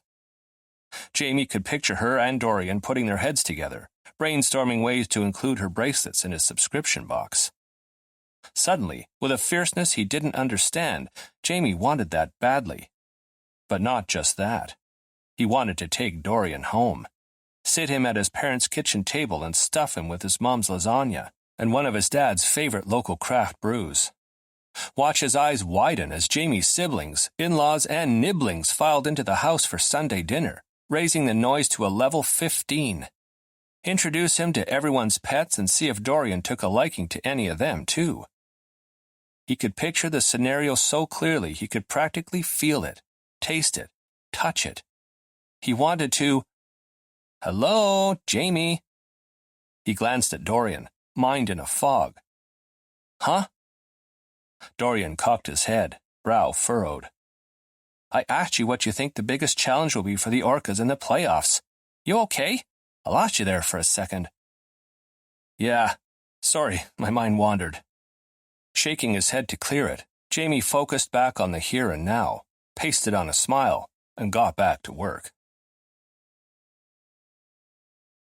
Later that evening, sweat-soaked and heart racing, Jamie trudged into the locker room on his skates along with the rest of the team. The game against San Diego had ended in a tie, so they had 15 minutes of rest and strategy before they were back at it for overtime. Coach Shore strode into his office with assistant coach Lee and skills coach Stanton, while everyone else settled in for their intermission rituals. Jamie sat in front of his cubby and pulled from his water bottle. "What are the coaches up to?" he asked Blair Boziski when his fellow D-man sat next to him. "Debating who's going in for overtime." "You don't have a standard line for overtime?" "Nope." Brzezinski stretched out his legs and massaged his right knee. "They like to switch things up based on our opponents and how we played during regulation time." Jamie nodded at his leg. "Something wrong with your knee?" "I had an MCL sprain not long ago. It's healed, but I still get a twinge every now and then." "All right," Coach Shore said, coming back into the room and halting all conversation with 2 words. "McNichol, Walters, Jameson, you're in." Jamie dropped his water bottle. "You want me?" "I do," Coach Shore said in his quiet rumble. "Unless there's a reason you can't play?" "Well, no, but Dorian's mad at me." Not quite accurate, but it was better than "I hurt Dorian's feelings and now he won't talk to me." Something Dorian had surely spoken with his cousins about. Some of the guys snickered. Shore cocked his head, brow scrunched. "Does that affect your play?" No." "Great, then you're in." He kept talking, but the sound was white noise in the background. Coach was putting him in for overtime, even though he and Dorian were on the outs? "Hey." Brzezinski bumped his shoulder when Coach went back into the office after his, damn, Jamie didn't know what, instructions for overtime? Shit. "What does Dorian have to do with you playing overtime?" Brzezinski asked. Jamie took off his gloves and helmet and ran a hand down his face. "Dorian is Coach Shore's cousin. I thought that might affect things. Shore isn't one to let his personal feelings get in the way of good hockey.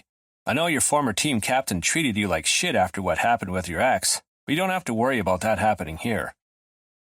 Jamie went cold, then hot, then cold again. "I accidentally stood Charlie up twice, and Coach never even mentioned it. The personal lives of his players are just that, their lives, even when they involve his family." "You..." Jamie had to clear the hoarseness out of his throat. "You know about what happened in Charlotte?" Brzezinski grunted an affirmative. "How?" "Toussaint told me this morning." "How does he know?" A shrug. "Not sure. The hockey world isn't a big one. He probably knows someone on the Cobras." Jamie wasn't sure how he felt about them knowing. Not that he'd intended to keep it a secret forever, just that there was an uncomfortable thread of shame that snaked through his gut. Shame that he'd let it happen, that it happened at all, that he hadn't been able to put a stop to it. He hated that he felt that way. Classic victim blaming. But feelings were feelings, and they didn't always make sense. "What'd you do to piss off Dorian anyway?" Brzezinski asked. The change of topic was like getting checked into the boards at full speed. I didn't piss him off so much as hurt his feelings, which wasn't my intention. Frankly, I'd rather he be mad at me." "He's been mad at me," Brzezinski said with a laugh. Jamie side-eyed him. "What'd you do to piss him off?" "I accidentally stood up Charlie. Twice. Coach Shore might have never said anything, but Dorian certainly wasn't shy about letting me know that he took it as a personal affront. He's majorly protective of the people he loves." "Who's protective of him?" Jamie asked quietly. "Honestly?" The amusement fled Brzezinski's face. "I don't think anyone is.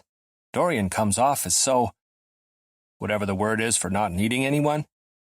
Yeah, and I think even Coach and Charlie forget that he needs a D-man too." Brzezinski stood and fell into a stretch. "Anyway, I'm sorry about what happened on your last team. That's fucked up." "How much do you know?" "I know that Henty made your life hell after your split with his brother. Why? Is there more?" "No," Jamie said on a sigh. "That pretty much covers it." "You know, Dorian kind of reminds me of John Henty," Brzezinski said. "Overprotective as fuck." Except I don't think Dorian would make anyone's life hell if someone broke up with his brother. Or, I guess, cousin in this case. No, but he'd judge the fuck out of you for it, and you'd feel it. Lips pulling upward, Brzezinski shook his head.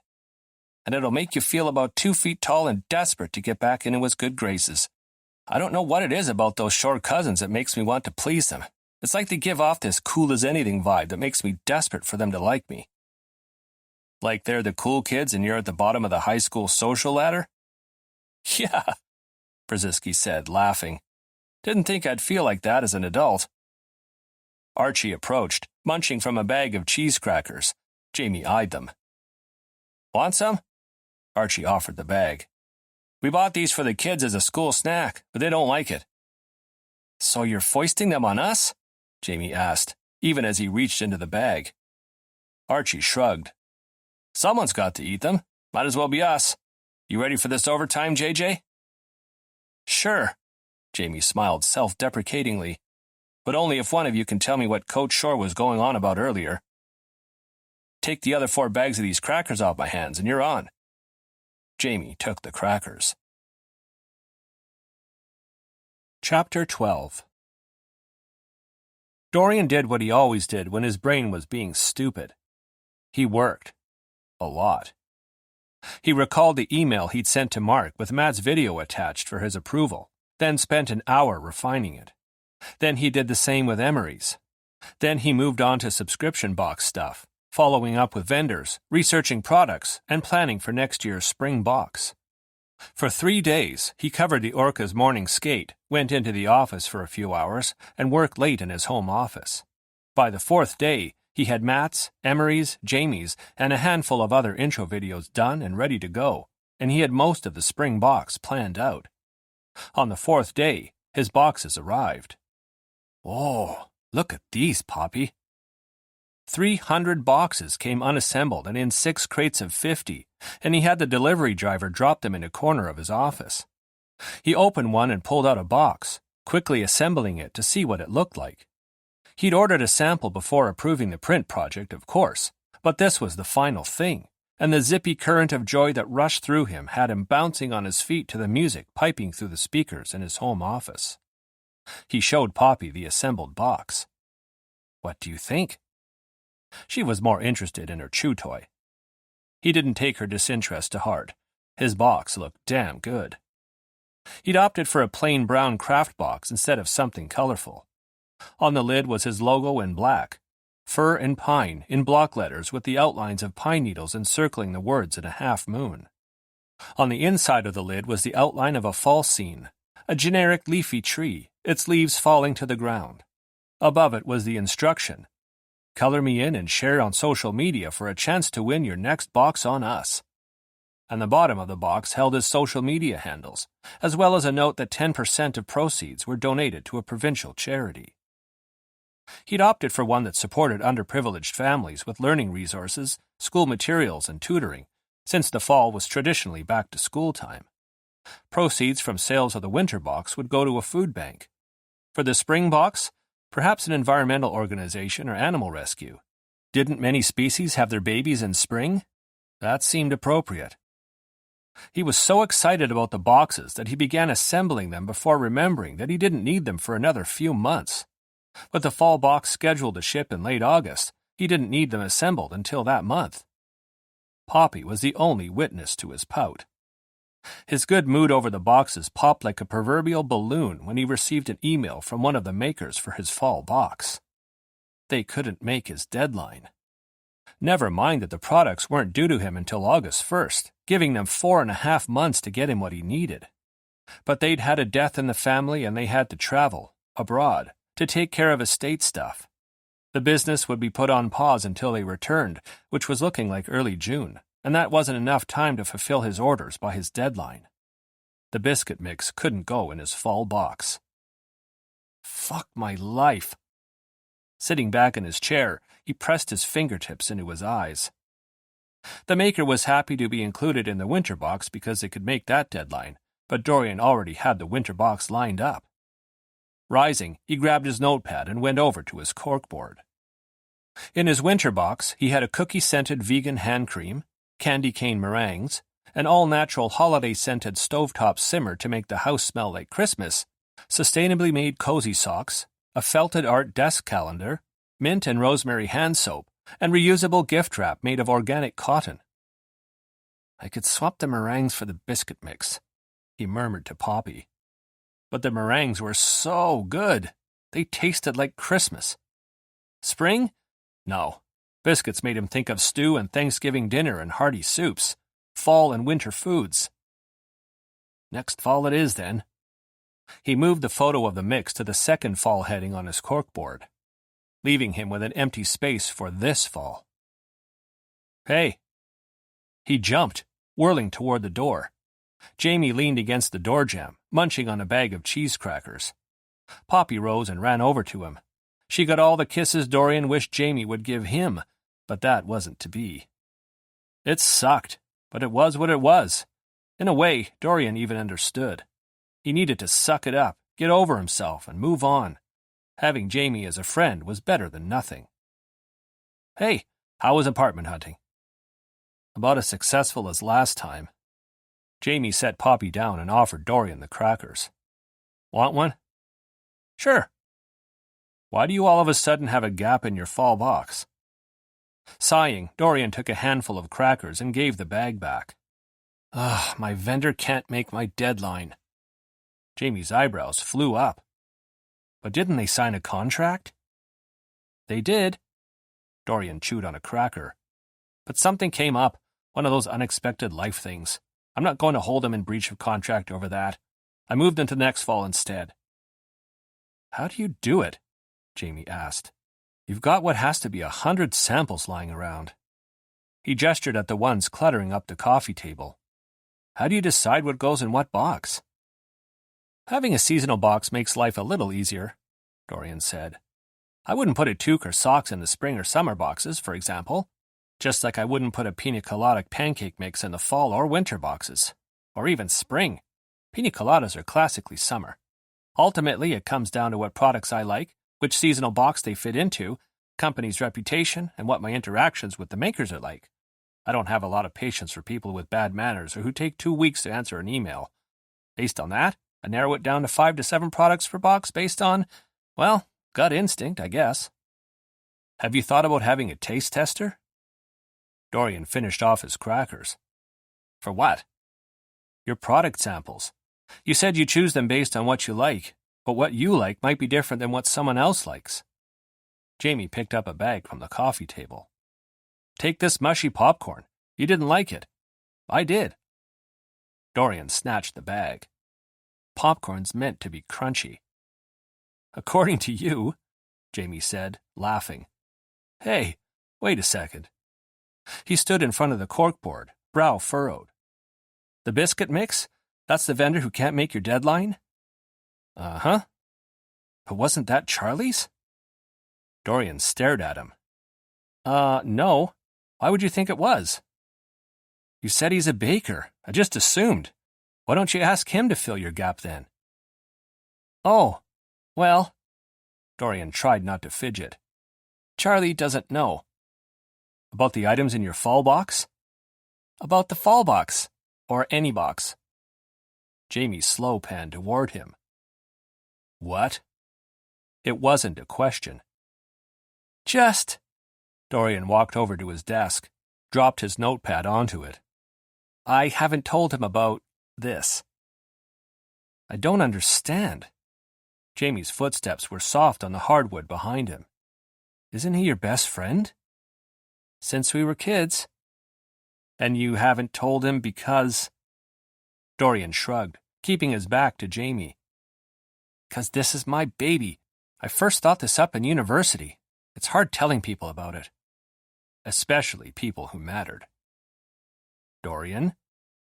Dorian felt more than saw Jamie step closer. Does anyone know about this? Sure. He shrugged. All the vendors and makers, obviously. My lawyer, my designer.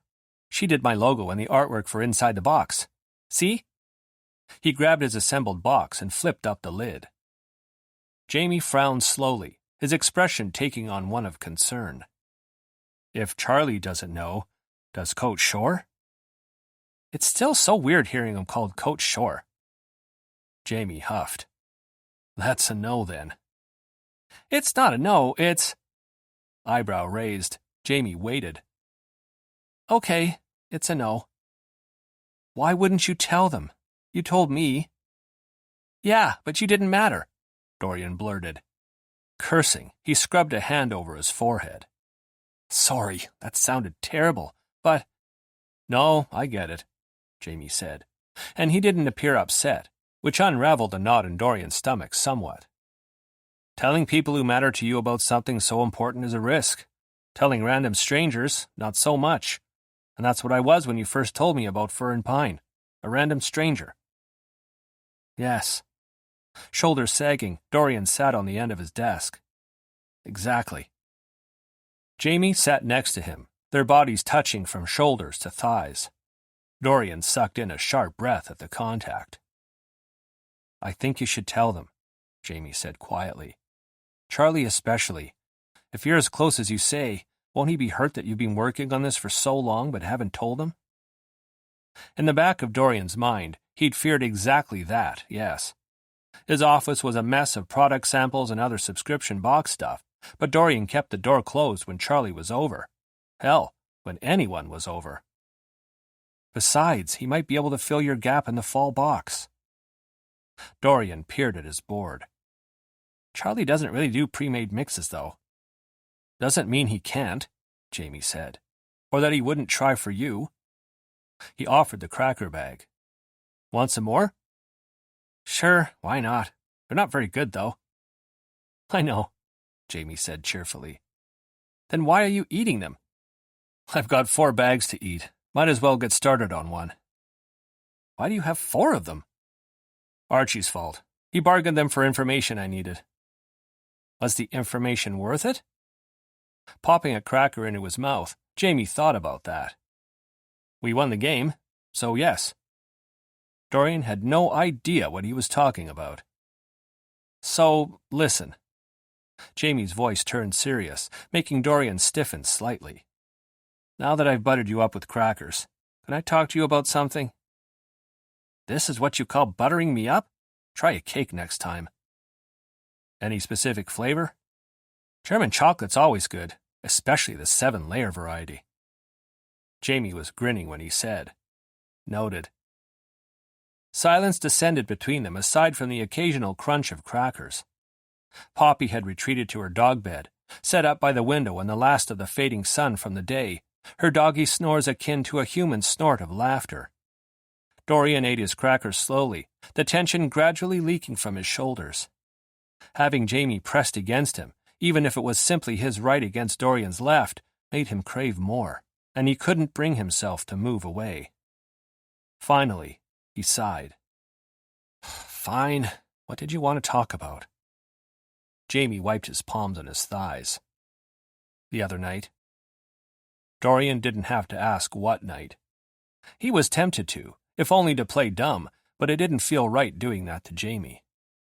What about it? I wanted to apologize, Jamie said, and Dorian stiffened again. It was callous of me to tell you that I'm attracted to you, then tell you that I don't want to do anything about it, all in the same breath. It wasn't in the same breath. Dorian. Sorry. Deflection, thy name is Dorian. Anyway, Jamie tapped the cracker bag on his thigh. I'm sorry. It must have seemed like I was saying that you're not worth taking a chance on. He sighed, and his entire body deflated. Dorian, you have to understand that things with the Cobras were so bad that it affected our gameplay. Team camaraderie went to shit with guys taking sides when they shouldn't have had to, and motivating myself to go to work was making me want to quit, and I shouldn't have to want to quit hockey. Dorian wanted to argue that hockey was immensely quittable, but that'd just be more deflection. And it seemed wrong to deflect when Jamie was opening himself up and making himself vulnerable.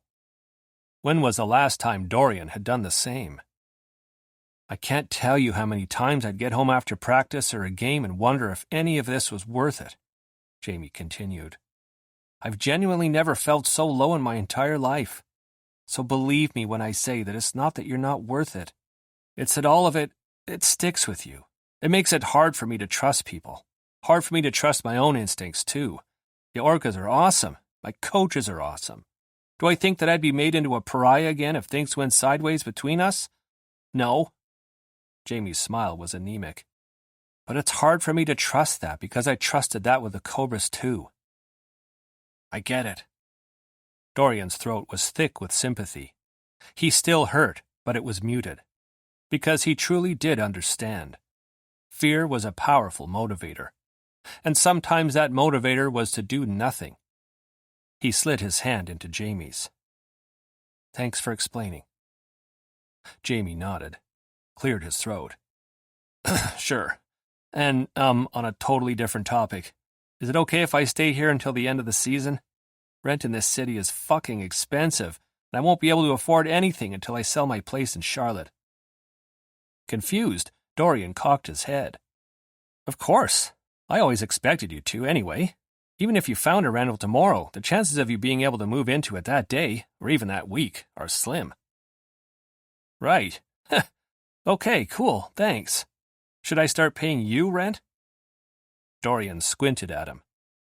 I know I never told you, but you do know how much I sold my app for, right? His blue-gray eyes dancing with amusement, Jamie rolled his lips inward, let them out with a pop. I may have Googled you, yes, and found an article about the sale of your app on some obscure blog specializing in innovations in the tech industry. Uh-huh. Dorian had suspected as much. So you know I don't need your rent money. That doesn't mean I shouldn't contribute. You can buy Poppy's dog food next time we run out. I can I? Jamie asked, a smirk tilting his lips up. What? Why do you say it like that? It's telling that you don't want me to contribute to the groceries or the heating bill or even the cooking. Instead, you want me to help the dog. Dorian scowled. Don't read too much into it, hotshot. It's way too late for that. Now come on. Jamie stood and tugged Dorian up with him. Let's go watch a bad movie and eat bad crackers, and you can tell me all about how the heck you got a background check incorporated into your app. Is that to make sure the people helping the seniors are on the up and up and the seniors don't get taken advantage of? Dorian gazed at his corkboard and his computer with its email inbox open and almost declined. In the end, he went with Jamie, unsurprised when Poppy awoke and followed them into the living room, where she sat between them while they watched a bad movie and ate bad crackers and talked about Dorian's app. Chapter 13. Hey, wait up! Jamie paused on his way out of the arena, Archie at his side, and waited for Brzezinski to catch up. With practice and strategy sessions over with, his plan for this afternoon was to nap before the game against Henderson.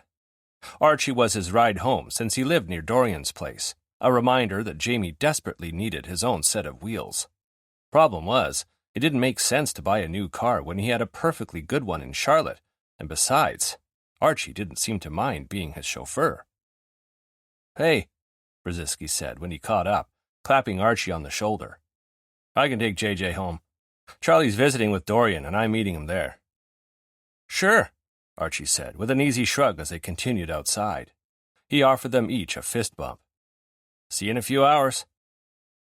I appreciate the lift, Jamie said, climbing into the passenger side of Brzezinski's SUV.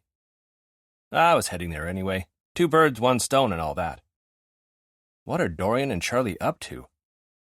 Was it possible that Dorian was telling Charlie about fur and pine? No idea. Brzezinski navigated out of the parking lot. Probably sitting around eating cake jars. Charlie tried a new recipe he wanted to run by Dorian, an enamel bar cake jar.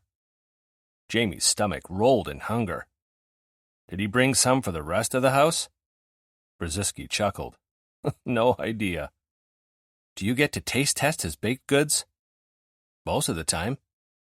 That must be a nice perk. Can't complain, Brzezinski said, grinning. They chatted on the drive, and it was easy and comfortable, the same as it had ever been with Giovanni. When he'd first landed in Vancouver, that thought would have made him long for his old life in Charlotte. Now it made him grateful to be on a new team with lots of Giovannis. though he suspected none of the Orcas had slept with his brother. As Brzezinski approached Dorian's neighborhood, Jamie's phone rang, Kathleen Greer's name popping onto the screen, the woman who'd placed Poppy with him and Dorian. "Do you mind if I take this?" Brzezinski shook his head. "Go for it." The rolling hunger in Jamie's belly turned into rolling knots as he answered. "Hi, Kathleen."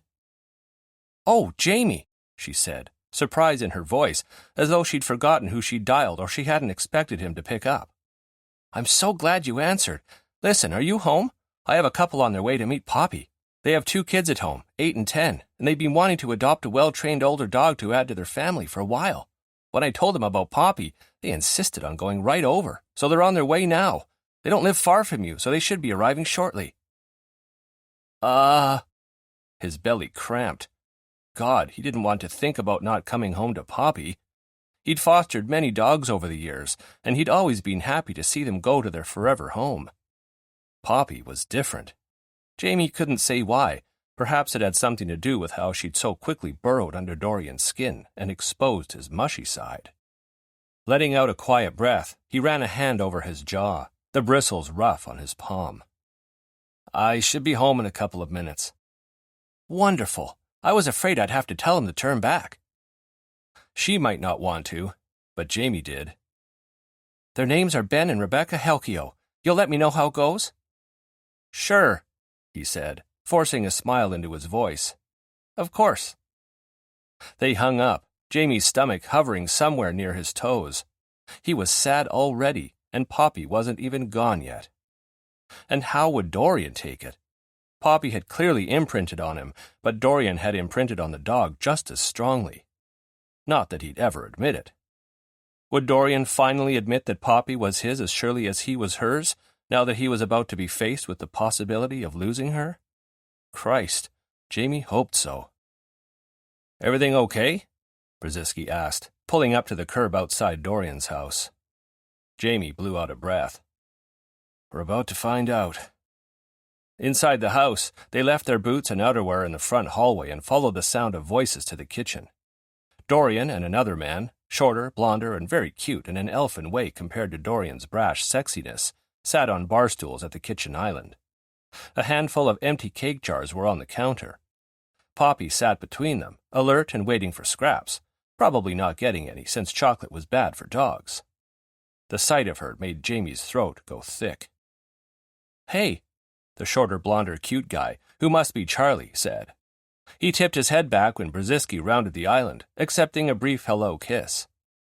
"How was practice?" "Good," Brzezinski said, while Jamie contemplated Dorian's half-finished cake jar. Dorian noticed him eyeing it and hugged it to his chest. Jamie pouted. "Oh, don't make that face at me, hotshot," Dorian said with an eye roll. "There's more for you in the fridge. This is my cousin, by the way. Jamie, Charlie.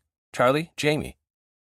Jamie extended a hand and tried to suss out whether Dorian had told him about his subscription box.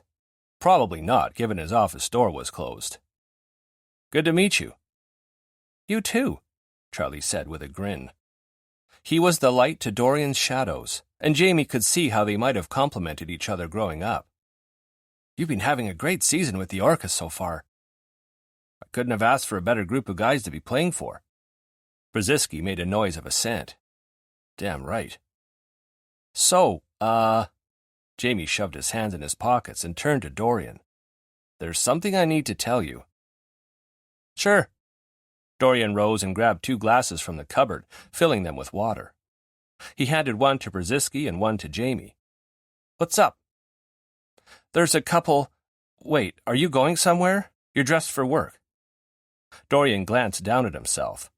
He wore fitted leopard print slacks and shades of blue, a maroon shirt, and a fitted open-front knit cardigan in a cheetah print that hit him at mid-thigh. He looked as edible as he had when he'd been wearing those harem pants and crop top on Jamie's first night here. "That's because I am," Dorian said. "Working, I mean. I'm covering your game tonight." "Right, but the game's not for, like—" Jamie checked the time on the microwave. 7 hours. "Yes, I'm aware," Dorian said slowly. "I'm going in early with you, remember?" "Of course." Jamie let out a little laugh, distracted by both his impending news and the sight of Dorian all put together and hotter than he had any right to be. Yes, I remember. Dorian's brow furrowed. Are you okay?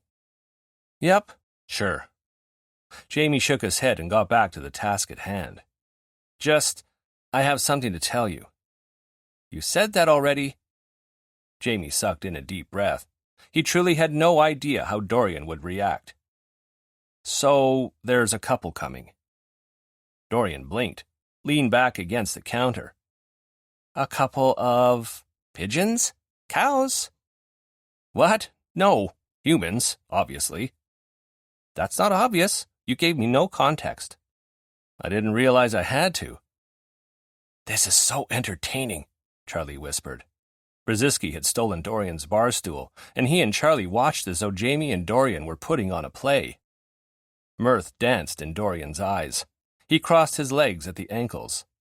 So a couple of humans are coming. Go on. A husband and wife duo, Jamie said. Okay. Friends of yours or something? No. They may, potentially, he swallowed roughly, adopt Poppy. All amusement fled Dorian's face. He straightened with a jerk, a glower darkening his eyes to hardened chips of fury. Conversely, his voice was pleasant when he said, They will they? Maybe. The doorbell rang, and all four of them jumped. That's probably them, Jamie said. Dorian smirked, and it was a little evil.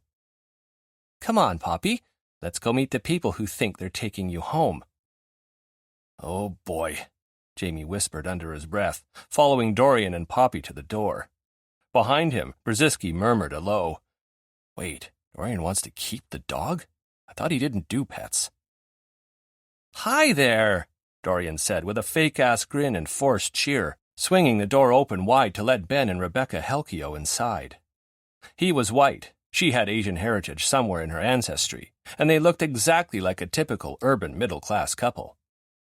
Come on in. Ben and Rebecca, Jamie said, with his own fake-ass grin and forced cheer. He held out a hand. I'm Jamie. This is Dorian. We've been fostering Poppy for the past 2.5 weeks. It's nice to meet you, Ben said. Rebecca ignored them and crouched onto her haunches. Oh my God, is this Poppy? Hi, Poppy. Poppy whined and sat on Dorian's foot. Dorian's evil smirk returned, and although this wasn't the time, like at all, Jamie found it sexy as fuck. She poops everywhere, Dorian blurted. Charlie, hovering nearby with Brzezinski, gaped at him. Oh, I'm sure he's not that bad, Rebecca countered. Oh, no, she is, Dorian said gleefully. Poops everywhere, all the time, on the bathroom mat, the living room rug. One time, she even pooped inside my shoe. I don't think she likes the feel of grass on her bum. Isn't that right, Jamie? Well... Rebecca rose, smile faltering. Cleaning up her poops will certainly teach the kids responsibility. Ben nodded. That's right. Kids! Dorian exclaimed. Jamie jumped at his volume. Poppy circled behind him and stuck her head between his shins to stare at Ben and Rebecca with liquid eyes. She's terrible with kids.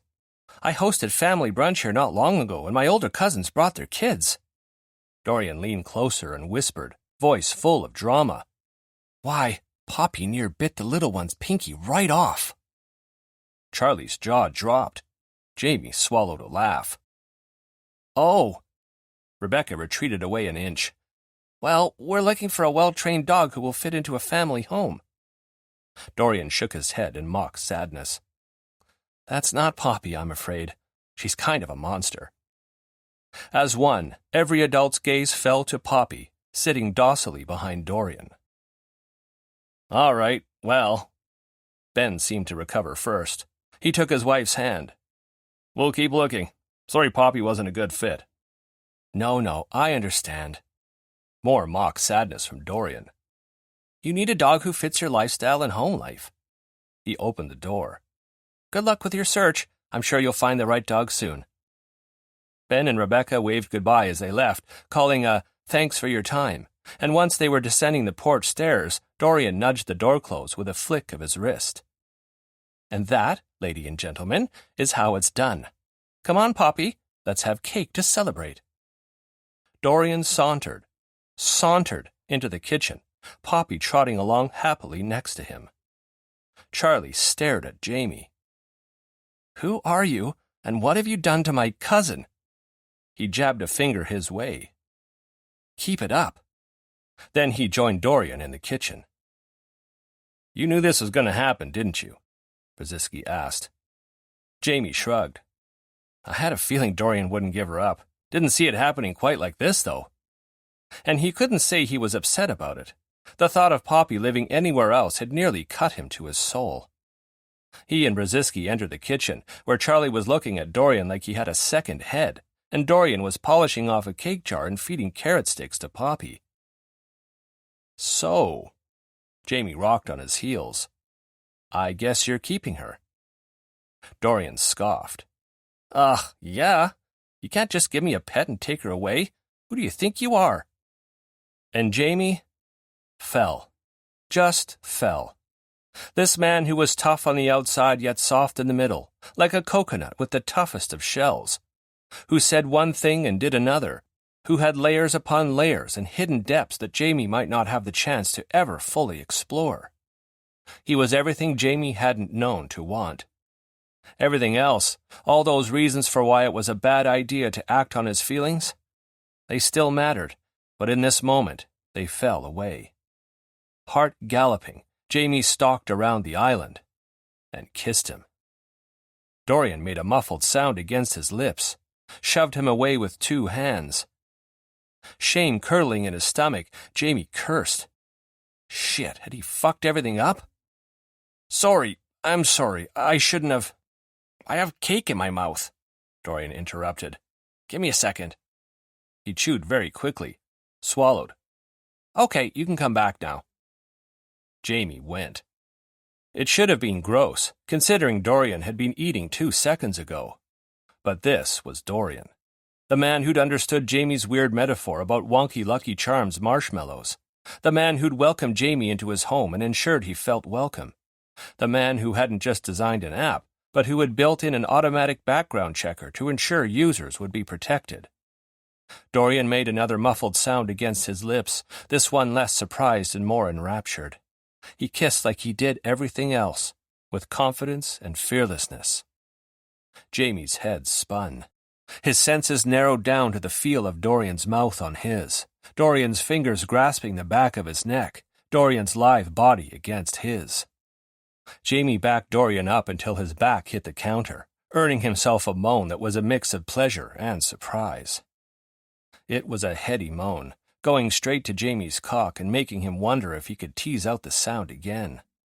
Dorian tasted like chocolate and coconut, and he fit against Jamie so perfectly. They were like 2 wonky Lucky Charms marshmallows in a box of perfect ones. Groaning, Jamie pressed closer and carted his fingers through Dorian's thick hair. Dorian wrapped his leg around his hip, slotting their erections together. The only noise was the wet sound of their kisses. Until someone cleared their throat and murmured, "Maybe we should go." To which Charlie responded with, "Why? This is better than any movie I've ever seen." Dorian pulled away with a quiet laugh. "Blair," he said, gravelly and thick, gaze on Jamie's. Brzezinski grunted. "Take Charlie home, will you, so I can ask Jamie why he's kissing me in my kitchen."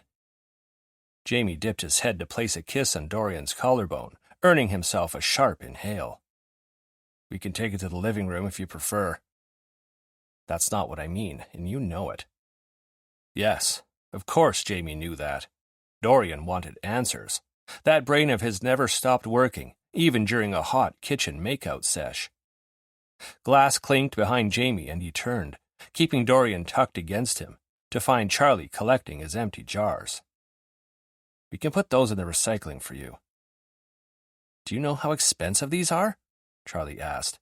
"I take them back when I can. I want the ones in your fridge back too when you're done with them." He bent to pet Poppy. Congrats on your new home, Poppy. Can't say I'm disappointed because this means I get to come visit you all the time. I mean, Dorian shrugged a shoulder. Not all the time. That means I get to come visit you whenever Dorian decides to have me over, Charlie corrected. And whenever I drop her off with you. At Charlie's blank look, Dorian added, when I have to travel with the Orcas. You don't mind, right? Obviously I don't mind. Charlie squished Poppy's face between his hands. You hear that? No boarding for you. You get to hang out with me when our people are on the road. Okay, Dorian said with a laugh. Time to go. He shepherded Charlie and Brzezinski out of the kitchen and toward the front door. See you at Shore Family Brunch tomorrow. Bye now. Charlie and Brzezinski were laughing as they exited the house. Brzezinski waved over his shoulder. Leaning against the kitchen doorway, Jamie waved back even though his teammate could no longer see him. Dorian slammed the door behind them, whirled to face Jamie, and planted his hands on his hips. So? What was that? Dorian gestured vaguely. In there. Jamie shoved his hands in his pockets, the material of his sweatpants stretching over his crotch. If I have to spell it out for you. Dorian huffed a laugh, but he sobered quickly. Actually, yes, you do have to spell it out for me, he said quietly. Because just a few days ago, you said— I know what I said, Jamie interrupted, forcing his mind on the conversation and not on the vision of tangled sheets in his head. But how am I supposed to resist you when you chase away Ben and Rebecca with stories of poops and bitten fingers? Dorian's chest puffed out. Hear that, Poppy? I'm irresistible. I don't think that's what I said. Admit it. Stepping closer, Dorian whispered. You like me. I do like you, pretty much since I stepped foot in this house. Something vulnerable passed over Dorian's features, there and gone in a second. What changed then? Dorian asked, and if Jamie hadn't gotten to know him as well as he had over the past few weeks, he would have missed the slight tremor in his voice and the way he straightened his spine, as though waiting for a blow. I did, Jamie said. So all those reasons you didn't want anything to happen between us? Still applicable, Jamie admitted, but not as important as I thought. Or maybe still just as important, but I think I was attributing too much weight to them, giving them too much power in my life. He took Dorian's hand, threaded their fingers together. I'm going to take a page out of your book and trust my gut. And your gut says that I found my place, and I can trust that it's not going to fall apart again, except, Jamie's lips twisted. Full disclosure, but if things don't work out between us, I still need a place to stay until the end of the season. Dorian's snort of laughter turned into a full belly laugh, and his smiling lips met Jamie's for a quick peck. Sure, I'll just relegate you to the basement. It has a separate entrance. That way we won't have to see each other. The basement, you said, has no bed? But I did get a bed. Another quick peck, one arm curling around Jamie's shoulders. In fact, I got 3, one for each bedroom, and silverware and plates for the kitchen.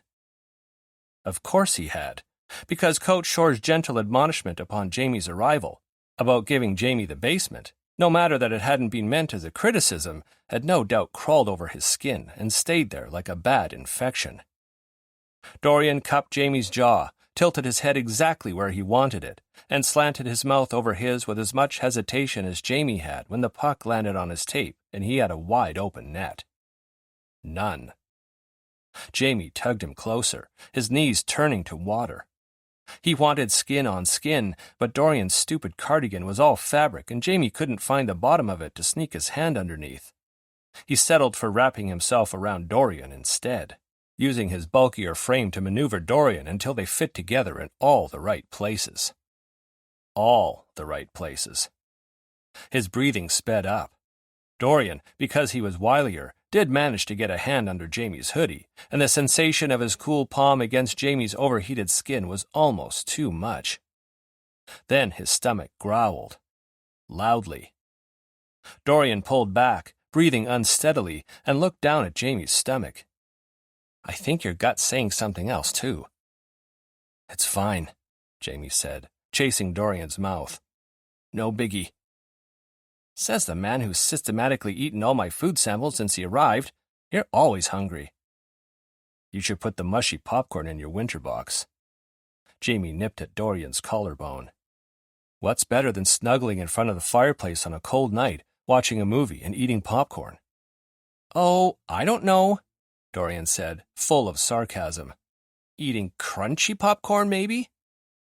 He pushed Jamie away with a laugh when his stomach growled again. Go eat something. I have to take a business call anyway. On a Saturday afternoon? Potential vendor. He turned Jamie around and gave him a slap on the butt to nudge him toward the kitchen. Go, then take a nap. Fine, Jamie mumbled, pouting only a little. Oh, hey, he called as Dorian retreated to his office. Poppy followed him in. Did you tell Charlie about Fern Pine while he was here? Dorian's gaze narrowed on him, shooting daggers before he slammed his office door closed. That was a no, then. Chapter 14. Dorian wasn't sure what he should focus on first. The fact that, after doing his pre-game social media duties, he'd remained at the arena to watch the game? The expression on Jamie's face when he'd marched around the island to kiss him, eyes sparking with affection? The side-eye he was getting from the organization's executives, who were probably wondering why a lowly coordinator was crashing the party in their suite? The memory of what Jamie's lips had felt like against his own, soft yet insistent? The sweat at his hairline from just the thought of what could happen later, after the game when Jamie was pumped full of adrenaline? Gulping, Dorian tore his gaze away from the game when his phone pinged. A text from one of the videographers with a short clip of the Orcas' most recent goal. Dorian posted it with a short caption he thought up on the fly. Toussaint gets us one back to tie the game. Not wholly original. Whatever. Speaking of tie games, was this going to go into overtime? Because he could think of better things to do during that time, and none of them involved ice skates. All of them involved two sweaty bodies and one big bed. Maybe that was moving too fast, though? Should they, go on a date? Dorian hadn't been on a date in, well, he didn't know how long. The longest relationship he'd ever sustained that wasn't familial was with his new business, and that hadn't even launched yet. He texted Charlie. What do people do when they like each other? Clarify. Do they go on dates? Do they introduce their partner to their friends and family? Do they take romantic walks while holding hands? Do they fuck? Yes. To what?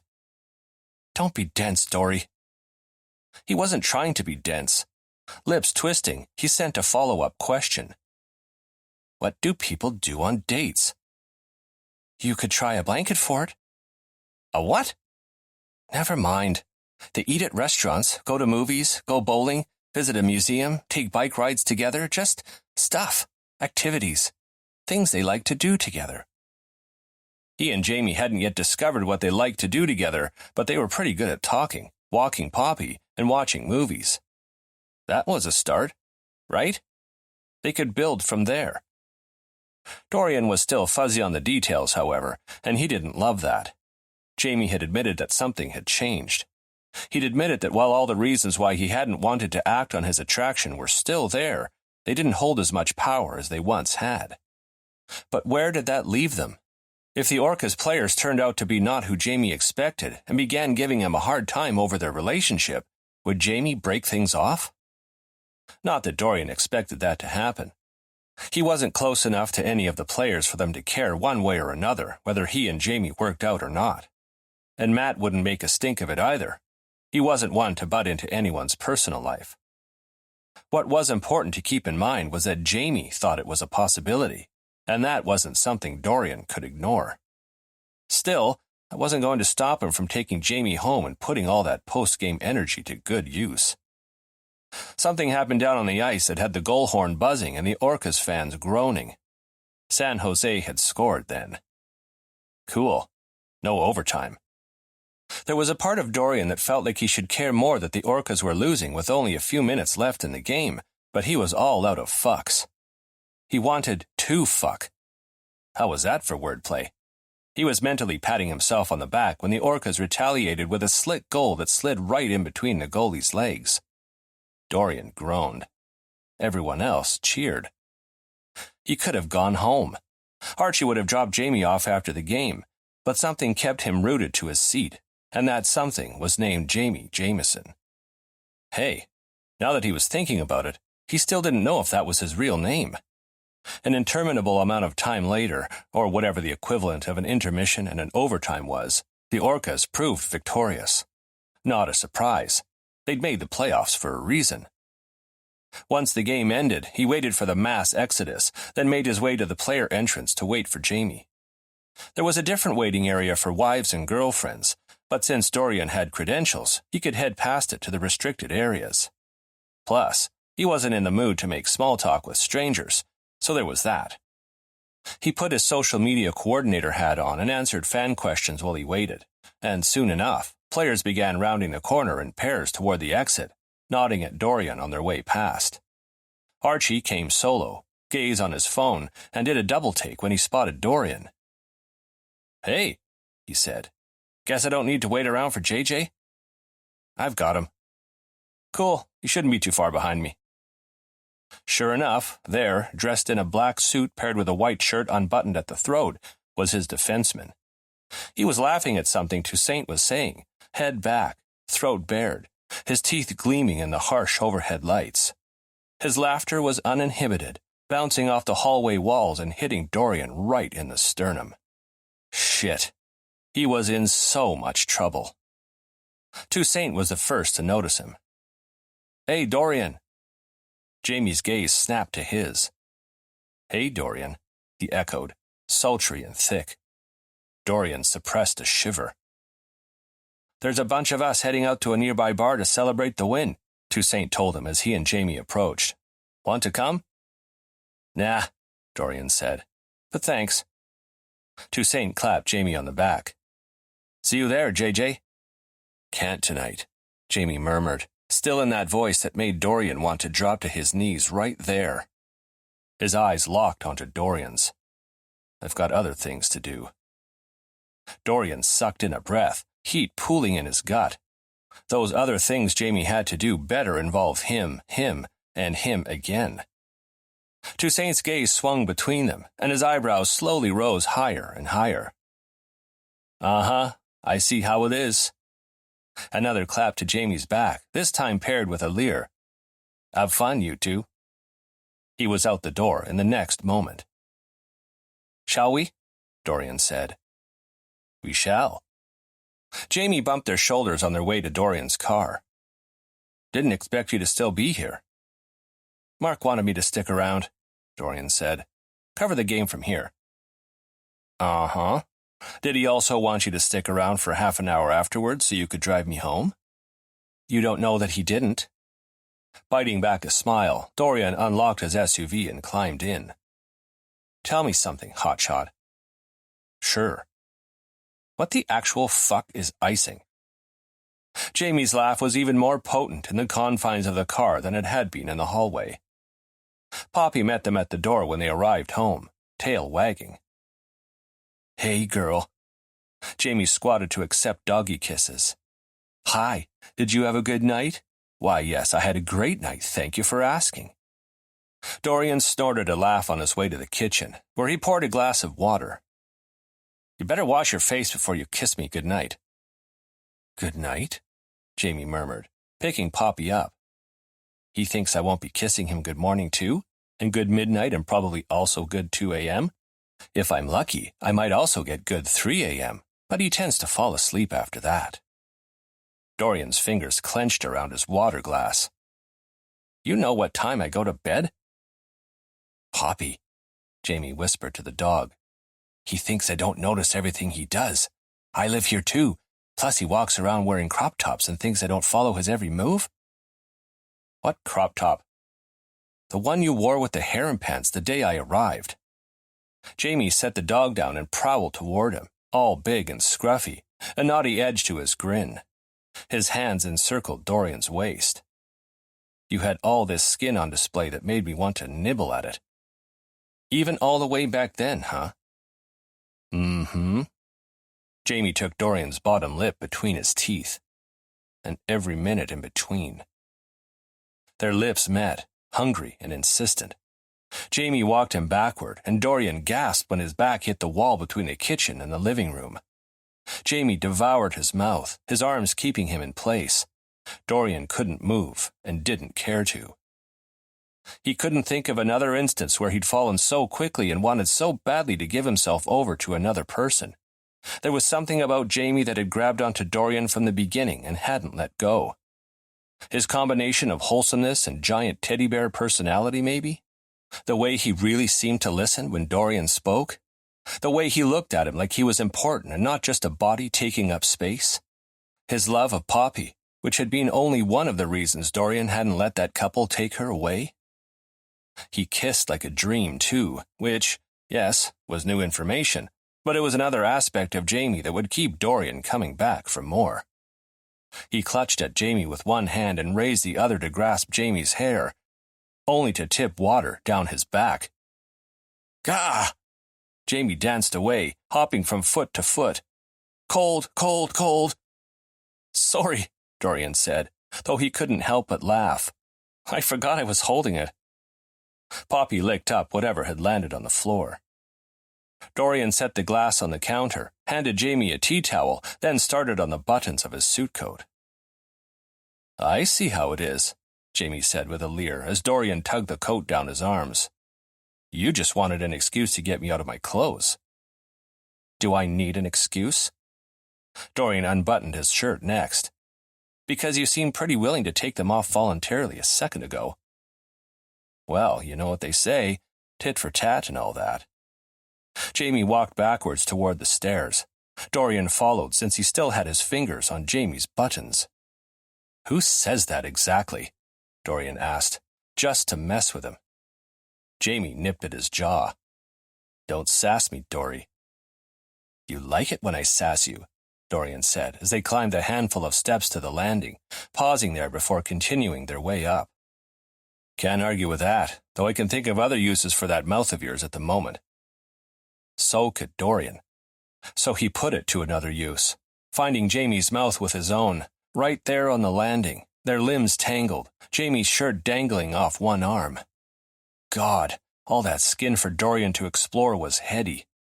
Jamie was muscle on top of muscle, his skin shifting over coiled strength, and Dorian couldn't wait to be pinned underneath it all. But because his mind never stopped working, between kisses, he murmured, Jamie, what are we doing? I thought that was pretty obvious, Jamie said against his neck. No, I mean, what are we doing? This isn't just a convenience thing, is it? Because... Do we need to rehash the conversation where I told you I liked you? Apparently, because Dorian was just that pathetic. Nope. He grinned. All good.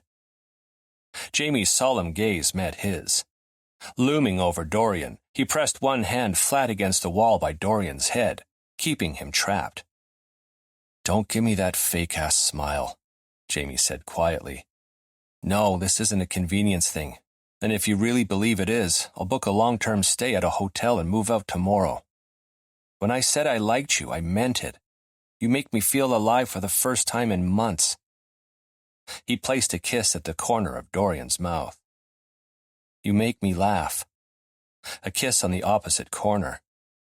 You make me feel things and want to take risks and start trusting myself again. So I'm going to take you to bed, whether to sleep or not sleep. I'm good either way. And tomorrow I'm going to shore family brunch with you, where you'll introduce me as your new boyfriend and everyone will love me because I'm a likable guy. And everyone will say, damn, Dorian, you snagged yourself a good one. And I'll say, nah, you've got that backwards. I'm the one who got myself a good one because Dorian's pretty much the coolest, smartest, most amazing person I've ever met. Like, have you seen his app? And the fact that he thinks I'm the shit is pretty awesome. Dorian stared, speechless for perhaps the first time in his life.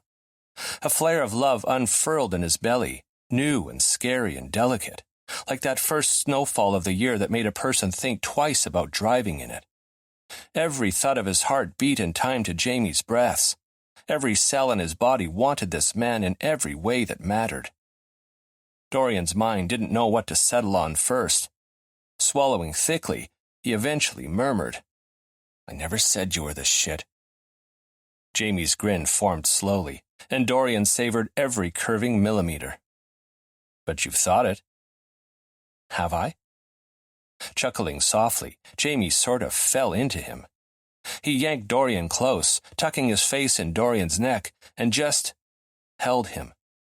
Chest squeezing at the gesture, Dorian returned the hug, holding on just as tightly, his eyes pricking with unnameable things that made his skin tingle and his heart melt. It made him feel flayed apart, as though Jamie had cut him open with a knife to reveal the tenderest, most sensitive parts of himself that he'd kept hidden for years. He squeaked when Jamie's arms tightened around him, bodily lifted him off the floor, and started up the stairs. "Put me down, you idiot," he said as Poppy's dog tags jingled nearby. "You're going to trip over the dog and kill all three of us." Jamie set him down, eyed Poppy, who'd streaked past them and now sat on one of the steps above them, watching. "Poppy," Jamie said firmly, "off the stairs." She huffed and carried on to the second floor. Jamie whacked him on the butt gently. "You too, Dory." Rolling his eyes, Dorian followed Poppy up. In his bedroom, he shooed Poppy out. He couldn't have sex with the dog watching, and removed his cardigan, flinging it onto the armchair. Before he had a chance to start on the buttons of his shirt, Jamie tackled him onto the bed, and they rolled over it, laughing, limbs tangling again. The shirt hanging onto Jamie at the wrist twisted around them. Flat on his back, Dorian pushed at Jamie's shoulders. "Christ, you're massive." Jamie waggled his eyebrows and rolled onto his side, bringing Dorian with him so they lay face to face. "I'm massive everywhere, just so you know." "I believe it." With one of his legs between Jamie's and their pelvises snug together and Jamie's face only a hand width away from his own, Dorian's body heated by another few degrees. This close, Jamie's blue-gray eyes were the color of light denim, and one of his front teeth was slightly crooked, unnoticeable except from close-up. There was laughter in Jamie's eyes, as well as affection and banked desire. "Tell me something," Dorian blurted, their proximity making him uncomfortably aware of his own emotions. Jamie grunted. "Is Jamie Jameson your real name?" "What do you trade me for the answer?" Dorian flicked him on the forehead. Jamie fell onto his back, laughing. "Yes, it's my real name. My mom's brother was named Jamie. He passed away a few months before I was born, so she named me after him." Slinging himself over Jamie's hips, Dorian sat up and tackled the button on Jamie's shirt cuff. "Do you get teased for your name?" "All the time. Never bothered me, though. I had older siblings to beat up bullies when I was in school." "That's really sweet," Dorian said, tossing the shirt sleeve aside. The rest of the shirt was bunched under Jamie. "Being named for your uncle, I mean. Although I guess the older siblings beating up bullies thing is also sweet." Jamie yanked Dorian's shirt out from his pants. "Who beat up your bullies?" Dorian met his gaze. "I did." "Damn right." Jamie looked proud as hell for a second. Then his gaze softened. "I'm sorry you didn't have anyone to beat them up for you." Dorian shrugged, the gesture serving to convey indifference as well as sliding the shirt off. "I had Charlie. We went to different schools, but he's always had my back." "Not Coach Shore?" "He's almost 10 years older than me. We didn't become close until he moved back here a few years ago, after his time in the NHL." "What about your siblings?" Dorian scoffed and unbuckled Jamie's belt. "Way too concerned with themselves to worry about me. Now, do you want to talk about my past, or do you want to get off?" "I can do both," Jamie said, except then he made a move that had Dorian flopping onto his back. "Right now, specifically, let's focus on the latter." "Good call," Dorian managed, his voice thready. He might have teased Jamie for being massive earlier, but truth was, he loved being pinned by someone bigger than him. It was wicked and delicious, and it made him feel safe and desired, and as if, If only for a few hours, someone would take all of his problems away. And God, Jamie was big, sitting on Dorian's thigh like a Greek god with his massive chest and hard nipples and the light mat of fur between his pecs. His arms were massive, his legs were massive, and the bulge behind his pants was massive. He was massive, and all Dorian's. A rush of pleasure swam through his head as Jamie dipped to press kisses down his chest. Now you tell me something. What's that? Dorian asked, carting a finger through Jamie's hair. Do you bottom? Uh-huh. Do you top? Uh-huh. Dorian grinned at the top of his head. Do you bottom? Uh-huh. Do you top? Uh-huh. Jamie paused long enough to grin up at him from his waist. Tonight especially, I'm going to fucking own you. In the next moment, he'd unzipped Dorian's pants, wrenched them down to his thighs along with his underwear, and took him in his mouth. Dorian nearly came off the bed. Fuck! Jamie! Shit! Light and pleasure exploded within him. One hand in Jamie's hair, the other clutching the pillow beneath his head, he sucked in a sharp breath as Jamie swirled his tongue around the tip of his cock. Lube, Jamie demanded. Nightstand. Dorian shucked his pants and underwear the rest of the way while Jamie got the lube. He came back with a condom as well, and when his gaze settled back on Dorian, it went molten. Jesus, was there anything better than a hot guy looking at him like he wanted to devour him and then come back for seconds, thirds, and fourths? Clumsily, Jamie took off his own pants, tripping over his feet with a curse that had Dorian laughing until Jamie settled back between his thighs with a grunt and a swipe of his tongue up the underside of his cock. Laughter was replaced with a shaky breath. Fuck yes, Jamie! The snick of the lube's cap, and a second later, a slick finger pushed inside him and found his gland with expert precision. Dorian groaned. In a hurry, are you? We can go slow later, Jamie muttered, his voice wrecked as anything. Soon, Dorian had a second finger inside him, a third, sweat matting his hair to his head as he writhed on the bed. So good, Jamie murmured, fingers sliding in and out. So hot. Want to fuck you so hard. Please, Dorian said on a gasp. Now, Jamie. He didn't know what Jamie had done with the condom, so he patted around until he felt plastic under his fingertips. Get up here so I can put this on you. Jamie gave his gland one last stroke that made him see stars and dropped the packet on his chest. But then Jamie was looming over him, flushed, breathing unsteadily, looking so turned on that it made Dorian feel indestructible. Jamie hadn't been kidding. His cock was massive, too, perfectly curved and so hard. Dorian gripped its base, earning himself a grunt of satisfaction. Condom, Dory, Jamie said, voice cracking, his entire body shuddering over Dorian's. Dorian rolled the condom on. Jamie slicked himself up, methodically and quickly. Then he grasped Dorian's hip and rolled him onto his side, settling in behind him, his cock head at his hole.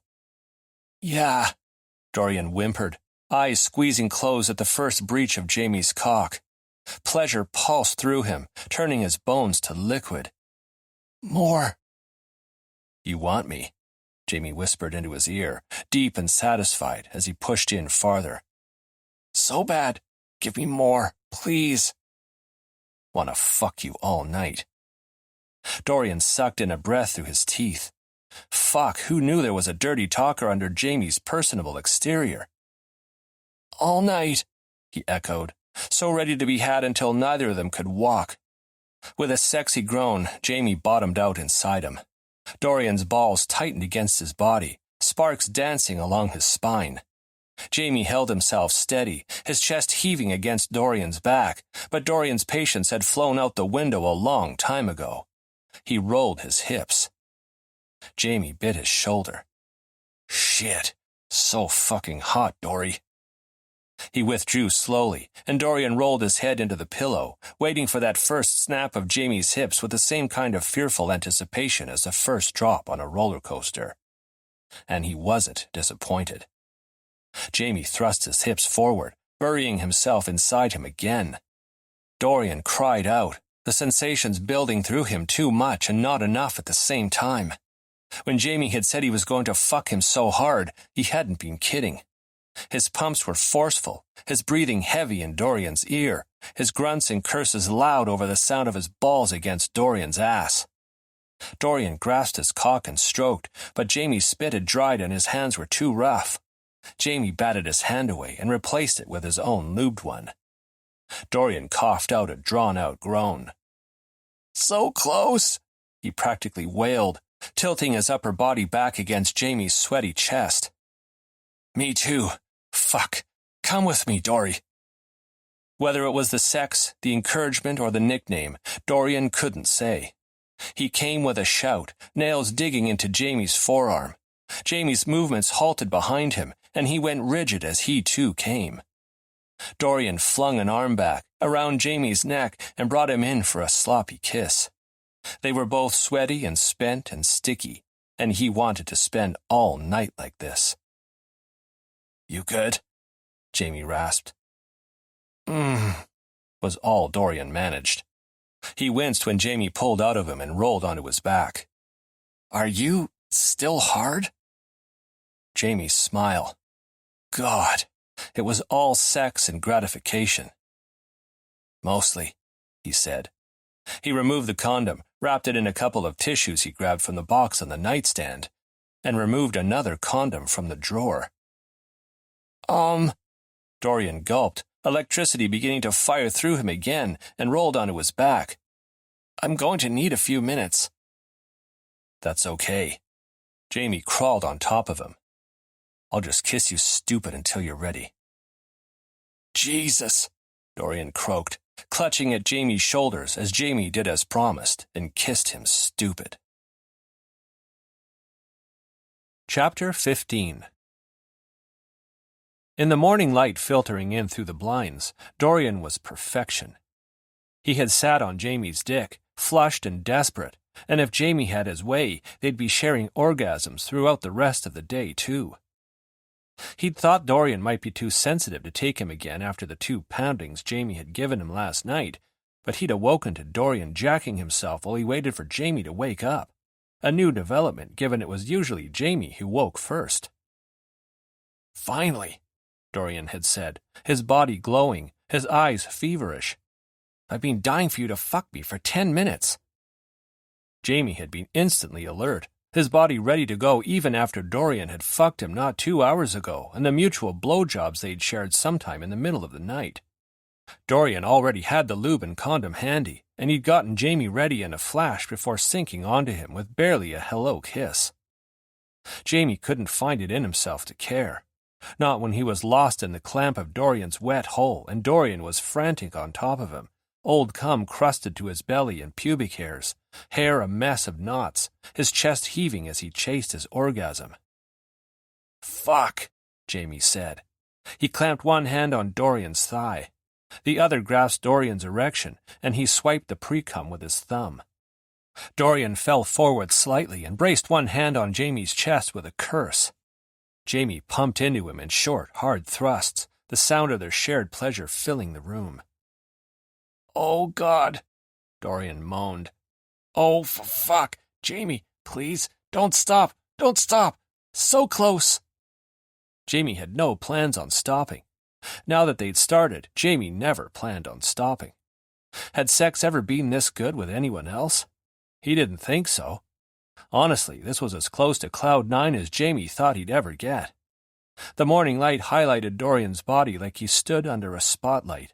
His skin was pink, his eyes wild. "Now, Dory." It was becoming hard to breathe with the effort of staving off his own orgasm until Dorian came. "Please." Dorian came with a groan. Jamie let himself go too, his cock throbbing as he shot into the condom. Dorian fell on top of him, his entire body trembling with aftershocks. Jamie held him through it, running his hands down Dorian's back to cup his ass and spread the cheeks apart, exposing him to the cool air as Jamie slipped out of him. "Fuck." Another shudder from Dorian. Fuck, this was the best night of my life. With those words, Jamie could have taken on the world. "I think my ass needs some recovery time," Dorian mumbled against his neck. Because he couldn't help himself, Jamie pressed one finger into Dorian's lubed hole and pegged his gland. "Or maybe not," Dorian said, breaths quickening.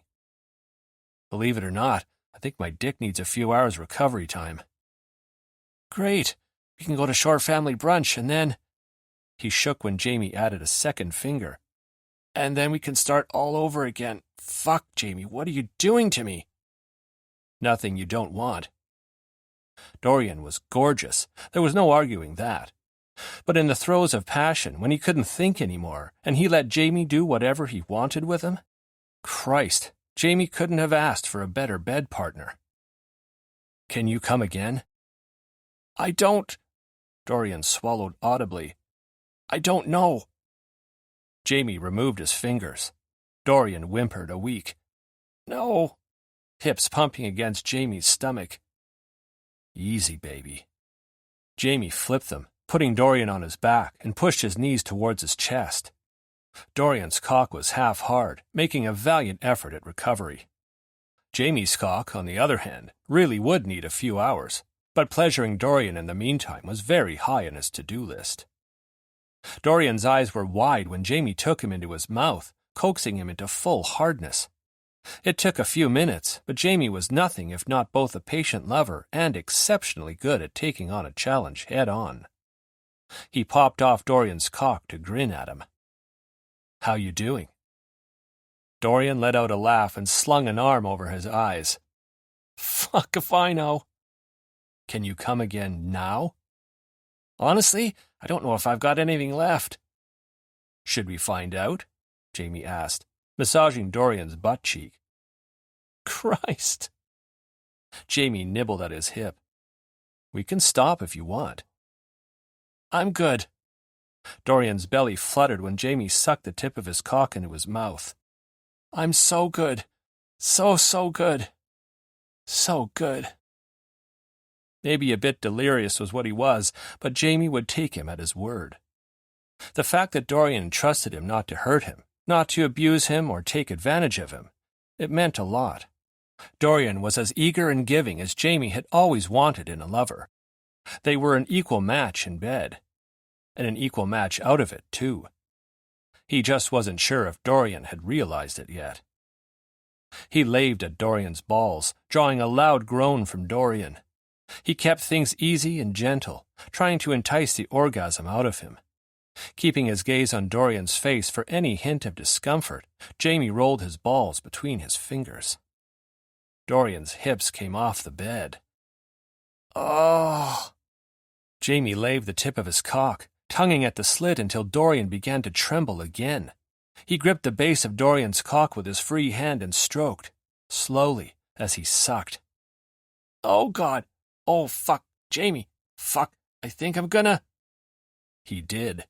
Jamie pulled off and stroked him through his orgasm, which crested out of him like a wave in slow motion. His mouth open in a silent cry, Dorian's surprised gaze met his. Cum streaked his belly and his entire body went rigid before turning to liquid. He sank into the bed with a delayed groan, blinking up at the ceiling. "That," Jamie said, wiping his cum-streaked hand on the bedspread, "was sexy as fuck." Dorian gave a huff of a laugh. Jamie nibbled at his balls for a moment. Couldn't fucking help himself. Then climbed up Dorian's body, stretched out on top of him, then rolled him until they were facing each other. Exactly how they'd started last night. Dorian inspected his face, his torso, his soft cock. Gave himself the same perusal. The bed, too. "We need to clean everything." You can just move to my bed." Chuckling, Dorian fell onto his back and stretched, all of that glorious skin on display. His chest was smooth aside from a line of hair that stretched from his belly button to his groin, and the dark hairs on his legs had been soft to Jamie's touch. "What time is it?" Dorian asked. "No idea. I don't know where my phone is." "You don't think Poppy did her business on my living room carpet when we didn't let her out at 8, do you?" "How do you know it's not 8 yet?" Dorian cracked an eye open. The angle of the sun through the blinds seems wrong. It's probably closer to... He pursed his lips. 9-ish? Bet? The other eye opened. Loser gives the winner a blowjob? Not right now. God, no, Dorian said with a laugh. Not right now. Neither moved. What time's brunch? Jamie asked. 11-ish at my cousin's in Richmond. A phone pinged. Still, neither moved. Do you think that was you or me? Jamie eventually asked. Don't know. Don't care. Another few minutes passed in comfortable silence. Finally, Jamie stretched and sat up, swinging his legs over the side of the bed. I'll let Poppy out. You get the shower started. Dorian huffed, but he got up. It was almost 10, Jamie discovered when he went downstairs in his birthday suit and checked the time on the microwave, so they were both wrong. Poppy hadn't done her business in the living room, but she waited eagerly by the back door, nose to the bell that alerted them to her need to go out. Jamie let her out, filled her bowls with food and water, and let her back inside before joining Dorian upstairs. Dorian's bathroom was huge, with wood-fronted cabinets that matched the hardwood floors and a glass shower with a rainfall shower head. Neither had the energy for another round, so they showered and rinsed and snuggled under the hot water for a minute before drying off and getting dressed. The doorbell rang as Dorian was stripping the bed. He stood, sheets bundled in his arms, and frowned. Now I know how Charlie feels when I drop in on him unannounced. What? Never mind. Can you get that? On it. Tell whoever it is to go away. Chuckling, Jamie jogged down the stairs, where Poppy joined him at the base. Do you want to find out who it is too? She fled upstairs. Guess not. He opened the door to a bright morning and a woman standing on the stoop with her back to him. Finally! She began to turn. Jesus, Dorian, would it kill you to answer your text? Oh. She blinked at him. You're not Dorian. No, ma'am. Her gaze narrowed, either at the fact that he wasn't Dorian or that he'd ma'amed her. He wasn't sure. Who are you? She asked. Jamie inspected her from head to toe. She was tall, only 2 or 3 inches shorter than him. Thick, dark hair the same shade as Dorian's was pulled into a high ponytail, and she wore a power suit, on a Sunday, in a shade of pewter paired with hoop earrings and skinny-heeled boots. Who are you? He countered, even though he knew. She was in the one family photo Dorian had on his wall in the living room. Does Dorian live here? I do have the right house, don't I?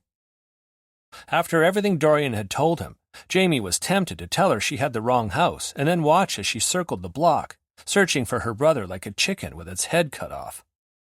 He didn't get a chance to answer, though. Footsteps sounded on the stairs, and Dorian appeared at Jamie's elbow. He went rigid. Adriana? What are you doing here? She smiled, and it was an echo of Dorian's when he was genuinely happy, though with a muted and uncertain edge. I did invite you to have lunch with me when I came to town. I said I was busy. She rolled her eyes, and that too was like Dorian. For the next 50 years. Yes, I remember. Jamie snorted a laugh. Can I come in or what? Why? Dorian demanded, and Jamie couldn't decide if this whole interaction was funny or sad. If one of his siblings showed up on his doorstep, Jamie would have yanked them inside and hugged the shit out of them in less than a second. Adriana hiked her purse strap higher onto her shoulder. 'Cause it beats talking on your front stoop? Dorian reached around Jamie, opened the door wider, and gestured inside. Thanks, Adriana said, stepping inside. She and Dorian stared at each other from 3 feet apart, one looking as awkward as the other. Should we hug? No. Okay, so this was both funny and sad, but definitely leaned more towards sad. Jamie stuck out a hand, just to diffuse the stare-off. Hi, I'm Jamie, Dorian's boyfriend. They hadn't exactly discussed labels, but Jamie had more or less announced it last night, and Dorian hadn't argued. So he figured that made it official. And housemate, Dorian added. Adriana. Her handshake was firm. "Dorian's sister. Good to meet you." "Dorian and I were about to head out, so—" "Shore family brunch," Dorian said. "That's still a thing?" Adriana asked. "I had breakfast with Mom and Dad, and they didn't mention it." Dorian scoffed. "They haven't attended since I was in grade 10. Charlie and his dad used to swing by and pick me up on Sunday mornings so I could go with them." Jamie didn't know how much older Adriana was, but obviously there were enough years between them that she hadn't been around from the time Dorian was 15 or 16. Jamie palmed Dorian's back, sliding his hand around to his opposite hip. Adriana played with a tassel on her purse. "Do you want to skip brunch and have lunch with me instead?" "Why?" Dorian asked, suspicion creeping into his voice. "What's wrong?" "What? No, nothing. I thought we could chat." "The last time we chatted, you criticized my outfit, my hair, and the way I live my life. I think I'm good." A crease appeared between Adriana's brows. "I didn't." "You did." Jamie had no idea what was going on, and the vibe between the siblings was weird. "Can I get you a glass of water?" he offered. He didn't like the way Dorian held himself so rigidly, and a distraction might help. She smiled at him gratefully and took off her boots. "Sure." She was significantly shorter without them, but it didn't diminish her presence in any way. Dorian was the same in that respect. He commanded attention in a room, even when he didn't say anything. "What were you doing at Mom and Dad's?" Dorian asked as they traipsed into the kitchen. "My flight landed at 7, so I went over for breakfast. When I asked them about you, they said they hadn't seen you in a while." Dorian leaned back against the counter. "You could say that." He didn't elaborate. "Where are you staying?" "Nowhere right now. Thank you," Adriana added when Jamie handed her a glass of water. "My hotel room got cancelled on my flight over, and I haven't had a chance to book a new one." "Bummer," Dorian said. Jamie looked from one to the other and did something that would probably get him banned from Dorian's bedroom for the foreseeable future. "Dorian has extra beds." Dorian slow-panned in his direction. "And silverware," Jamie went on, rocking on his heels. "And plates. There's even a cute little lamp on one of the new nightstands downstairs." Annoyance blazed in Dorian's eyes. He inhaled deeply, nostrils flaring, and a muscle ticked in his jaw. "You're finally furnishing the basement?" Adriana sat on a bar stool. "About time, eh? You've only been in this house, 4 years?" She'd clearly meant it as a tease, but Dorian's shoulders stiffened into an unyielding line. "Why are you here?" The slight smile fell off her face. "Oh, well..." She licked her lips, threaded her fingers together on the countertop. "I wanted to invite you to my grand opening. Mom and Dad can't come because, well, you know them." "What do you mean they can't come?" Dorian cocked his head. "But they always show up for you and Philip." Philip must be the older brother. "Yeah." Her bark of a laugh held no humor. "Sure, Dorian. Anyway, I was going to ask Philip to attend, but then I realized I don't really want him there. He's even worse at answering my texts than you are. But I thought you might like to come and support my new business." She rushed on. Her knuckles turned white. "You too, Jamie. It'll be fun. We'll have hors d'oeuvres and drinks, and I'm going to get local bloggers and reporters to come too." "What's the grand opening for?" Jamie asked. "I'm opening a retail store in one of the malls in southern Ontario that will sell products from female-owned businesses across the country." "Oh." The tension bled out of Dorian's shoulders. "That sounds really cool, Addie." "Yeah?" Her own posture softened at the nickname, or maybe at Dorian's support. "Thanks. Anyway, the grand opening's not until the end of June, so you don't have to decide right this second." "I want to go," Jamie said. "Can I bring my sisters?" She brightened. "Yes, please." "What do you say, Dory?" Jamie settled himself next to him. "We can go to the opening, hang out in Toronto for a few days, maybe visit Niagara Falls. Then you can come to Charlotte with me and help me pack and sell my house." Dorian made a pff sound. "You assume I want to help you move." We both know you don't want to be away from me." "Do you not live here?" Adriana asked. "I do, temporarily. I recently got traded here from Charlotte. I'm a hockey player." "Charlotte has an NHL team?" "No, it has an AHL team." Her smile was sheepish. "Sorry, I don't know anything about hockey. Anyway," she rose off the bar stool, "I'll get out of your hair so you can get to brunch."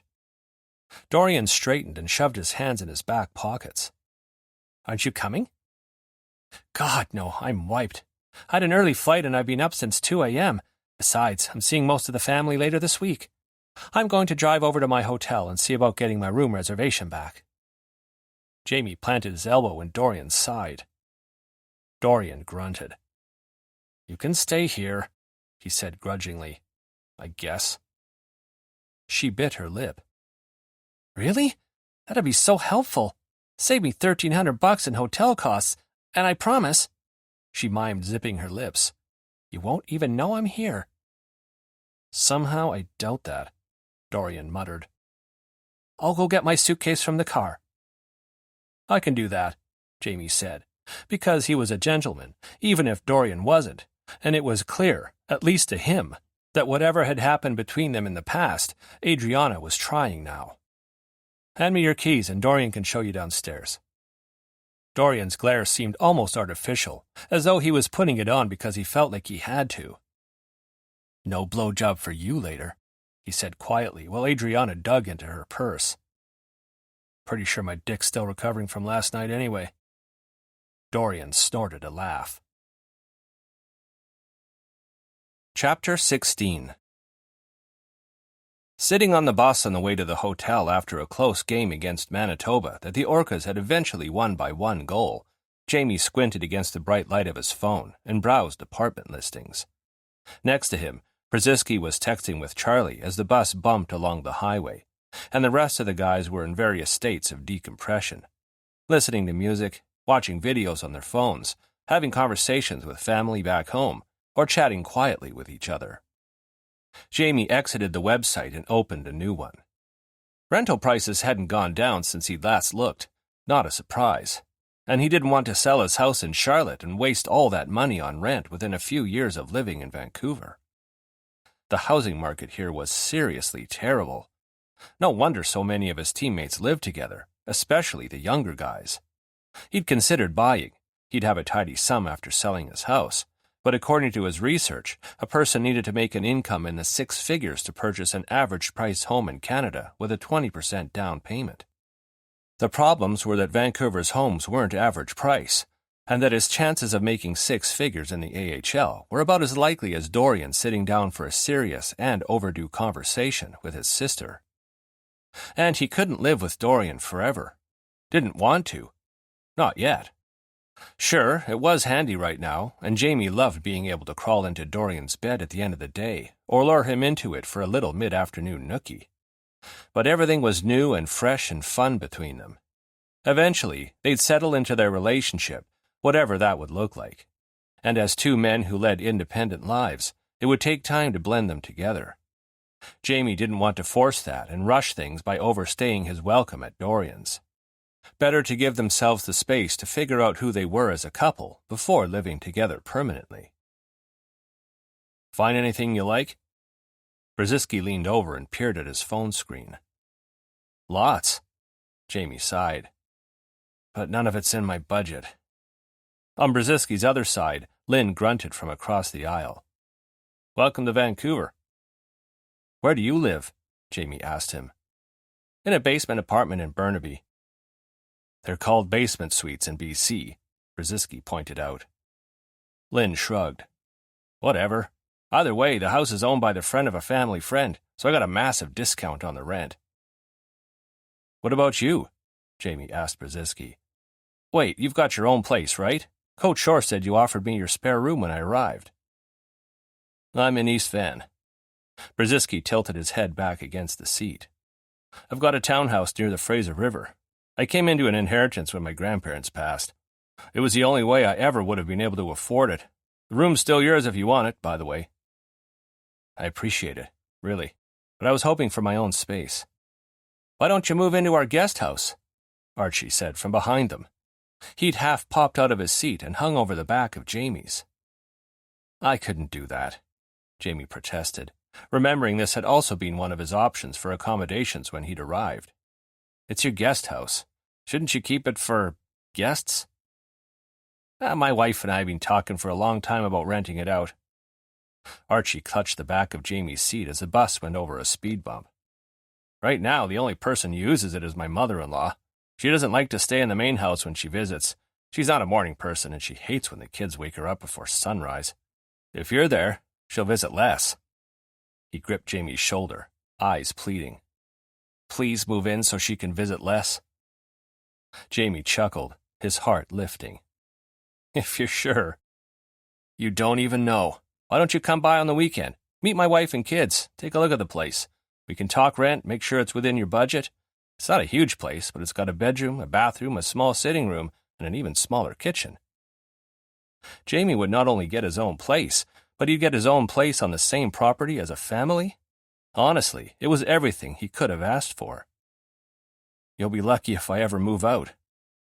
Archie smiled, showing off large front teeth that somehow fit in his oversized face, which fit on his oversized body.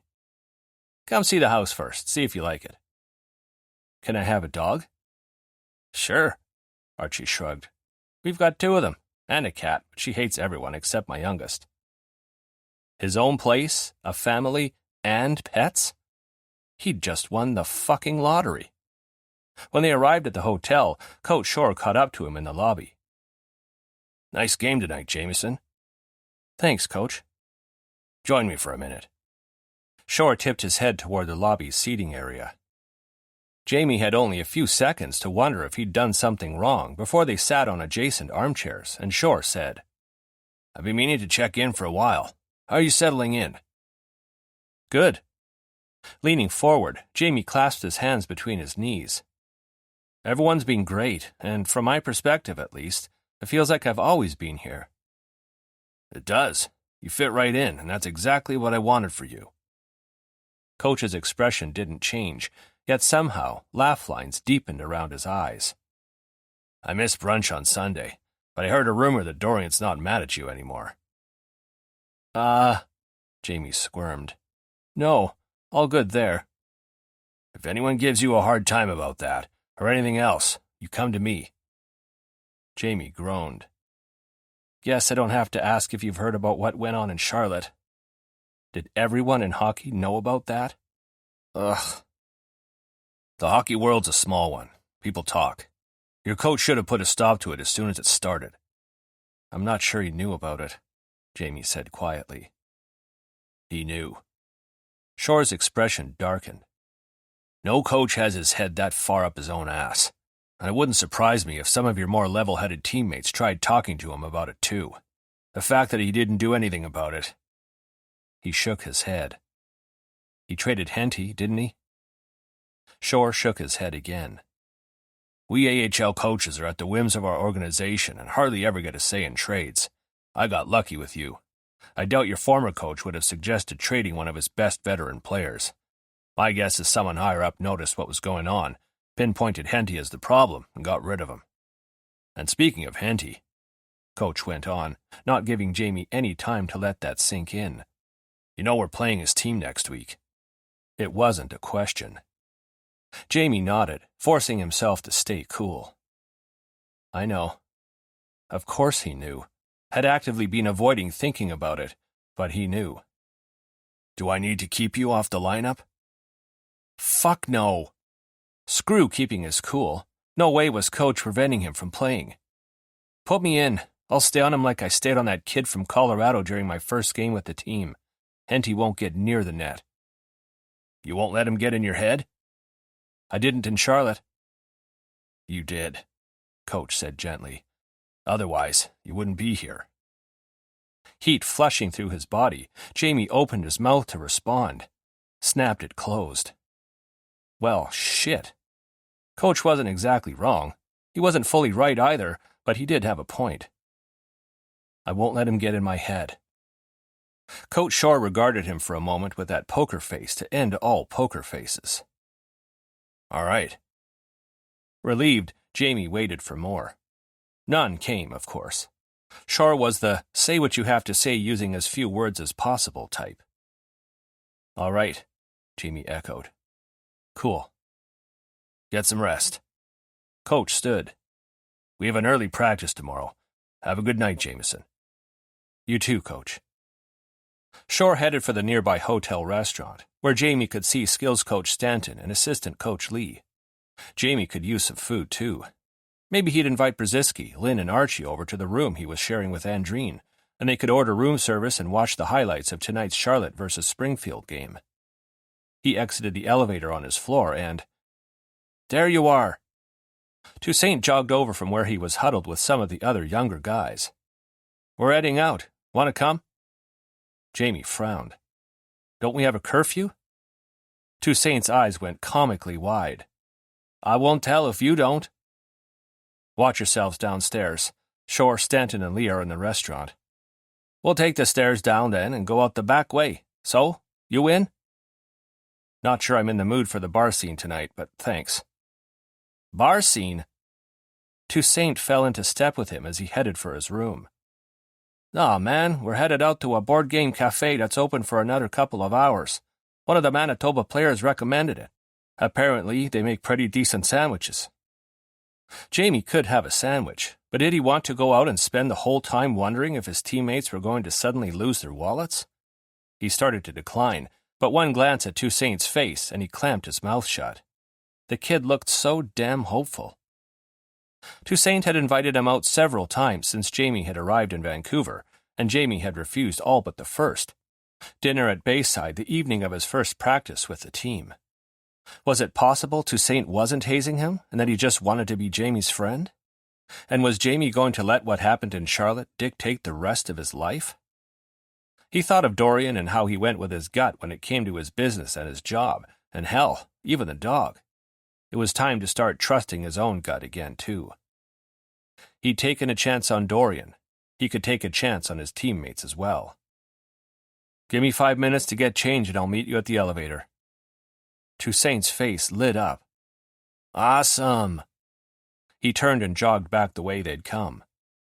"Guys, he said yes," he yelled down the hallway, sounding like a little kid whose mother had agreed to let him out to play right before bedtime. It was really very cute. And it felt damn nice to be wanted. Chapter 17. In the 5 days since Adriana had arrived on his doorstep unannounced, she definitely made her presence known. So much for, "You won't even know I'm here." On Monday, her workout video had been so loud that Dorian had heard it in his office, with the door closed.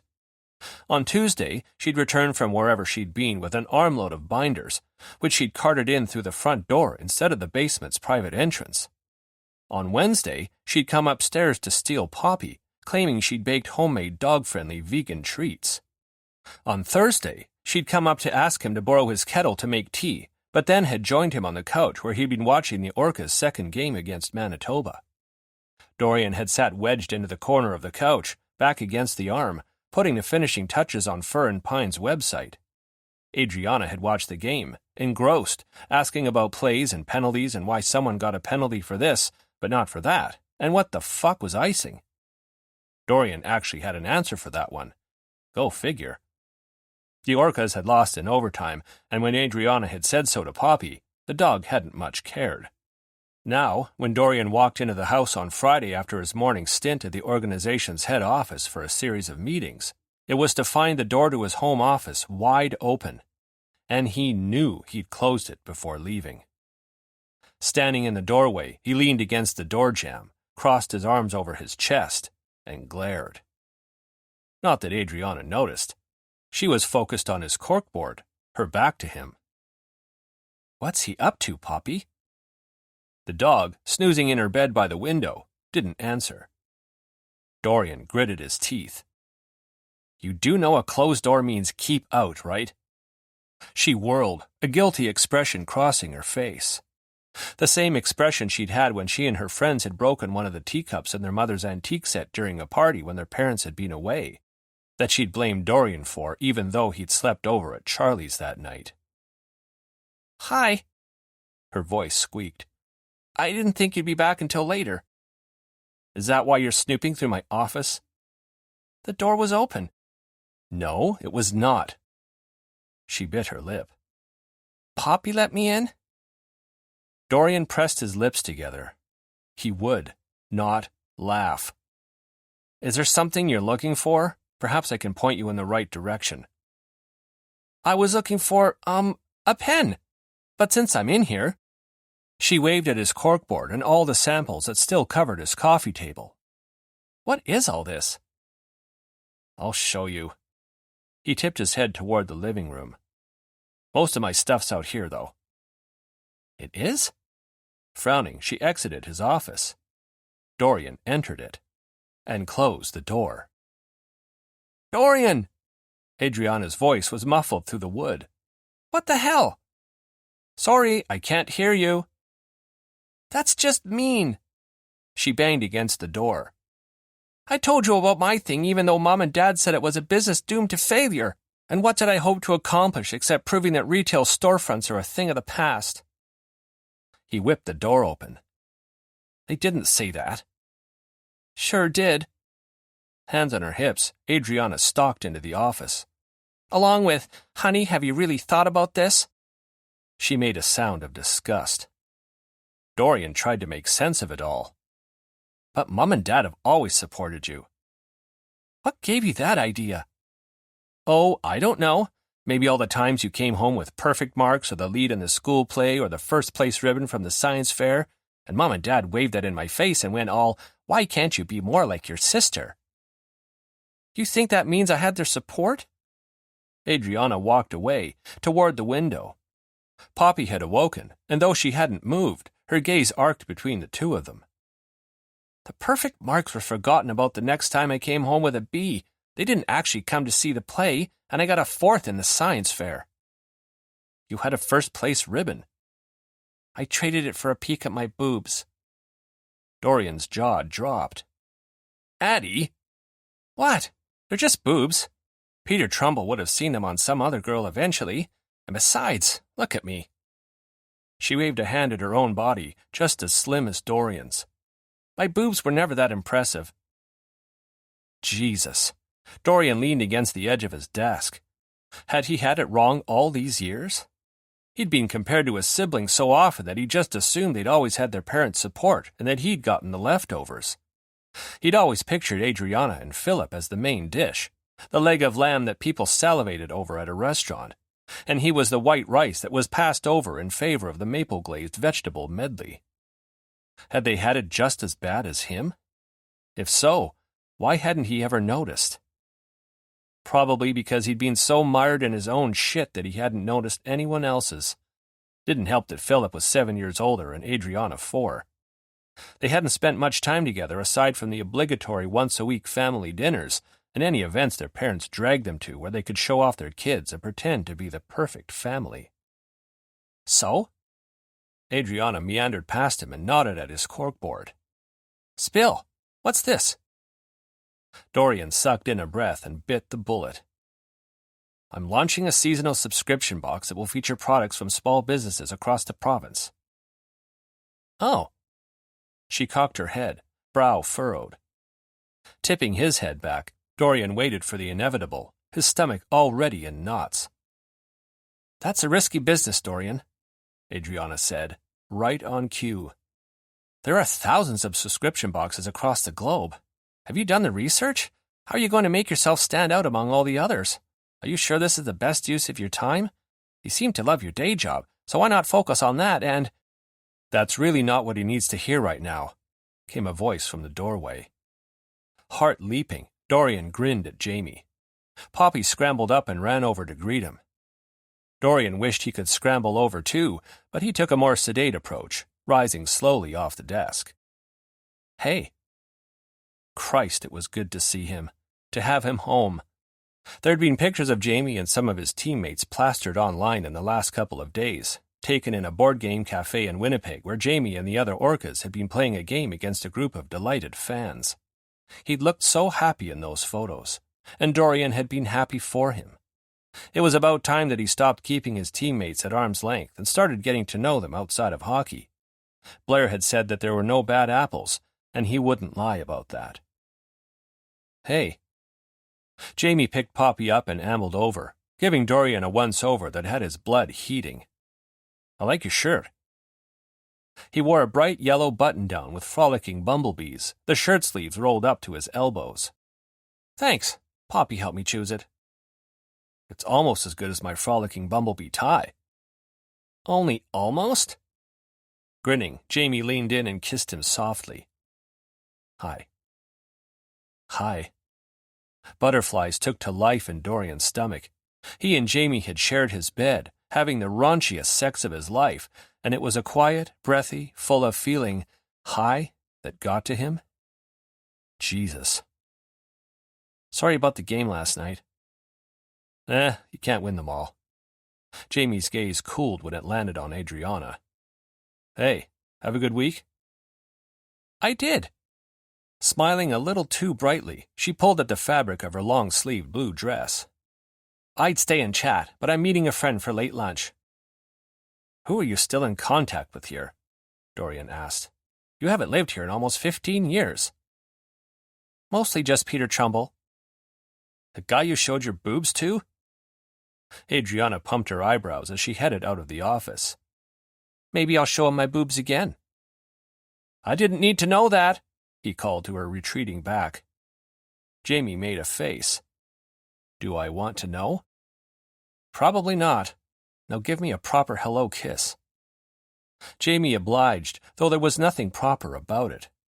Improper was the better word, all messy and wet and insistent enough to make Dorian beg. Jamie had been gone for 3 days, and Dorian had felt surprisingly bereft. He had shit to do, so it wasn't like he'd sat around waiting for his lover to come home. But it had been strange, turning to say something to Jamie, only to realize he wasn't there. The way Jamie kissed him now, perhaps he'd also felt bereft. It wasn't so much that Dorian felt like he'd been missing a limb, more like he'd been missing the ring finger on his right hand, an essential digit he needed to function.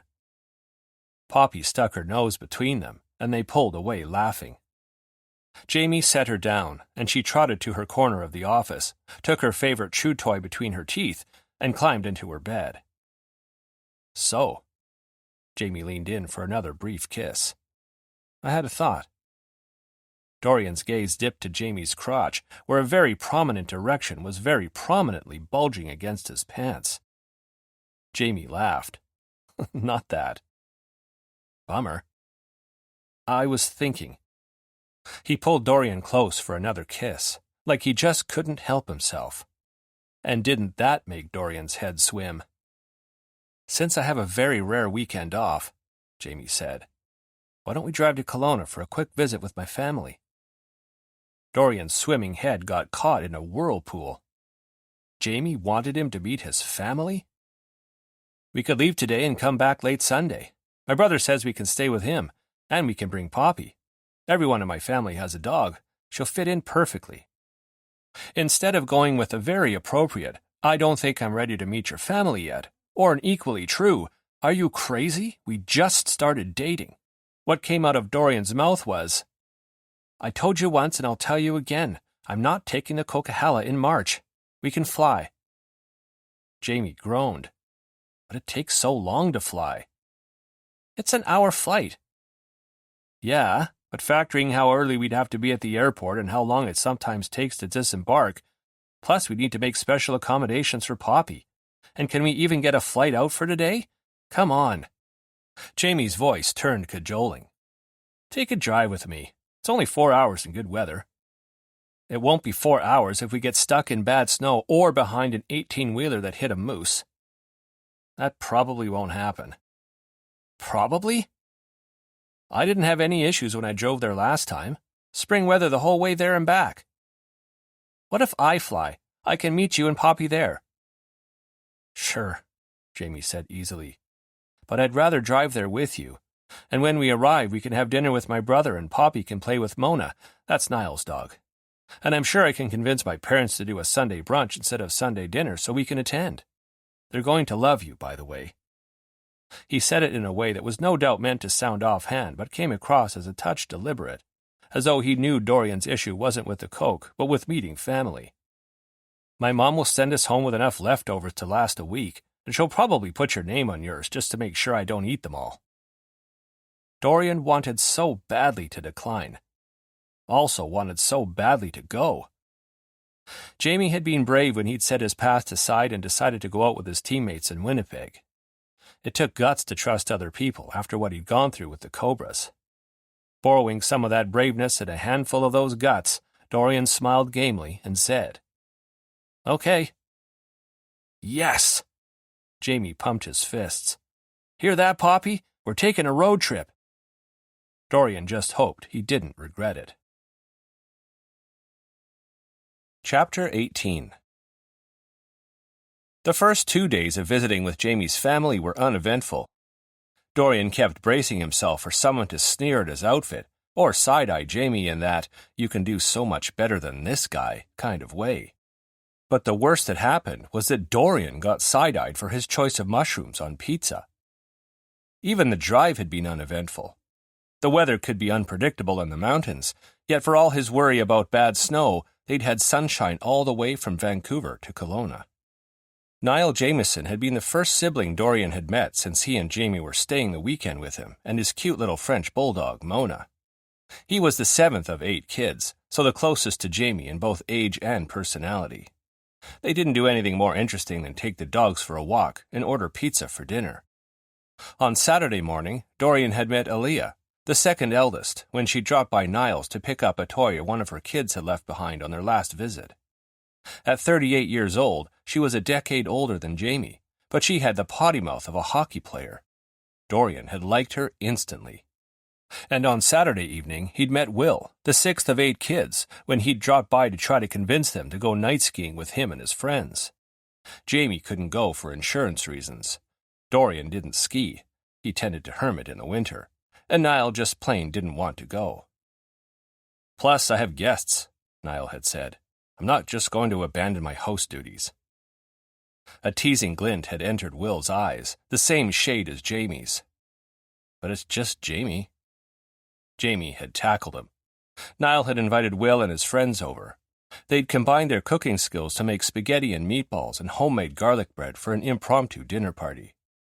So far, Dorian couldn't exactly say he was having a bad time. Then Sunday morning rolled around, and he panicked. It was Meet the Parents' Day, and he had nothing to wear. Alone in the guest bedroom while Jamie and Niall shared a coffee in the kitchen, Dorian held a shirt up to his chest and looked at himself in the mirror. Nope, not good enough. Everything he had was loud. He was meeting parents. He needed plain old jeans and a t-shirt, neither of which he owned, so, yeah. He upended his suitcase, then Jamie's, finding nothing good enough for the occasion. He had time to go shopping before brunch, right? Did you lose something?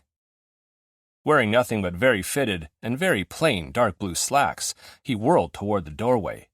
Niall stood with a coffee cup in hand, eyeing the pile of clothes on the bed with concerned amusement.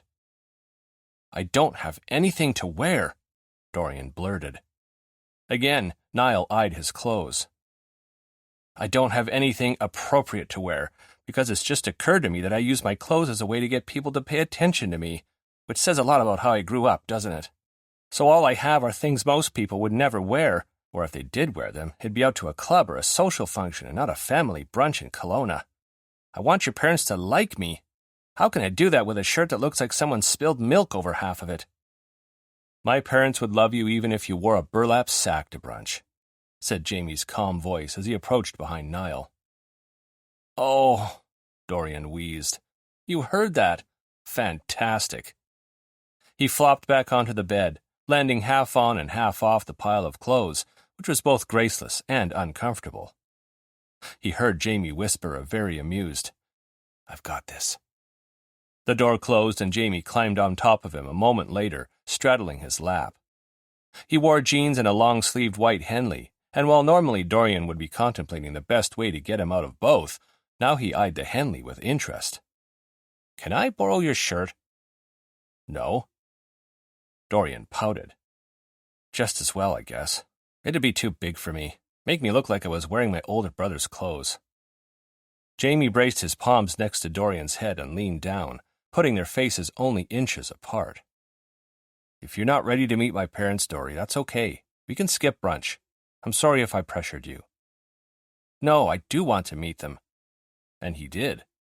Mostly because he was curious about how two people had raised 8 emotionally healthy kids while his own parents hadn't managed 3. I just don't want to meet them wearing that. He pulled the spilled milk shirt closer from where it had somehow landed on top of the clothes pile. Okay. Jamie sat up. What about this one, then? He held out a short-sleeved, collared black shirt in crocheted cotton. I'm surprised you own something this tame, to be honest. Dorian twisted his lips. I suppose that'll work. You don't have to be nervous about meeting them. I'm not nervous. People like me. He was quite proud of how convincing he sounded. I know that. Jamie raised an eyebrow. But do you? Or maybe not so convincing. What? Your boss obviously thinks very highly of you. Jamie took one of his hands and twined their fingers together. Charlie and Brzezinski, Coach Shore, all your aunts, uncles, and cousins that I met at Shore Family Brunch last week. The vendors working with you on your subscription box. Your sister. Adriana? Dorian snorted. I don't think so. Didn't you say she came to the main floor every day last week when I was away? Yeah, because she needed a kettle, and she had treats for Pop. Those were just excuses, baby, Jamie said softly. She came up to see you. No. Yes. No. Yeah. Jamie huffed. She flew all the way out here to ask you, in person, to attend your grand opening. She could have just picked up the phone. No, she's here for meetings and stuff. That's what she said. And how many meetings has she gone to in the week she's been staying with us? Dorian squinted, trying to think. I don't know. I'm at the office downtown in the mornings. I don't keep track of what she does all day. Jamie raised his gaze to the ceiling. God, it's like talking to an obtuse child. Excuse you? Come on. Jamie rose and pulled him up by the hand. Get dressed so we can go. Dorian dressed in a huff, and they left a few minutes later. He, Jamie, Niall, Poppy, and Mona weren't the first to arrive. Dorian's brain being stupid had delayed them, so the Jamiesons' driveway was already packed with cars when they pulled up. Jamie's parents lived in a modest one-story house that had clearly been expanded over the years. It sat on a parcel of land near the city's border that was about the size of a football field, perfect for sending 8 rambunctious kids out to play. In fact, there were 8 rambunctious kids and 3 dogs playing outside when they arrived. Those are Andrew, Aaliyah, and Kevin's kids, Jamie told him, naming the 3 eldest Jamieson children. The kids waved at Jamie and Niall and went right back to playing. Poppy, upon seeing the other dogs, scrambled to get out of Dorian's arms. Let me take her. Niall reached over to grab her. I'll take her and Mona to play. Poppy went willingly, leaving Dorian with nothing to hide behind. Inside, the house was bursting with people. Dorian was introduced to siblings and in-laws, and when it was time to meet Jamie's parents, he pulled on his most winsome smile and hoped he didn't look as off-kilter as he felt. This is my dad, Clint, Jamie said, jerking a thumb at a white-haired man with Jamie's smile who wore a brown apron over jeans and a hoodie. And my mom, Joanna. Dorian. Clint held out a hand from his position at the stove, where he was frying bacon. Good to meet you. Welcome, Dorian. Joanna placed a basket of homemade muffins on the kitchen table. I hope you brought your appetite. And your patience, Aaliyah piped in as the front door opened and someone called hello. Because it's about to get crowded in here. Dorian stared at her. It's not already? But she wasn't wrong. When the 3 remaining siblings arrived with their various partners and children, it was like being stuck in a closet with strangers. This is Holly. Jamie pulled a woman with wavy chin-length hair close and kissed the top of her head. She's the artist whose painting is on your office wall. She, Will, and Niall appeared to be the remaining single Jamieson siblings. Dorian offered his hand. No kidding. I love that painting. You should let me pay you for it. Nah, consider it a gift. What do you do, Dorian? Andrew asked. He was the eldest, and he gave off competent and aloof vibes similar to Dorian's brother, but whereas Philip was a dick, Andrew teased his siblings with gentleness and made sure his kids had what they needed when they ran in for something. I'm the Orcas social media coordinator. That's not all you are. Jamie nudged him in the ribs and leaned closer to whisper. Tell them about your box. Oh no, they don't want to hear about that. Trust me, they do. Dorian did trust Jamie, so he squared his shoulders and said, I'm launching a subscription box. He didn't have time to brace himself for their negative reactions before Holly said, Oh, how fun! What kind of box? It'll feature products from small businesses in BC, Jamie answered for him, his grin a mile wide. Nice, Andrew said. You should talk to Niall about that. Dorian frowned. I thought he owned souvenir stores. Yeah, but he doesn't only stock knickknacks and kitschy mass-produced crap branded with killer whales and spirit bears and mountains. He also stocks items from makers in and around Kelowna.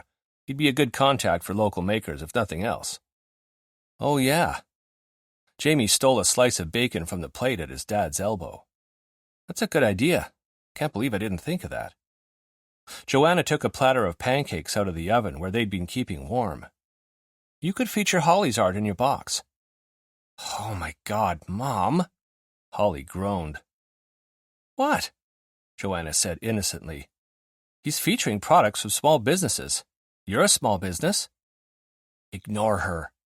Holly leaned closer to Dorian to whisper. Believe it or not, I've already considered that, Dorian said.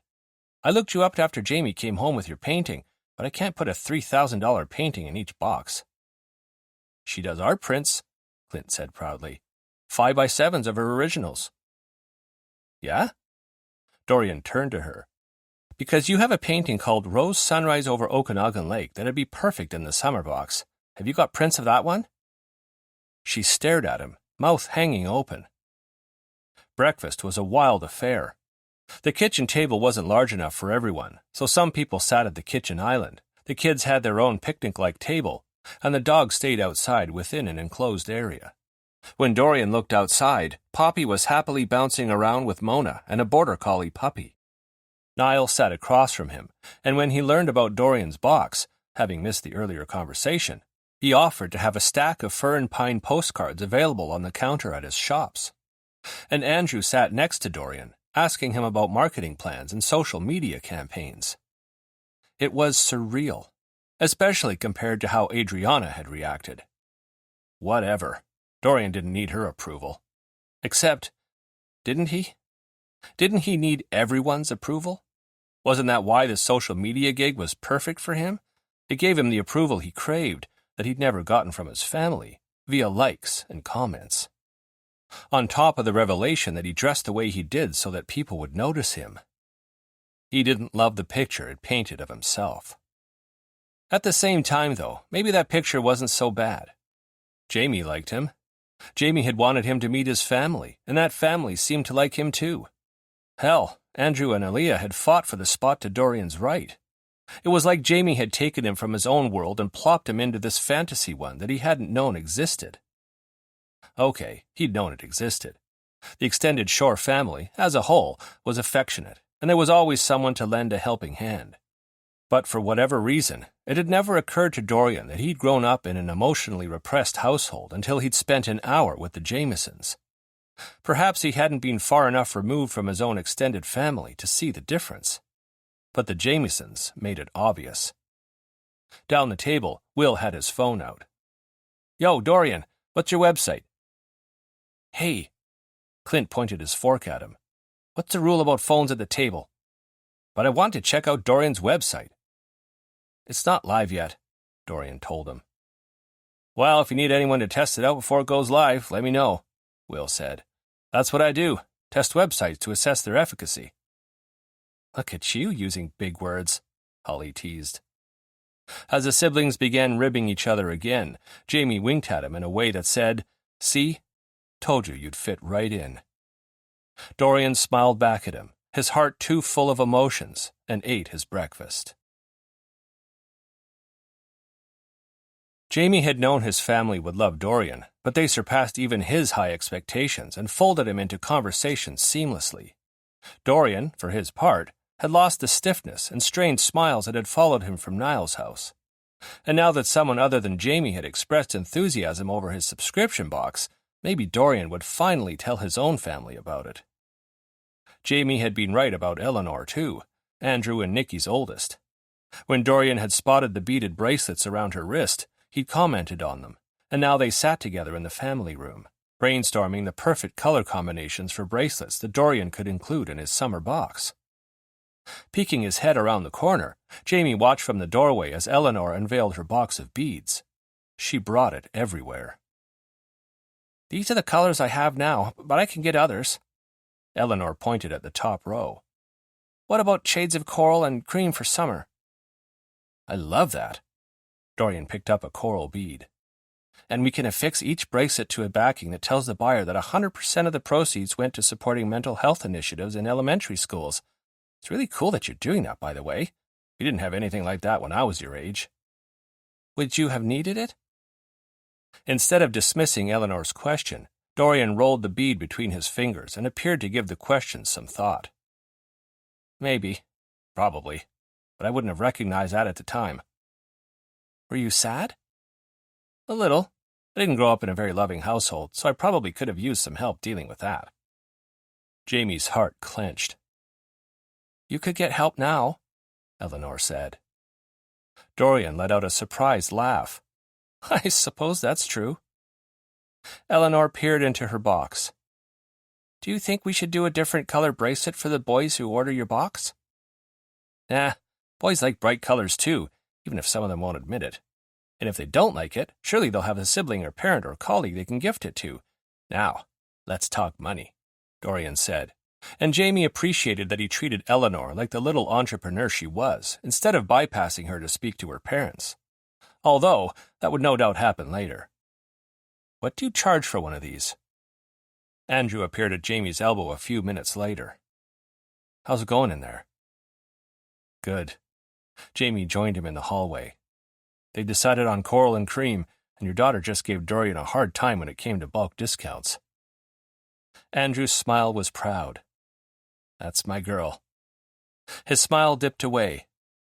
"Listen, have you got a sec?" Wary, Jamie eyed his eldest brother. "Sure." He followed Andrew to Emmy and Holly's old room.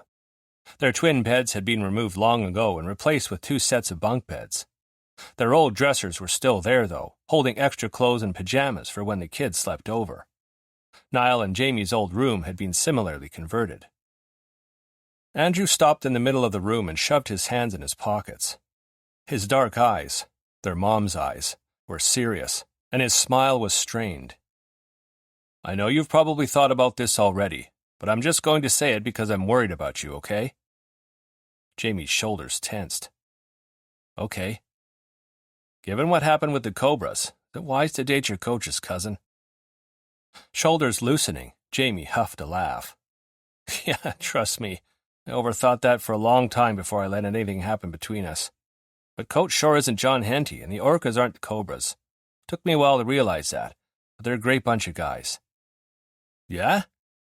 Andrew blew out a breath, and his smile came easier. "Good. You do look happier than I've seen you in a long time." "I'm in a good place, both professionally and personally." In fact, he was in such a good place that he never would have imagined himself here 6 months ago. "What about your living situation?" Andrew perched on the edge of a dresser. "Will you stay with Dorian now that you're together?" "No." Jamie dropped onto one of the bottom bunks. "That doesn't seem smart. We're too new to know if we'll last long term, and I don't want to mess things up by moving in together too quickly." "But you're half in love with him already." Jamie's heart jolted, then sped up like the wheels on a runaway train. Of course, he was half in love with Dorian already, but he hadn't known he'd been so damn obvious about it. Andrew snorted a laugh. "You should see the look on your face." Loosing a quiet chuckle, Jamie rubbed his jaw. He's just so tough on the outside but soft on the inside. You see it too, huh? He pretends he doesn't need anybody, but secretly he's starved for affection. But, because of the way he'd grown up, Dorian didn't believe he was worthy of that affection. He tries so hard, and he wants to be there for everybody, but he won't let anybody be there for him. He'd never say it, but the fact that you're all supportive of his new business means a lot to him. It's a great idea, Andrew said with a shrug. Circling back to living arrangements, though, have you found a place? Actually, yeah. One of my teammates has a guest house on his property I'm moving into at the end of the season. Archie had invited him to visit it this weekend, but since he'd given Jamie a lift home upon returning from Manitoba, they detoured by his place first to tour the guest house. It was as small as Archie had said, but it was better than a room in a house shared with 3 to 5 other people. Besides, Jamie didn't need much. If it had a bed, a bathroom, and a kitchen, he was happy. He'd have to go into the main house to do his laundry, but that was fine. He hadn't told Dorian yet, and he wasn't sure why. Maybe because it would put a firm end date on their living situation, and a part of Jamie was worried that would change things between them. Nice, Andrew said. Once you're settled, Nick and I will bring the kids for a visit. Jamie's phone rang, interrupting him. Andrew straightened off the dresser. You get that. We've got to corral the kids anyway so we can get out of here. Eleanor's got skiing lessons in an hour. He left, and Jamie swiped to answer Gio Vittoni's call. Hey, man. Hey. Gio sounded rough. This a bad time? No, Are you okay? Guessing you didn't see yesterday's game? Jamie's body tensed. No, I was having dinner with Dorian, my brothers, and some other friends. Why? What happened? I'm out for the rest of the season. Took a bad check and re-injured my shoulder, so, yeah, I'm out for 6 to 8 weeks. Which would take them into early June, and with the Cobras' chances of making the playoffs, 6 to 8 weeks off was a season-ending injury. And in Gio's case, a career-ending injury, given he was retiring at the end of this season. Fuck. To go out like this, it wasn't how any athlete wanted to retire. Fuck, man. Jamie passed a hand down his face, his heart squeezing. I'm sorry. That sucks. Yeah, I'm sitting here feeling sorry for myself, so I thought I'd call you so you can feel sorry for me too. Jamie laughed. Why don't you come feel sorry for yourself here? Silence. Then, what? Come visit for a week or two. Since you're just sitting around anyway, why not sit around over here? The more he thought about it, the more the idea appealed. It'd be great to see Gio again. But I'm starting rehab soon. You can do rehab here. I'll ask our athletic therapist for recommendations. You can stay with me and Dorian. It'll be fun. You can meet Dorian and come to my games, and I can take you sightseeing. What do you say? That does sound fun, Gio said slowly. You sure it's not an intrusion? Not at all. Once he got off the phone with Gio, he went to find Dorian, a niggle of trepidation in his gut. What if it was an intrusion? Dorian was a private person. He valued his space, and he already had one guest. Well, 2, technically. He found Dorian still in the family room. Eleanor had disappeared. Jamie could hear her yelling at her brothers from somewhere in the house that they had to go. And Dorian was speaking with Emmy and Holly about Emmy's upcoming short film. Jamie sat on the coffee table across from him. Hey. Dorian's gaze narrowed. I don't trust that smile. As you shouldn't, Holly said. Jamie jerked a finger in her direction. No comments from the peanut gallery. This peanut gallery is still owed NHL tickets. Right, Jamie blinked. I didn't forget. Mm-hmm. I want NHL tickets too, Emmy piped in, eating from a bag of raisin glossettes she must have swiped from Dad's not-so-secret candy stash. Jamie huffed. I can't get all of you NHL tickets. You probably could, Dorian countered. Just ask your organization's front office staff, or ask your skills coach. He used to play for Vancouver's NHL team. And if you're really nice, he might even let you watch from the executive suite he and his husband own. Holly and Emmy turned pleading eyes on Jamie. He held up a hand. I'll do my best. Now. He turned to Dorian. You. What did you do? Dorian asked. One of my old teammates got injured last night, and he's out for the rest of the season. Leaning forward, Jamie placed his palms on Dorian's knees. I invited him to stay with us for a week or two. Is that okay? Should have asked first. It's fine, Dorian interrupted. You don't have to ask. It's your house, too. You can stay in your old room. Or maybe not. You get kind of loud. Jamie's jaw dropped. I get kind of loud? I think you have that backward. We could give him the second bedroom downstairs, Dorian continued, as though Jamie hadn't said anything. Is it smart to put him downstairs with Adriana? He's not going to hit on her, if that's what you're wondering, Jamie said. He's more likely to hit on that guy. He jerked a thumb at Niall as he entered the room. Who's hitting on me? Niall asked, wedging himself into the corner of the couch next to Emmy. Gio Vittoni. Niall's expression brightened. Why are we talking about Gio? He's coming to stay with me and Dorian for a week or two. Is he now? Niall rubbed his jaw. I can find a reason to be in Vancouver in the next couple of weeks. Jamie groaned. Christ. Dorian leaned forward to peer past Holly and Emmy at Niall. Are you two a thing? Wait, when did you meet Gio? Holly asked. The first time I visited Jamie and Charlotte, Niall said. And the second. And the third. And the fourth. And the... I get the picture. So, Emmy prompted, are you a thing? No, we just happen to get along quite well both in and out of bed. I like his muscles. Smirking, Dorian leered at Jamie. Muscles are good. Christ, Jamie repeated as his siblings and Dorian fell into giggles. But he couldn't help but smile too, because watching Dorian laugh uncontrollably along with his family was a gift he'd always treasure. Chapter 19.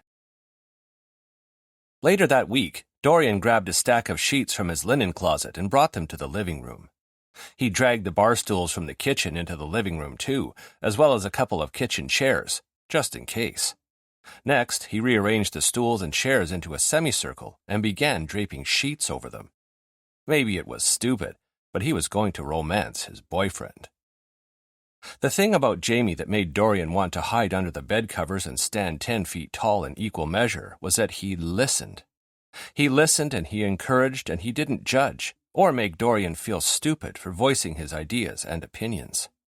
Dorian could fail, and Jamie would still be there. He couldn't say the same about his parents. But his parents weren't allowed in the house today, not even in spirit. Dorian had plans. Jamie made him feel... He made him feel like... Fuck, he couldn't articulate it. Just that Jamie made him feel seen and heard and important and like he was worth something. Dorian only wanted to make Jamie feel the same in return. Perhaps Charlie had been joking when he'd mentioned the blanket fort, but the idea had stuck with Dorian since. He hadn't built a blanket fort since, well, probably since he and Charlie were kids. He had a charcuterie board of cheeses, meats, crackers, and breads ready to go for a pre-dinner appetizer. And if he strung fairy lights in his fort and lit a couple of candles, it'd be romantic as fuck. Poppy watched him from the couch. What do you think, Poppy? It's kind of lopsided, but I think it'll do. What are you doing? Heart jumping into his throat, he turned and faced his sister. Adriana had come up the stairs from the basement apartment, and she sat on the top step, elbows on the floor as she watched him work. Caught in the act, he scowled at her. What does it look like I'm doing? It looks like you're building a blanket fort, she said mildly. Why ask a question you already know the answer to? But why are you building a blanket fort? Folding his arms over his chest, he said, Because I want to woo my boyfriend. But he's already your boyfriend. I don't think you need to woo him anymore. Just because we're together doesn't mean the romance has to die. People usually dress up when they're romancing their partners, not dress down. True, But the aqua harem pants and white crop top had meaning. Jamie would appreciate it, so Adriana's opinion didn't matter. Dorian opened a package of batteries and inserted 2 into the battery-operated string of lights he'd purchased on his way home from the office earlier. When he finished, Adriana was still there. "Do you remember when you first arrived, and I said you could stay, and you said I wouldn't even know you were here?" Adriana grinned. "Yep." "Great, so go away." Instead, she climbed up onto the landing and sat with her back against the door jamb. Dorian ignored her and went back to work. Dipping into the fort, he draped the lights over the chairs and bar stools, then turned them on to get the full effect. "Pretty," Adriana said. "You're still here? I wanted to talk to you." "So talk." Silence. Growling under his breath, Dorian grabbed the fake candles he'd also purchased earlier, flicked the switches at the bottoms, and placed them along the outer edge of his fort. Then he tossed blankets and cushions inside to make it cozy. "Not bad, huh, Poppy?" he muttered. Tonight was his and Jamie's last night before they had a house guest. Another house guest. Gio Vittoni was arriving tomorrow, in time to attend the Orcas game against John Henty's new team. The first time Jamie would face his old captain since he'd landed in Vancouver more than a month ago. When Dorian had asked him about it, Jamie had admitted to being more excited than nervous. He was looking forward to meeting his old captain on the ice and showing him that, despite everything, Henty hadn't managed to beat him down. Dorian was nervous for him, though, so he figured he'd gotten both his and Jamie's share of nerves. Go figure. Jamie would be home any minute, and... "I noticed your website's live." Dorian froze, poked his head out of the fort. "What?" "The Fur and Pine website." Adriana pulled at the hem of her t-shirt. "It's live." "Yes, as of this afternoon." He launched his website and all his social media, and although he was excited to finally have his business out in the world as he eagerly awaited his first subscriptions, hitting publish on his website had been seriously anticlimactic. It wasn't like scoring a goal in hockey where the horn went off and the crowd cheered and you got hugs from your teammates. It was basically the exact opposite. "Congratulations," Adriana said, and despite her lack of enthusiasm when he told her about Fur and Pine, the sentiment appeared genuine. "I really do hope it's successful for you, Dorian, and I'm sorry about how I acted the other day. Mom and Dad reacted almost the same way when I told them about my business, and it was tough to hear, especially when I could have really used their support, and I went and did basically the same thing to you." She pulled on her sleeve. "I'm not proud of it, and I'm sorry." "Oh, He didn't know what to say, and he wasn't given the opportunity to figure it out because Adriana continued.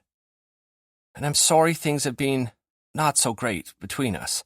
Mom and Dad didn't help there, always pitting us against each other, but as adults we should be better. And I'd like to be. I'd like to have a relationship with you, if you'd like." Had Jamie been right? Adriana had flown all the way out here not just for her meetings, but also to see him? Or, mind-bogglingly, had she come primarily to see him, and the meetings were just a side benefit? Was that why she kept coming up to the main floor? That made him wonder if her hotel room had actually been cancelled, or if she'd ever had one at all. Had she been hoping for exactly this? Dorian swallowed hard and clutched the edge of a blanket in his fist. The lack of relationship between them hadn't been all her fault. Dorian hadn't made an effort either. I guess I could answer your texts from now on." She beamed, taking that for the apology it was. The front door swung open, and Jamie's voice rang out, clear and excited. "Dory, I got us champagne." Dorian made a shooing motion at his sister as Poppy hopped off the couch and raced toward Jamie. "Go away," he whisper-shouted. Adriana went, giggling under her breath, and shut the door to the basement behind her. Dorian scrambled out of the fort and joined Jamie in the foyer. "What's the champagne for?" Jamie made a very sarcastic t sound. "He launches his new business and thinks I won't bring home the champagne?" he said to the dog. "Congratulations, baby." He gave Dorian a very appreciative up-and-down glance, then cupped Dorian's face between his cold hands and kissed him soundly, sending every thought fleeing out of Dorian's head, save for hot and wet and good. I'm so proud of you. Jamie's arms banded around him like steel, and he picked Dorian up, hugging him close. And so excited. Do you have any subscriptions yet? Dorian shook his head to clear it. The site's only been live for, 2 hours. Check. Jamie set him back down. I want to see. But what if there's no subscriptions? Amusement glinted in Jamie's eyes. Then there's no subscriptions. The site only went live 2 hours ago. Dorian glared at him, but he took out his phone, logged into the back end of his website. Oh, there's... Squinting at his screen, he refreshed the page, but sure enough, the number of subscriptions didn't change. 10 subscriptions? I should have brought 2 bottles of champagne, Jamie murmured. Dorian clicked on the list of orders and... The first subscription was Adriana's. The next 8 were Jamie's 7 siblings and his parents. The 10th was Giovanni, who Dorian hadn't even met yet. His eyes watered and his nostrils flared against the burn in his nose. What? Jamie clasped the back of Dorian's neck. What's wrong? Is it all bots or something? Unable to speak past a rock wedged in his throat, Dorian showed him the phone. Hey, look at that. There was awe in Jamie's voice, a hint of amazement, but not surprise. Did you do this? Dorian managed to choke out. Not me. Maybe Will? Weren't you working with him earlier this week on a few improvements to the site? Aw, don't cry, baby. Dorian let out a wet laugh, a weird mixture of embarrassed and touched mingling in his stomach. I'm being stupid. It's just... I would have sent all these people a free box if they'd asked. They didn't need to subscribe, except maybe Gio. I don't know him. Jamie chuckled and pulled him in close. They just want to support you. I didn't know Gio knew about my box, he said in Jamie's neck. Me neither. Niall must have told him. Are we sure they're not a thing? I think they're in denial about being a thing, frankly. Dorian grunted and pulled away. You hungry? Starving. Jamie followed him down the hallway into the living room. I was thinking we could order... Oh, what's that? Dorian followed his gaze to the fort, embarrassed again, this time for different reasons. God, what had he been thinking? He ran a hand through his hair and tugged. It's stupid, but I wanted to... What? Tell Jamie he was special? That he made Dorian feel special? That Dorian had fallen hard for him? That it was both terrifying and wonderful to feel seen and supported by him?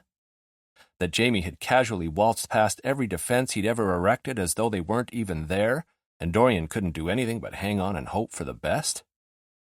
You've done a lot for me, he finally said, the words pulled from his chest. More than you know. I just wanted to do something nice for you, too. Jamie's gaze softened. For perhaps the first time since they'd met, he appeared flustered, a hint of color rising to his cheeks. He reached up and cupped Dorian's face so gently, like he was made of glass, and kissed him again, taking his time. It was still hot and wet and good, but whereas before it had been full of enthusiasm, this was foreplay. It was Jamie pouring his feelings into a kiss that made Dorian melt against him. His head swam, his blood heated, and he was seconds away from telling Jamie to fuck dinner and fuck the fort and to fuck him instead. With their chests and pelvises crushed together, it was all too easy to get lost in sensation and the feel of Jamie's hard body against his. Jamie pulled away with a tiny groan that Dorian felt in his balls. Thank you, he whispered. There was too much in his eyes, too much feeling that threatened to overwhelm Dorian. Clearing his throat, he stepped back. Dinner? It's nothing fancy, just a simple charcuterie board. I also have chili in the slow cooker because I know meats and cheeses will only keep you full for 8 seconds. Sounds perfect. Jamie squeezed his hip. The chili still needed another half hour in the slow cooker, so they brought the meat and cheese board, plates, and napkins into the fort. Jamie uncorked the champagne and poured 2 flutes, and Dorian grabbed Poppy's food bowl. Once they were settled inside the fort, he whistled for her. She approached slowly, unsure of her welcome. "Come on, girl. I got your food, too." She finally came in and began eating. Dorian watched her for a moment, remembering her running around with Niall's dog, Mona, as well as the other dogs at brunch that the Jameson siblings had brought along but mostly kept outside. "Do you think we should get Poppy a friend? Someone to keep her company when we're not here during the day?" Lying on his side with his legs half out of the fort, Jamie rubbed a hand over his mouth, but his smile was obvious. "You want to get the dog a dog?" "Well, I was thinking you could get a dog, and when you're going to be out for most of the day or away with the team, you can drop her or him off here, once you get your own place, I mean." "So, really, it'd be your dog?" "That's not what I said." "Uh-huh." Jamie selected a slice of salami. "Tell me, how did a guy with a no-pets policy suddenly end up wanting 2 dogs? "I don't want 2 dogs." Dorian poked him in the shoulder. "Didn't you hear what I said? A dog for me and a dog for you." "But what you really mean is 2 dogs for you." "Oh, for the love of—" Dorian tackled him.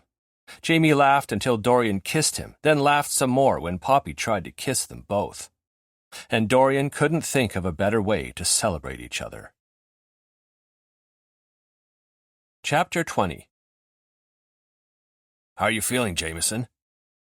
Jamie finished taping his stick and stood to face Coach Shore. Around him, his teammates were gearing up for tonight's game against Tucson, pulling on pads and uniforms and performing their pre-game rituals. "I'm good, Coach. Got my head on straight." Shore nodded and stepped closer. "You do seem more settled than when you arrived." "I'm in a better place than I was then." "I could see that. Playing against Henty isn't going to be an issue tonight?" "Hell no. I've got this, Coach." Shore regarded him critically, those dark eyes seeing too much. "You let me know if you don't got it at any point. Understood?" "Understood." Not that Jamie intended to let Henty get to him. Jamie wasn't one of his players anymore, and they were no longer in-laws or pseudo-in-laws or whatever one called the family of the person they were dating. He wasn't the beaten-down person he'd been when he'd first been traded. He'd grown, both as a player and as a person, and that was thanks to both Dorian and the acceptance of his new teammates. Speaking of Dorian, his phone chimed with a text from him. Kick his ass. Oh, Jamie planned to. A second text came in, this one from Gio, who was watching the game with Dorian from one of the box suites owned by skills coach Stanton's husband. "Tell Henty I told him to go fuck himself." Truthfully, Jamie didn't plan on spending enough time in Henty's orbit to mutter more than 3 words at once, but he replied with a thumbs up anyway. A month ago, he would have been anxious going up against his former team captain. Now, all he felt was determination and a bone-deep desire to win. Not even against Tucson. He didn't care about them. He just wanted to beat Henty. On his right, Brzezinski held out a gloved fist. "Ready for this?" "Bring it the fuck on." It was clear from the pre-game warm-up that John Henty had an axe to grind and a chip on his shoulder. He'd gone from being the team captain to the new guy on the team, so in a way, Jamie understood. But if Coach Shore had been right when he'd said that someone higher up than Jamie's old coach had pegged Henty as the problem and done something about it, then Henty had no one but himself to blame. Henty was obviously still finding his footing with Tucson. He missed passes he never would have missed with the Cobras, whiffed the puck, earned himself a penalty for high sticking, and botched a play. And all that was within the first period. Honestly, Jamie felt a little sorry for the guy. He didn't love that he felt sorry for the guy who'd made his life hell for months, but maybe that just proved that he was the better person. The Orcas had watched tape earlier today of Tucson's most recent game, and although Henty hadn't performed at his best then either, his game tonight was on a whole other level of bad. Maybe it was playing against Jamie that had Henty out of sorts? Regardless, no matter that Jamie no longer respected the guy, he couldn't help but feel for a fellow player who was so clearly struggling. Jamie was on high alert the entire game, his body clenched against an oncoming dig. He was defense, Henty was offense. They battled for the puck more than once, and Henty had ample opportunity to get an insult in. But there was nothing, not even a mild chirp. "Yo, what's up with Henty?" Toussaint asked him when they ended up on the bench together near the end of the second period. "Is it just me, or is he falling apart?" Jamie blew out a breath as Henty got another penalty. "He's definitely falling apart." Jamie had wanted to win against his old captain and then gloat about it, but he couldn't gloat against someone who so obviously didn't have their shit together. Despite Henty's bad night, though, the Tucson players were worthy opponents. With the score tied at 2-2 at the start of the third, Jamie held his breath from the bench as McNichol made a slick cross-ice pass to Walters. Walters shot, and the puck bounced against the pipe to the tune of thousands of groaning fans, denying Walters the point and McNichol the assist. Jamie felt like he held his breath every time his skates hit the ice for a shift that coincided with Henty's.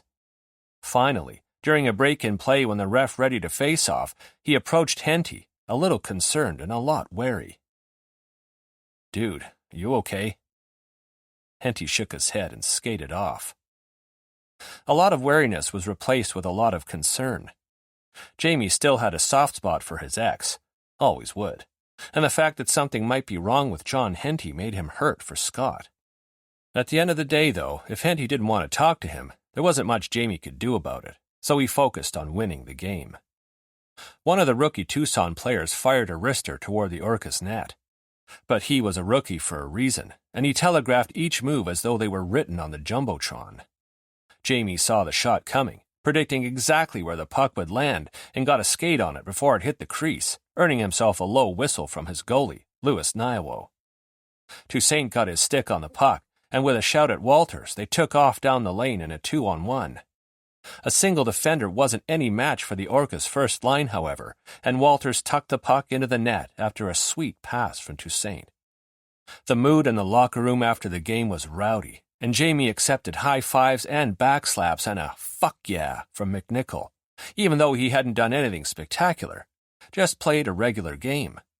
But they'd beat not just Tucson, but a man they viewed as the enemy for what he'd done to Jamie, and they were flying high. Jamie couldn't blame them, although he had trouble focusing on anything other than Henty, because the man he'd faced tonight had been a shell of his former team captain. Showered and dressed, he snuck out of the locker room with a nod to Brzezinski and Archie and texted Dorian that he'd meet him and Gio by the players' exit. He didn't get far before he was waylaid by his ex-captain himself. Henty leaned against the wall, hands shoved in his pockets. "Hey," he said casually, like they'd run into each other at the grocery store. He was dressed in a black suit paired with a black shirt, no tie, and his brown hair was slicked back, his stubble several hours past 5 o'clock. Bags under his eyes attested to sleepless nights, and although he was only 2 years older than Jamie's 28, he appeared worn down enough to look closer to 40. "Hey," Jamie returned, because what else could he say? Henty straightened off the wall. "Could we talk?" "I don't have much to say to you, Hen." The nickname escaped out of habit, and Jamie silently cursed himself for it. "Then, can I talk?" Jamie shrugged to mask an uncomfortable niggle of curiosity in his chest. "Sure." Except Henty remained silent, scuffing one loafered foot against the floor as his hazel-eyed gaze swept Jamie up and down. He pulled his hands out of his pockets and swung his arms at his sides. In the next moment, he clasped his hands behind his back, a muscle jumping in his jaw. Unease and uncertainty fairly dripped off him, and the tension thickening the air between them was beginning to make Jamie's head ache. "How's Scott?" he eventually asked, just to break the silence between them. Henty's lips twisted. "Pissed at me." Surprised, Jamie raised his eyebrows. "Why?" Scott and John had always been close. "He found out what I did to you." "I didn't tell him," Jamie was quick to deny. He'd known that if Scott found out how badly his brother had treated him, it would affect their relationship. No matter how pissed he was at Henty, he'd never wanted that, at least for Scott's sake. I didn't think you had, Henty replied. Okay, then. Jamie waited some more, but when Henty still didn't say anything, he huffed out a breath. If there's nothing else, I'm sorry. His heart skipping a beat, Jamie waited for the punchline. When none came, he asked, Did Scott put you up to this? What? No. At Jamie's disbelieving snort, Henty raised a hand, a gesture for peace. Truly. Getting traded because of my poor behavior, as our old GM put it, despite my record with the Cobras, and then given a piece of Scott's mind, loudly, for several hours. It's made me reevaluate some things, face some truths about myself. You know, it was just him and me after our mom died, right? Jamie nodded. She died about a decade ago, leaving Henty as the caregiver for his younger brother, a role he'd embraced while also keeping up with hockey. Their father, hockey legend Arnold Henty, had been an absentee parent, even after his wife passed away, leaving John and Scott to look after themselves and each other. It must have devastated the brothers when Henty got traded to a team so far away from their hometown. I raised him, okay? A determined expression crossed Henty's face, the lines bracketing his mouth deepening. I sacrificed a lot for him, willingly, because all I ever wanted was to see him happy. So when the two of you broke up and he showed up on my doorstep he released a breath through his teeth. He practically dripped sorrow, Jamie. I thought someone had died the way he couldn't draw enough air to speak. I sort of lost it after that and took it out on you. I have overprotective instincts when it comes to Scott, something I didn't fully realize until recently. And you bore the brunt of me dealing with what I saw as a failure in myself to ensure his happiness. So, a flush crept up his neck, and his Adam's apple bobbed when he swallowed. I'm sorry, Jamie. Shock and gratitude created an odd mess of feelings in Jamie's chest. Although Henty's apology didn't erase what had happened, maybe it could act as closure on a part of Jamie's life that was better left in his rearview mirror. Whatever Scott had said to his brother, loudly and for several hours, it had clearly impacted the older Henty. Jamie made a mental note to get in touch with Scott soon to let him know that his brother had heard him. Thanks, he said through a thick throat. Thank you for the apology. Yeah. Henty's smile was strained. Sure. Anyway, Hey! Jamie jumped at the shout and turned to find Toussaint barreling down on them, thunderclouds on his face. Behind him were half a dozen of their teammates, looking equally murderous, their gazes trained on Henty. Who do you think you are? Toussaint demanded. You don't get to come here and attack my teammate, you ass. It's fine, Jamie interrupted, barely swallowing a hysterical laugh. It's all good. We're good. Toussaint stared daggers at Henty, and his shoulder pressed into Jamie's in a show of solidarity that nearly made Jamie cry with gratitude. If you're sure, Toussaint murmured. Henty nodded once, a resigned nod that was like a knife in Jamie's stomach, though he couldn't say why. You've got a good group here, Jamie, he said quietly. Yeah. Jamie looked at his teammates and felt his nose burn. I know. Take care, yeah? You too, Hen, Jamie said to his retreating back. Tell Scott I said, hey. He turned back to grin at him, a real one this time. He's seeing someone. He kept his eyes trained on Jamie like he was hoping the news would hurt, or at least bruise a little. Jamie laughed, genuine happiness lightening a load off his shoulders that he hadn't realized he'd been carrying. Good for him.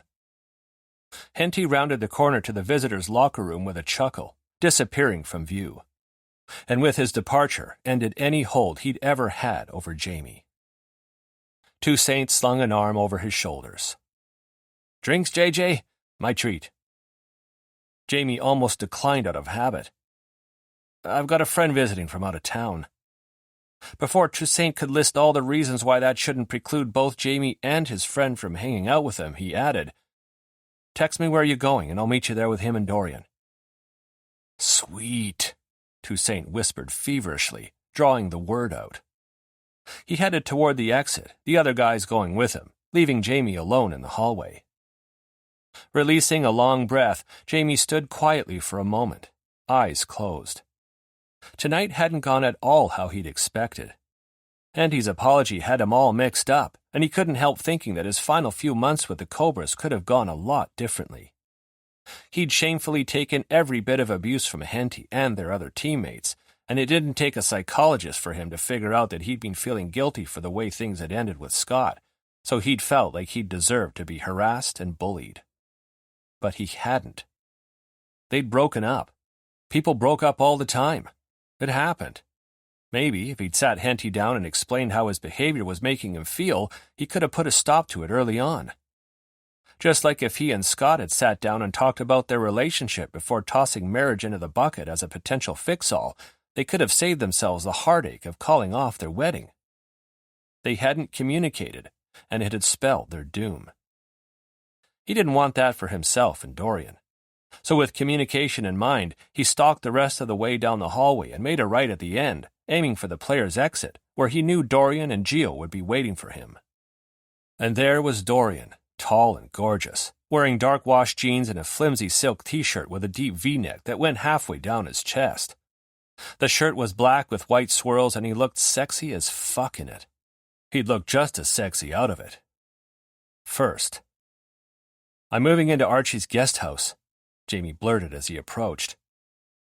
Dorian looked up from his phone, brow furrowed. "Okay?" "He offered it to me and said I could move in any time, but I really wanted to stay with you until the end of the season." "Okay," Dorian repeated. "Like I said before, I did expect you to stay until then anyway." "Right, but I had the opportunity to move out early, and I didn't take it."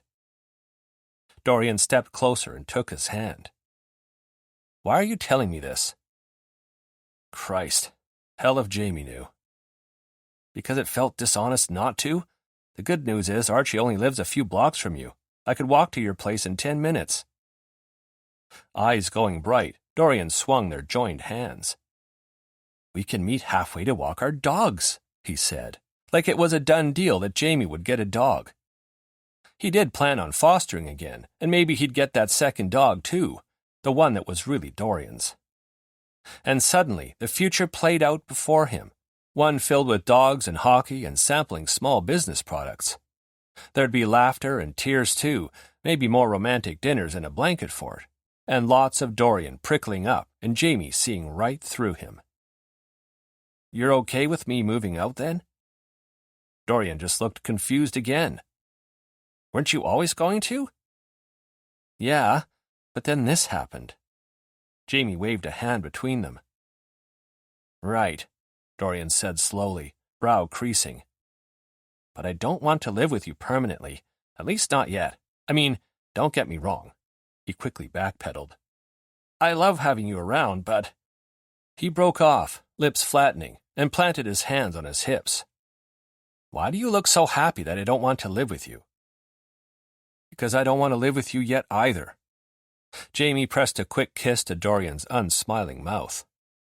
"It's too soon, and I'm glad we're on the same page about that." "Yay?"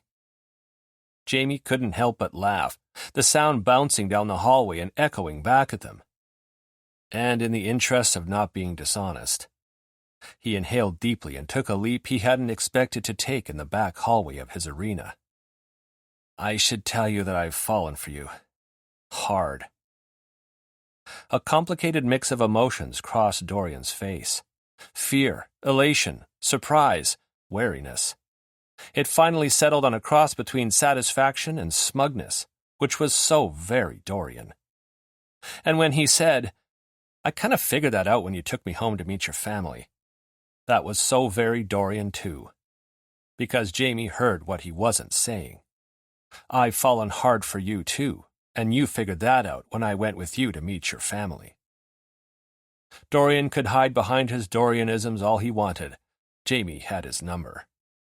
Joy pulsed in Jamie's veins in tune to his heartbeat, and he pulled Dorian close and kissed him again, licking his way into his mouth and eliciting a drawn-out groan from Dorian that made Jamie wish they were somewhere more private.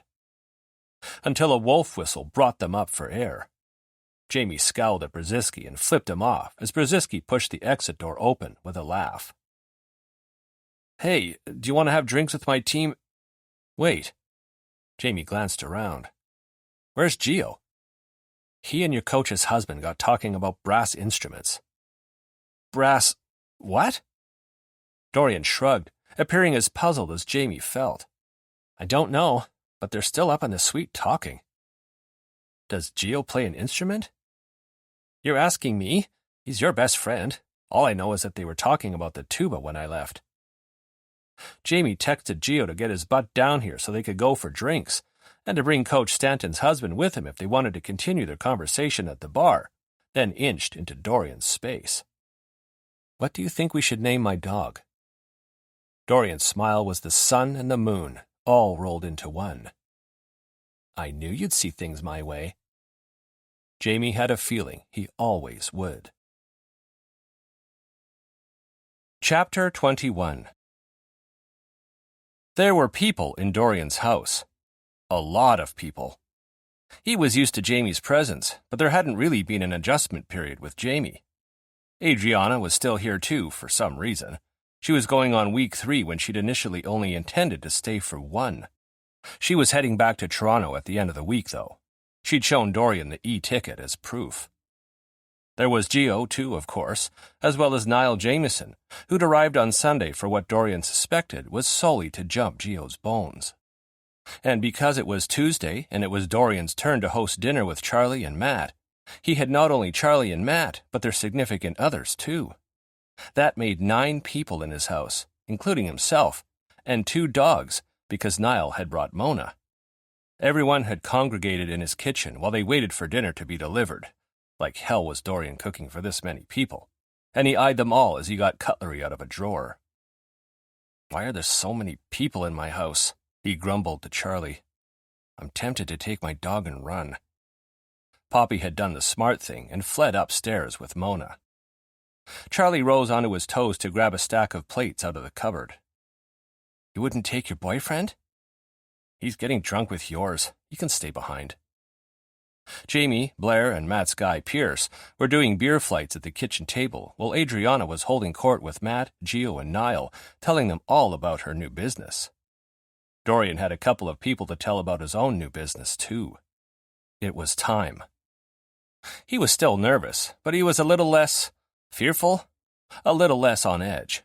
He'd always known that Matt and Charlie would support him no matter what, but the niggle of doubt his parents had cultivated from an early age was like a persistent toothache, something that was always there in the background, silently nipping at his confidence. But if he'd learned anything from Jamie, it was that sometimes taking a chance was worth it. Wasn't that what Jamie had done by moving west to join the Orcas and by dating Dorian despite what had happened in Charlotte? That was some high-stakes shit. Dorian's business was small potatoes by comparison. Okay, it wasn't small potatoes, but it suddenly seemed stupid to have kept it from Matt and Charlie, the 2 people he was closest to in the world, for this long. "Hey." He tugged Charlie's elbow. "Come with me for a sec." Charlie shrugged. "Sure." Dorian led him out of the kitchen, catching Matt's eye in the process. He tipped his head to the side, indicating Matt should follow, then led his cousins to his office door. "Whoa," Charlie breathed. "Are we being given access to this sacred office? I haven't been in there since you moved in." "It's definitely not as tidy as it was then, so lower your expectations." Dorian pushed the door open and stood aside to let them through, his palms sweating and his stomach lurching as he watched them take everything in. His office was a mess, pure and simple. His product samples still took up the coffee table and the floor space between it and the wall. Poppy's bed was up against the wall beneath the window. His desk was a disorganized pile of post-it notes, pens, notes jotted down in 3 different notebooks, and 4 empty water glasses. And his disassembled boxes were still stacked in one corner. "What is all this?" Matt approached the corkboard with its product photos listed under each seasonal heading. Dorian swallowed hard. "It's for my new business." Gasping, Charlie clutched Matt's arm. "Matt, is he finally going to tell us?" he whisper-shouted. Maybe if we don't spook him, Matt whispered back. Crossing his arms over his chest, Dorian stared them both down. Ha ha, he deadpanned. What's the new business? Matt drifted to the right, taking in the other half of the board. Are you going into marketing? Or product research? Charlie guessed. Product reviews? Consulting? Freelance social media? Web design? Dorian huffed, only a little bit amused. Do you want to keep guessing, or should I tell you? Were we close?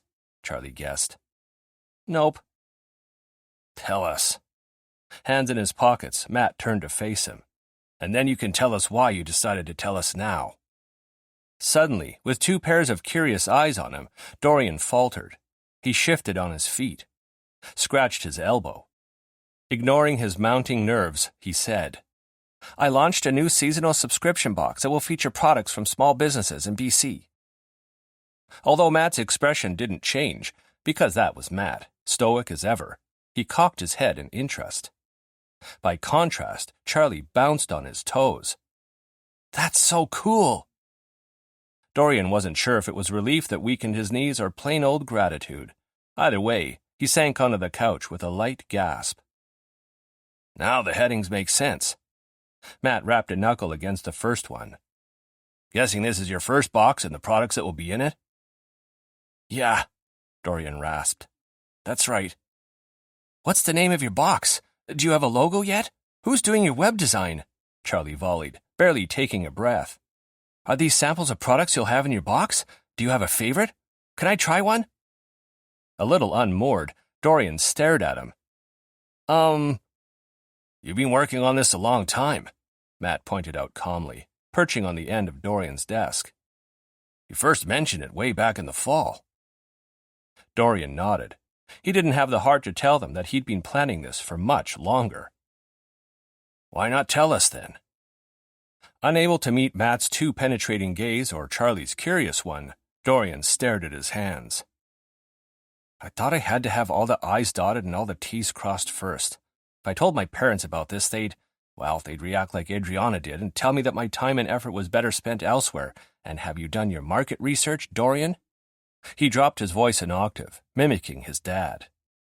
There are thousands of subscription boxes available, and do you really want to compete with them all? Why can't you get a normal job like your brother and be a normal, functioning member of society? And for the love of God, Dorian, stop embarrassing us with your choice of outfits and... We get it. Charlie moved some products aside and sat on the coffee table. Your parents are... assholes?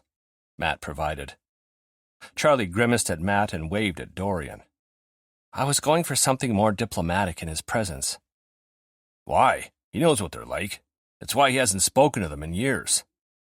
4, to be exact, Dorian muttered. Not that it matters right now. Not that they mattered, at all.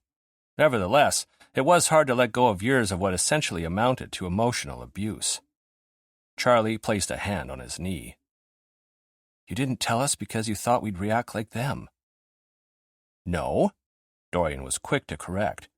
I knew you wouldn't, but knowing that and truly believing it are two different things. I spent my entire childhood being second-guessed or shut down or compared to my older siblings.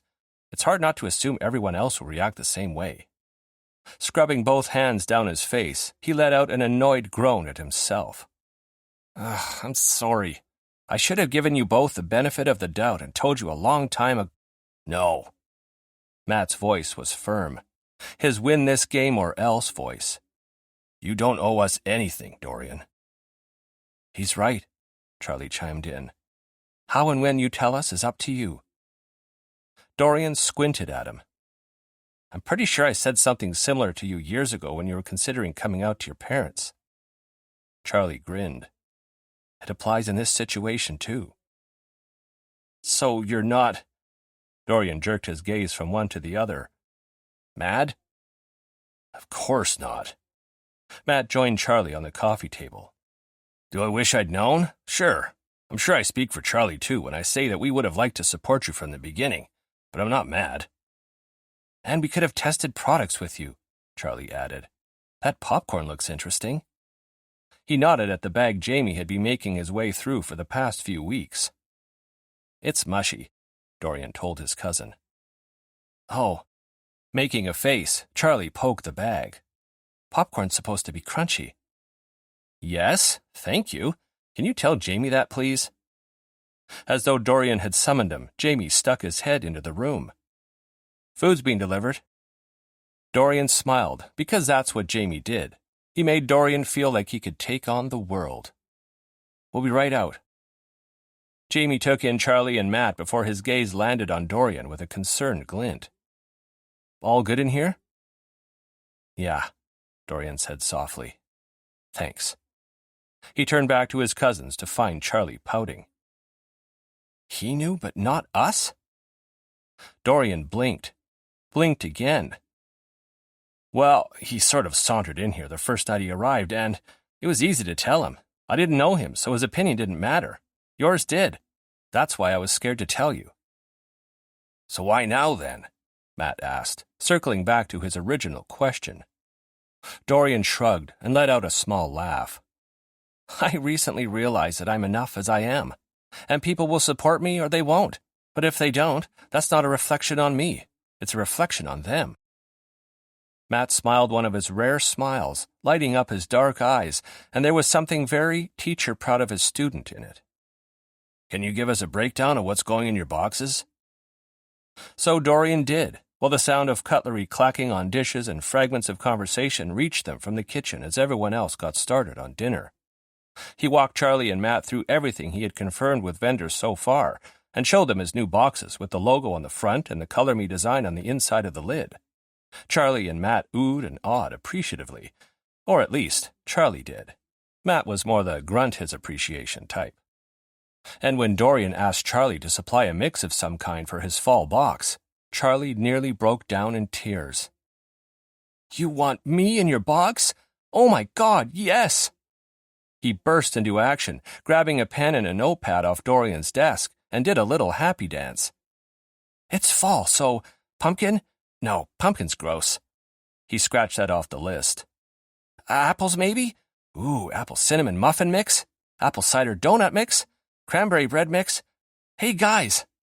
He skipped out of the office, still writing. "What makes you think of fall?" Dorian chuckled, his heart lifting into the stratosphere and bursting into a million pieces of joy. "You look happy, Dorian," Matt said quietly. "I am happy," Dorian said, perhaps feeling it for the first time in his life. "And it's not just because of the box." "No." Dorian thought of Jamie and smiled. "Not just because of the box." "Jameson's been good for you."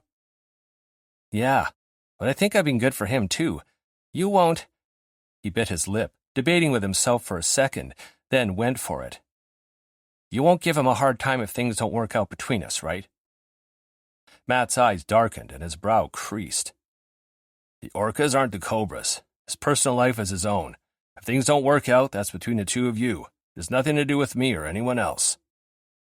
Dorian let out a slow breath. "Thanks. I will give him extra drills as punishment for hurting you, though." "No, you won't." "I might." Matt side-eyed him.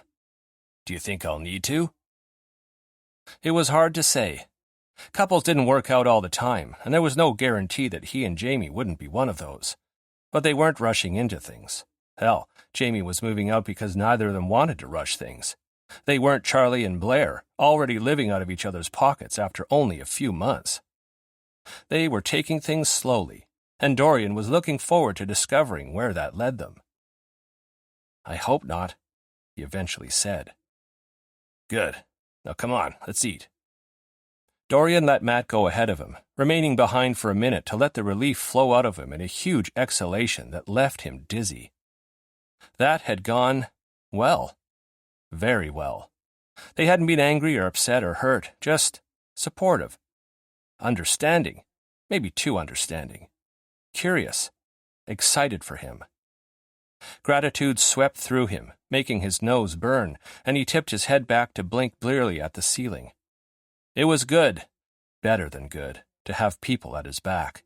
For a long time, he thought he had to be perfect for people to accept him and his ideas. Then Jamie had burst into his life like a flood that had opened his heart, proving that he didn't have to be perfect at all. He just had to be himself. "Hey." Jamie strolled into the room, a grin playing around his lips. "Charlie and Coach are out there talking about how cool your box is." He dropped a quick kiss onto Dorian's mouth. "You okay?" "Yeah." Smiling, Dorian grasped the front of Jamie's hoodie and pulled him closer, his heart thumping wildly at the thought of what the future held with his man. "I'm perfect." Epilogue. 2 years later, July. "Are you going to help?"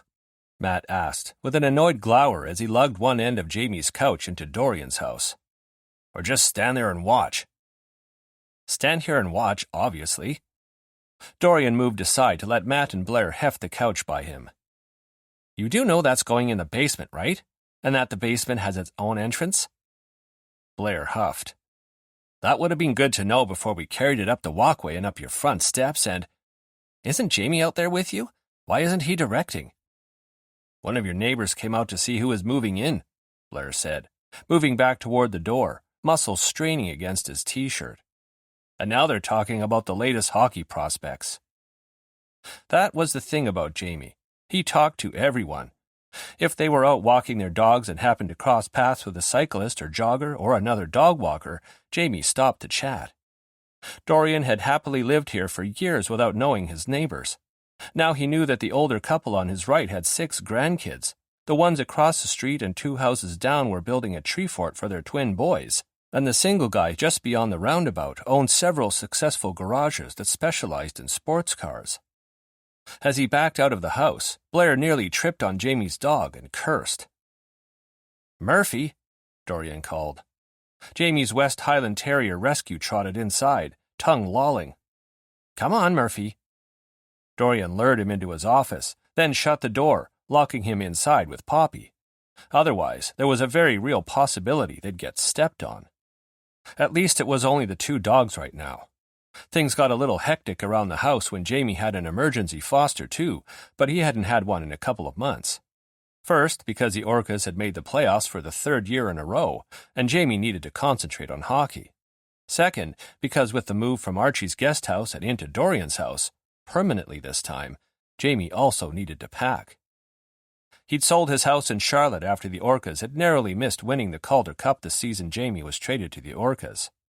They'd made it all the way to the finals, but had lost by only 1 goal in Game 7. It had been a blow to the players, but they'd been consoled by the fact that they'd come from the bottom of the standings in the previous season and made it to the playoff finals in the next.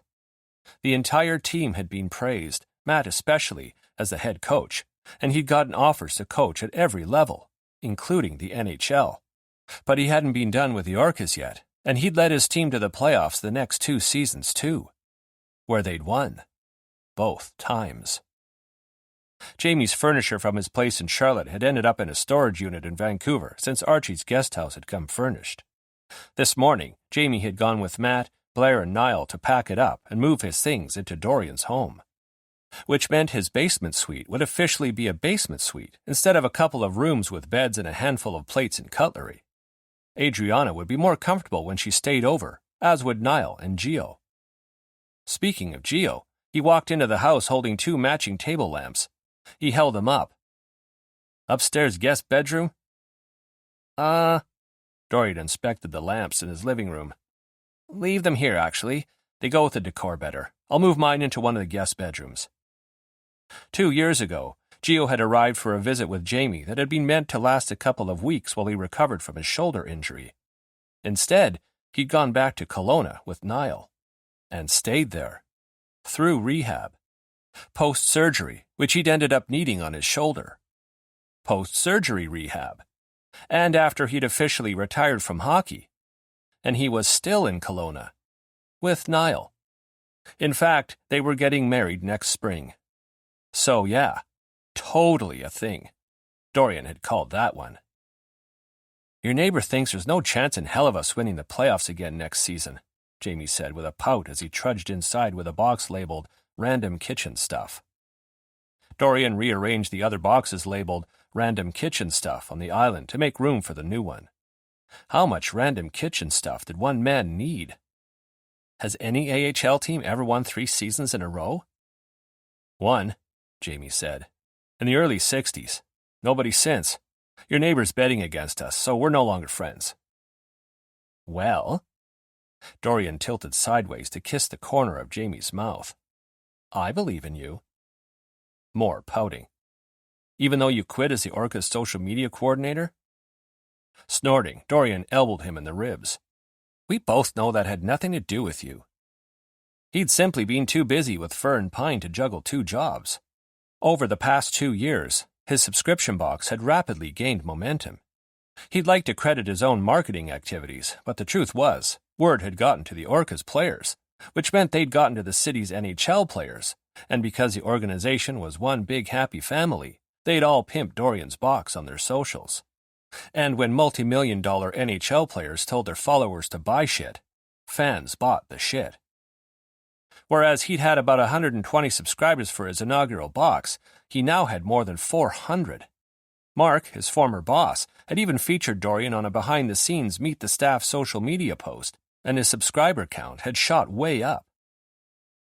But now you won't get special access to the arena. Jamie tugged him flush against his body and dipped down to kiss his neck. And I won't get to see you before the pre-game warm-up. Dorian shivered and bit back a groan. But you'll get to wake up to me in our bed every morning, he murmured in Jamie's ear. His own words sent pleasure streaking through his body. That's true. And we won't have to worry about Archie's kids catching us in our birthday suits. Chuckling, Dorian's smiling mouth met Jamie's as he remembered Archie's youngest letting himself into the guest house using the spare key one morning because he wanted to ask Jamie to kick a ball around with him. Dorian and Jamie had been nothing a 4-year-old should see. They'd quickly ducked under the covers when they'd heard Claude's soft voice calling out for Jamie, horrified and darkly amused and very, very sweaty. Archie had hidden the spare keys after that. Jamie's living arrangements on Archie's property had been incredibly convenient. Being only a 10-minute walk away, they frequently met up to walk their dog, or later, their dogs. Jamie slept over often. Dorian slept over at Jamie's often. More than one person had told them they might as well live together, considering they spent most of their nights together anyway. But as they'd been building their relationship, it had been nice, at least for Dorian, to retreat to his own space when he'd needed to. But Jamie moving in today, the timing felt right. Dorian couldn't explain it. Hadn't been able to explain it when he'd uttered a sleepy, "Just stay," one morning when Jamie had crawled out of bed at oh God why o'clock for practice near the start of the playoffs. To which Jamie had responded with an equally sleepy, "Got morning skate." And Dorian had replied with, "No, I mean forever." That had woken Jamie up faster than a cold shower. Dorian had stared at him calmly. It had been too damn early to second-guess himself or just generally have a coherent thought, never mind do anything like worry, and he'd known that he hadn't wanted Jamie to return to his own place after practice. He'd wanted him to come back here, to Dorian's, and just stay. Jamie had stared at him for a moment, his eyes as wide as dinner plates, before he'd smiled goofily and pounced on Dorian. "I'm not letting you take that back once you're properly awake." Then he'd ravished Dorian. Thoroughly. He'd barely made it to practice on time. And Dorian had never taken it back. The timing was right. He felt it in his bones. Of course, Jamie had to get through playoffs first, but now here they were. Moving day. Jamie's tongue swept into his mouth and Dorian clutched at him, afraid he'd fall if he didn't. 2 years later, and this man still had the power to make him forget about everything except the feel of Jamie's lips on his, and his thickening erection against. Oh, hell no! They jerked apart guiltily. Dorian blinked at Charlie. "You don't get to hang out in the kitchen and make out while the rest of us do all the work?" Charlie placed another random kitchen stuff box on the island. "Seriously, Jamie?" Planted his hands on his hips and shot them a dirty look. "You." He jabbed a finger at Jamie. You were going to order lunch, and you... Another finger jab, this time at Dorian. Stop kissing him so he can actually order the lunch. Those of us doing the work are starving. Hey, Dorian protested. I did work.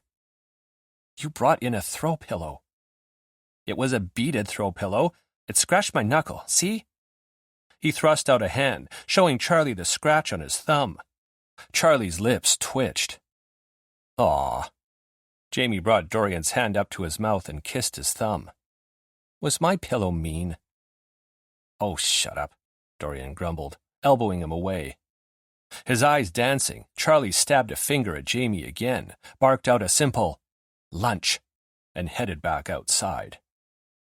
Leaning against the island, Jamie took his phone out. What should we order for my first official meal in our place? Our place. Dorian swallowed hard. Damn, that had a nice ring to it. Whatever's fastest, otherwise we'll have an angry mob on our hands. Jamie grunted his reply, and without looking up from his phone, he kissed Dorian's cheek in thanks. It was a simple gesture, a little thing, normal, domestic. Just like Dorian, their relationship would never be perfect. They'd argue about dumb shit, have petty arguments about dumber shit, forget birthdays or anniversaries or important milestones, take each other for granted and get into fights.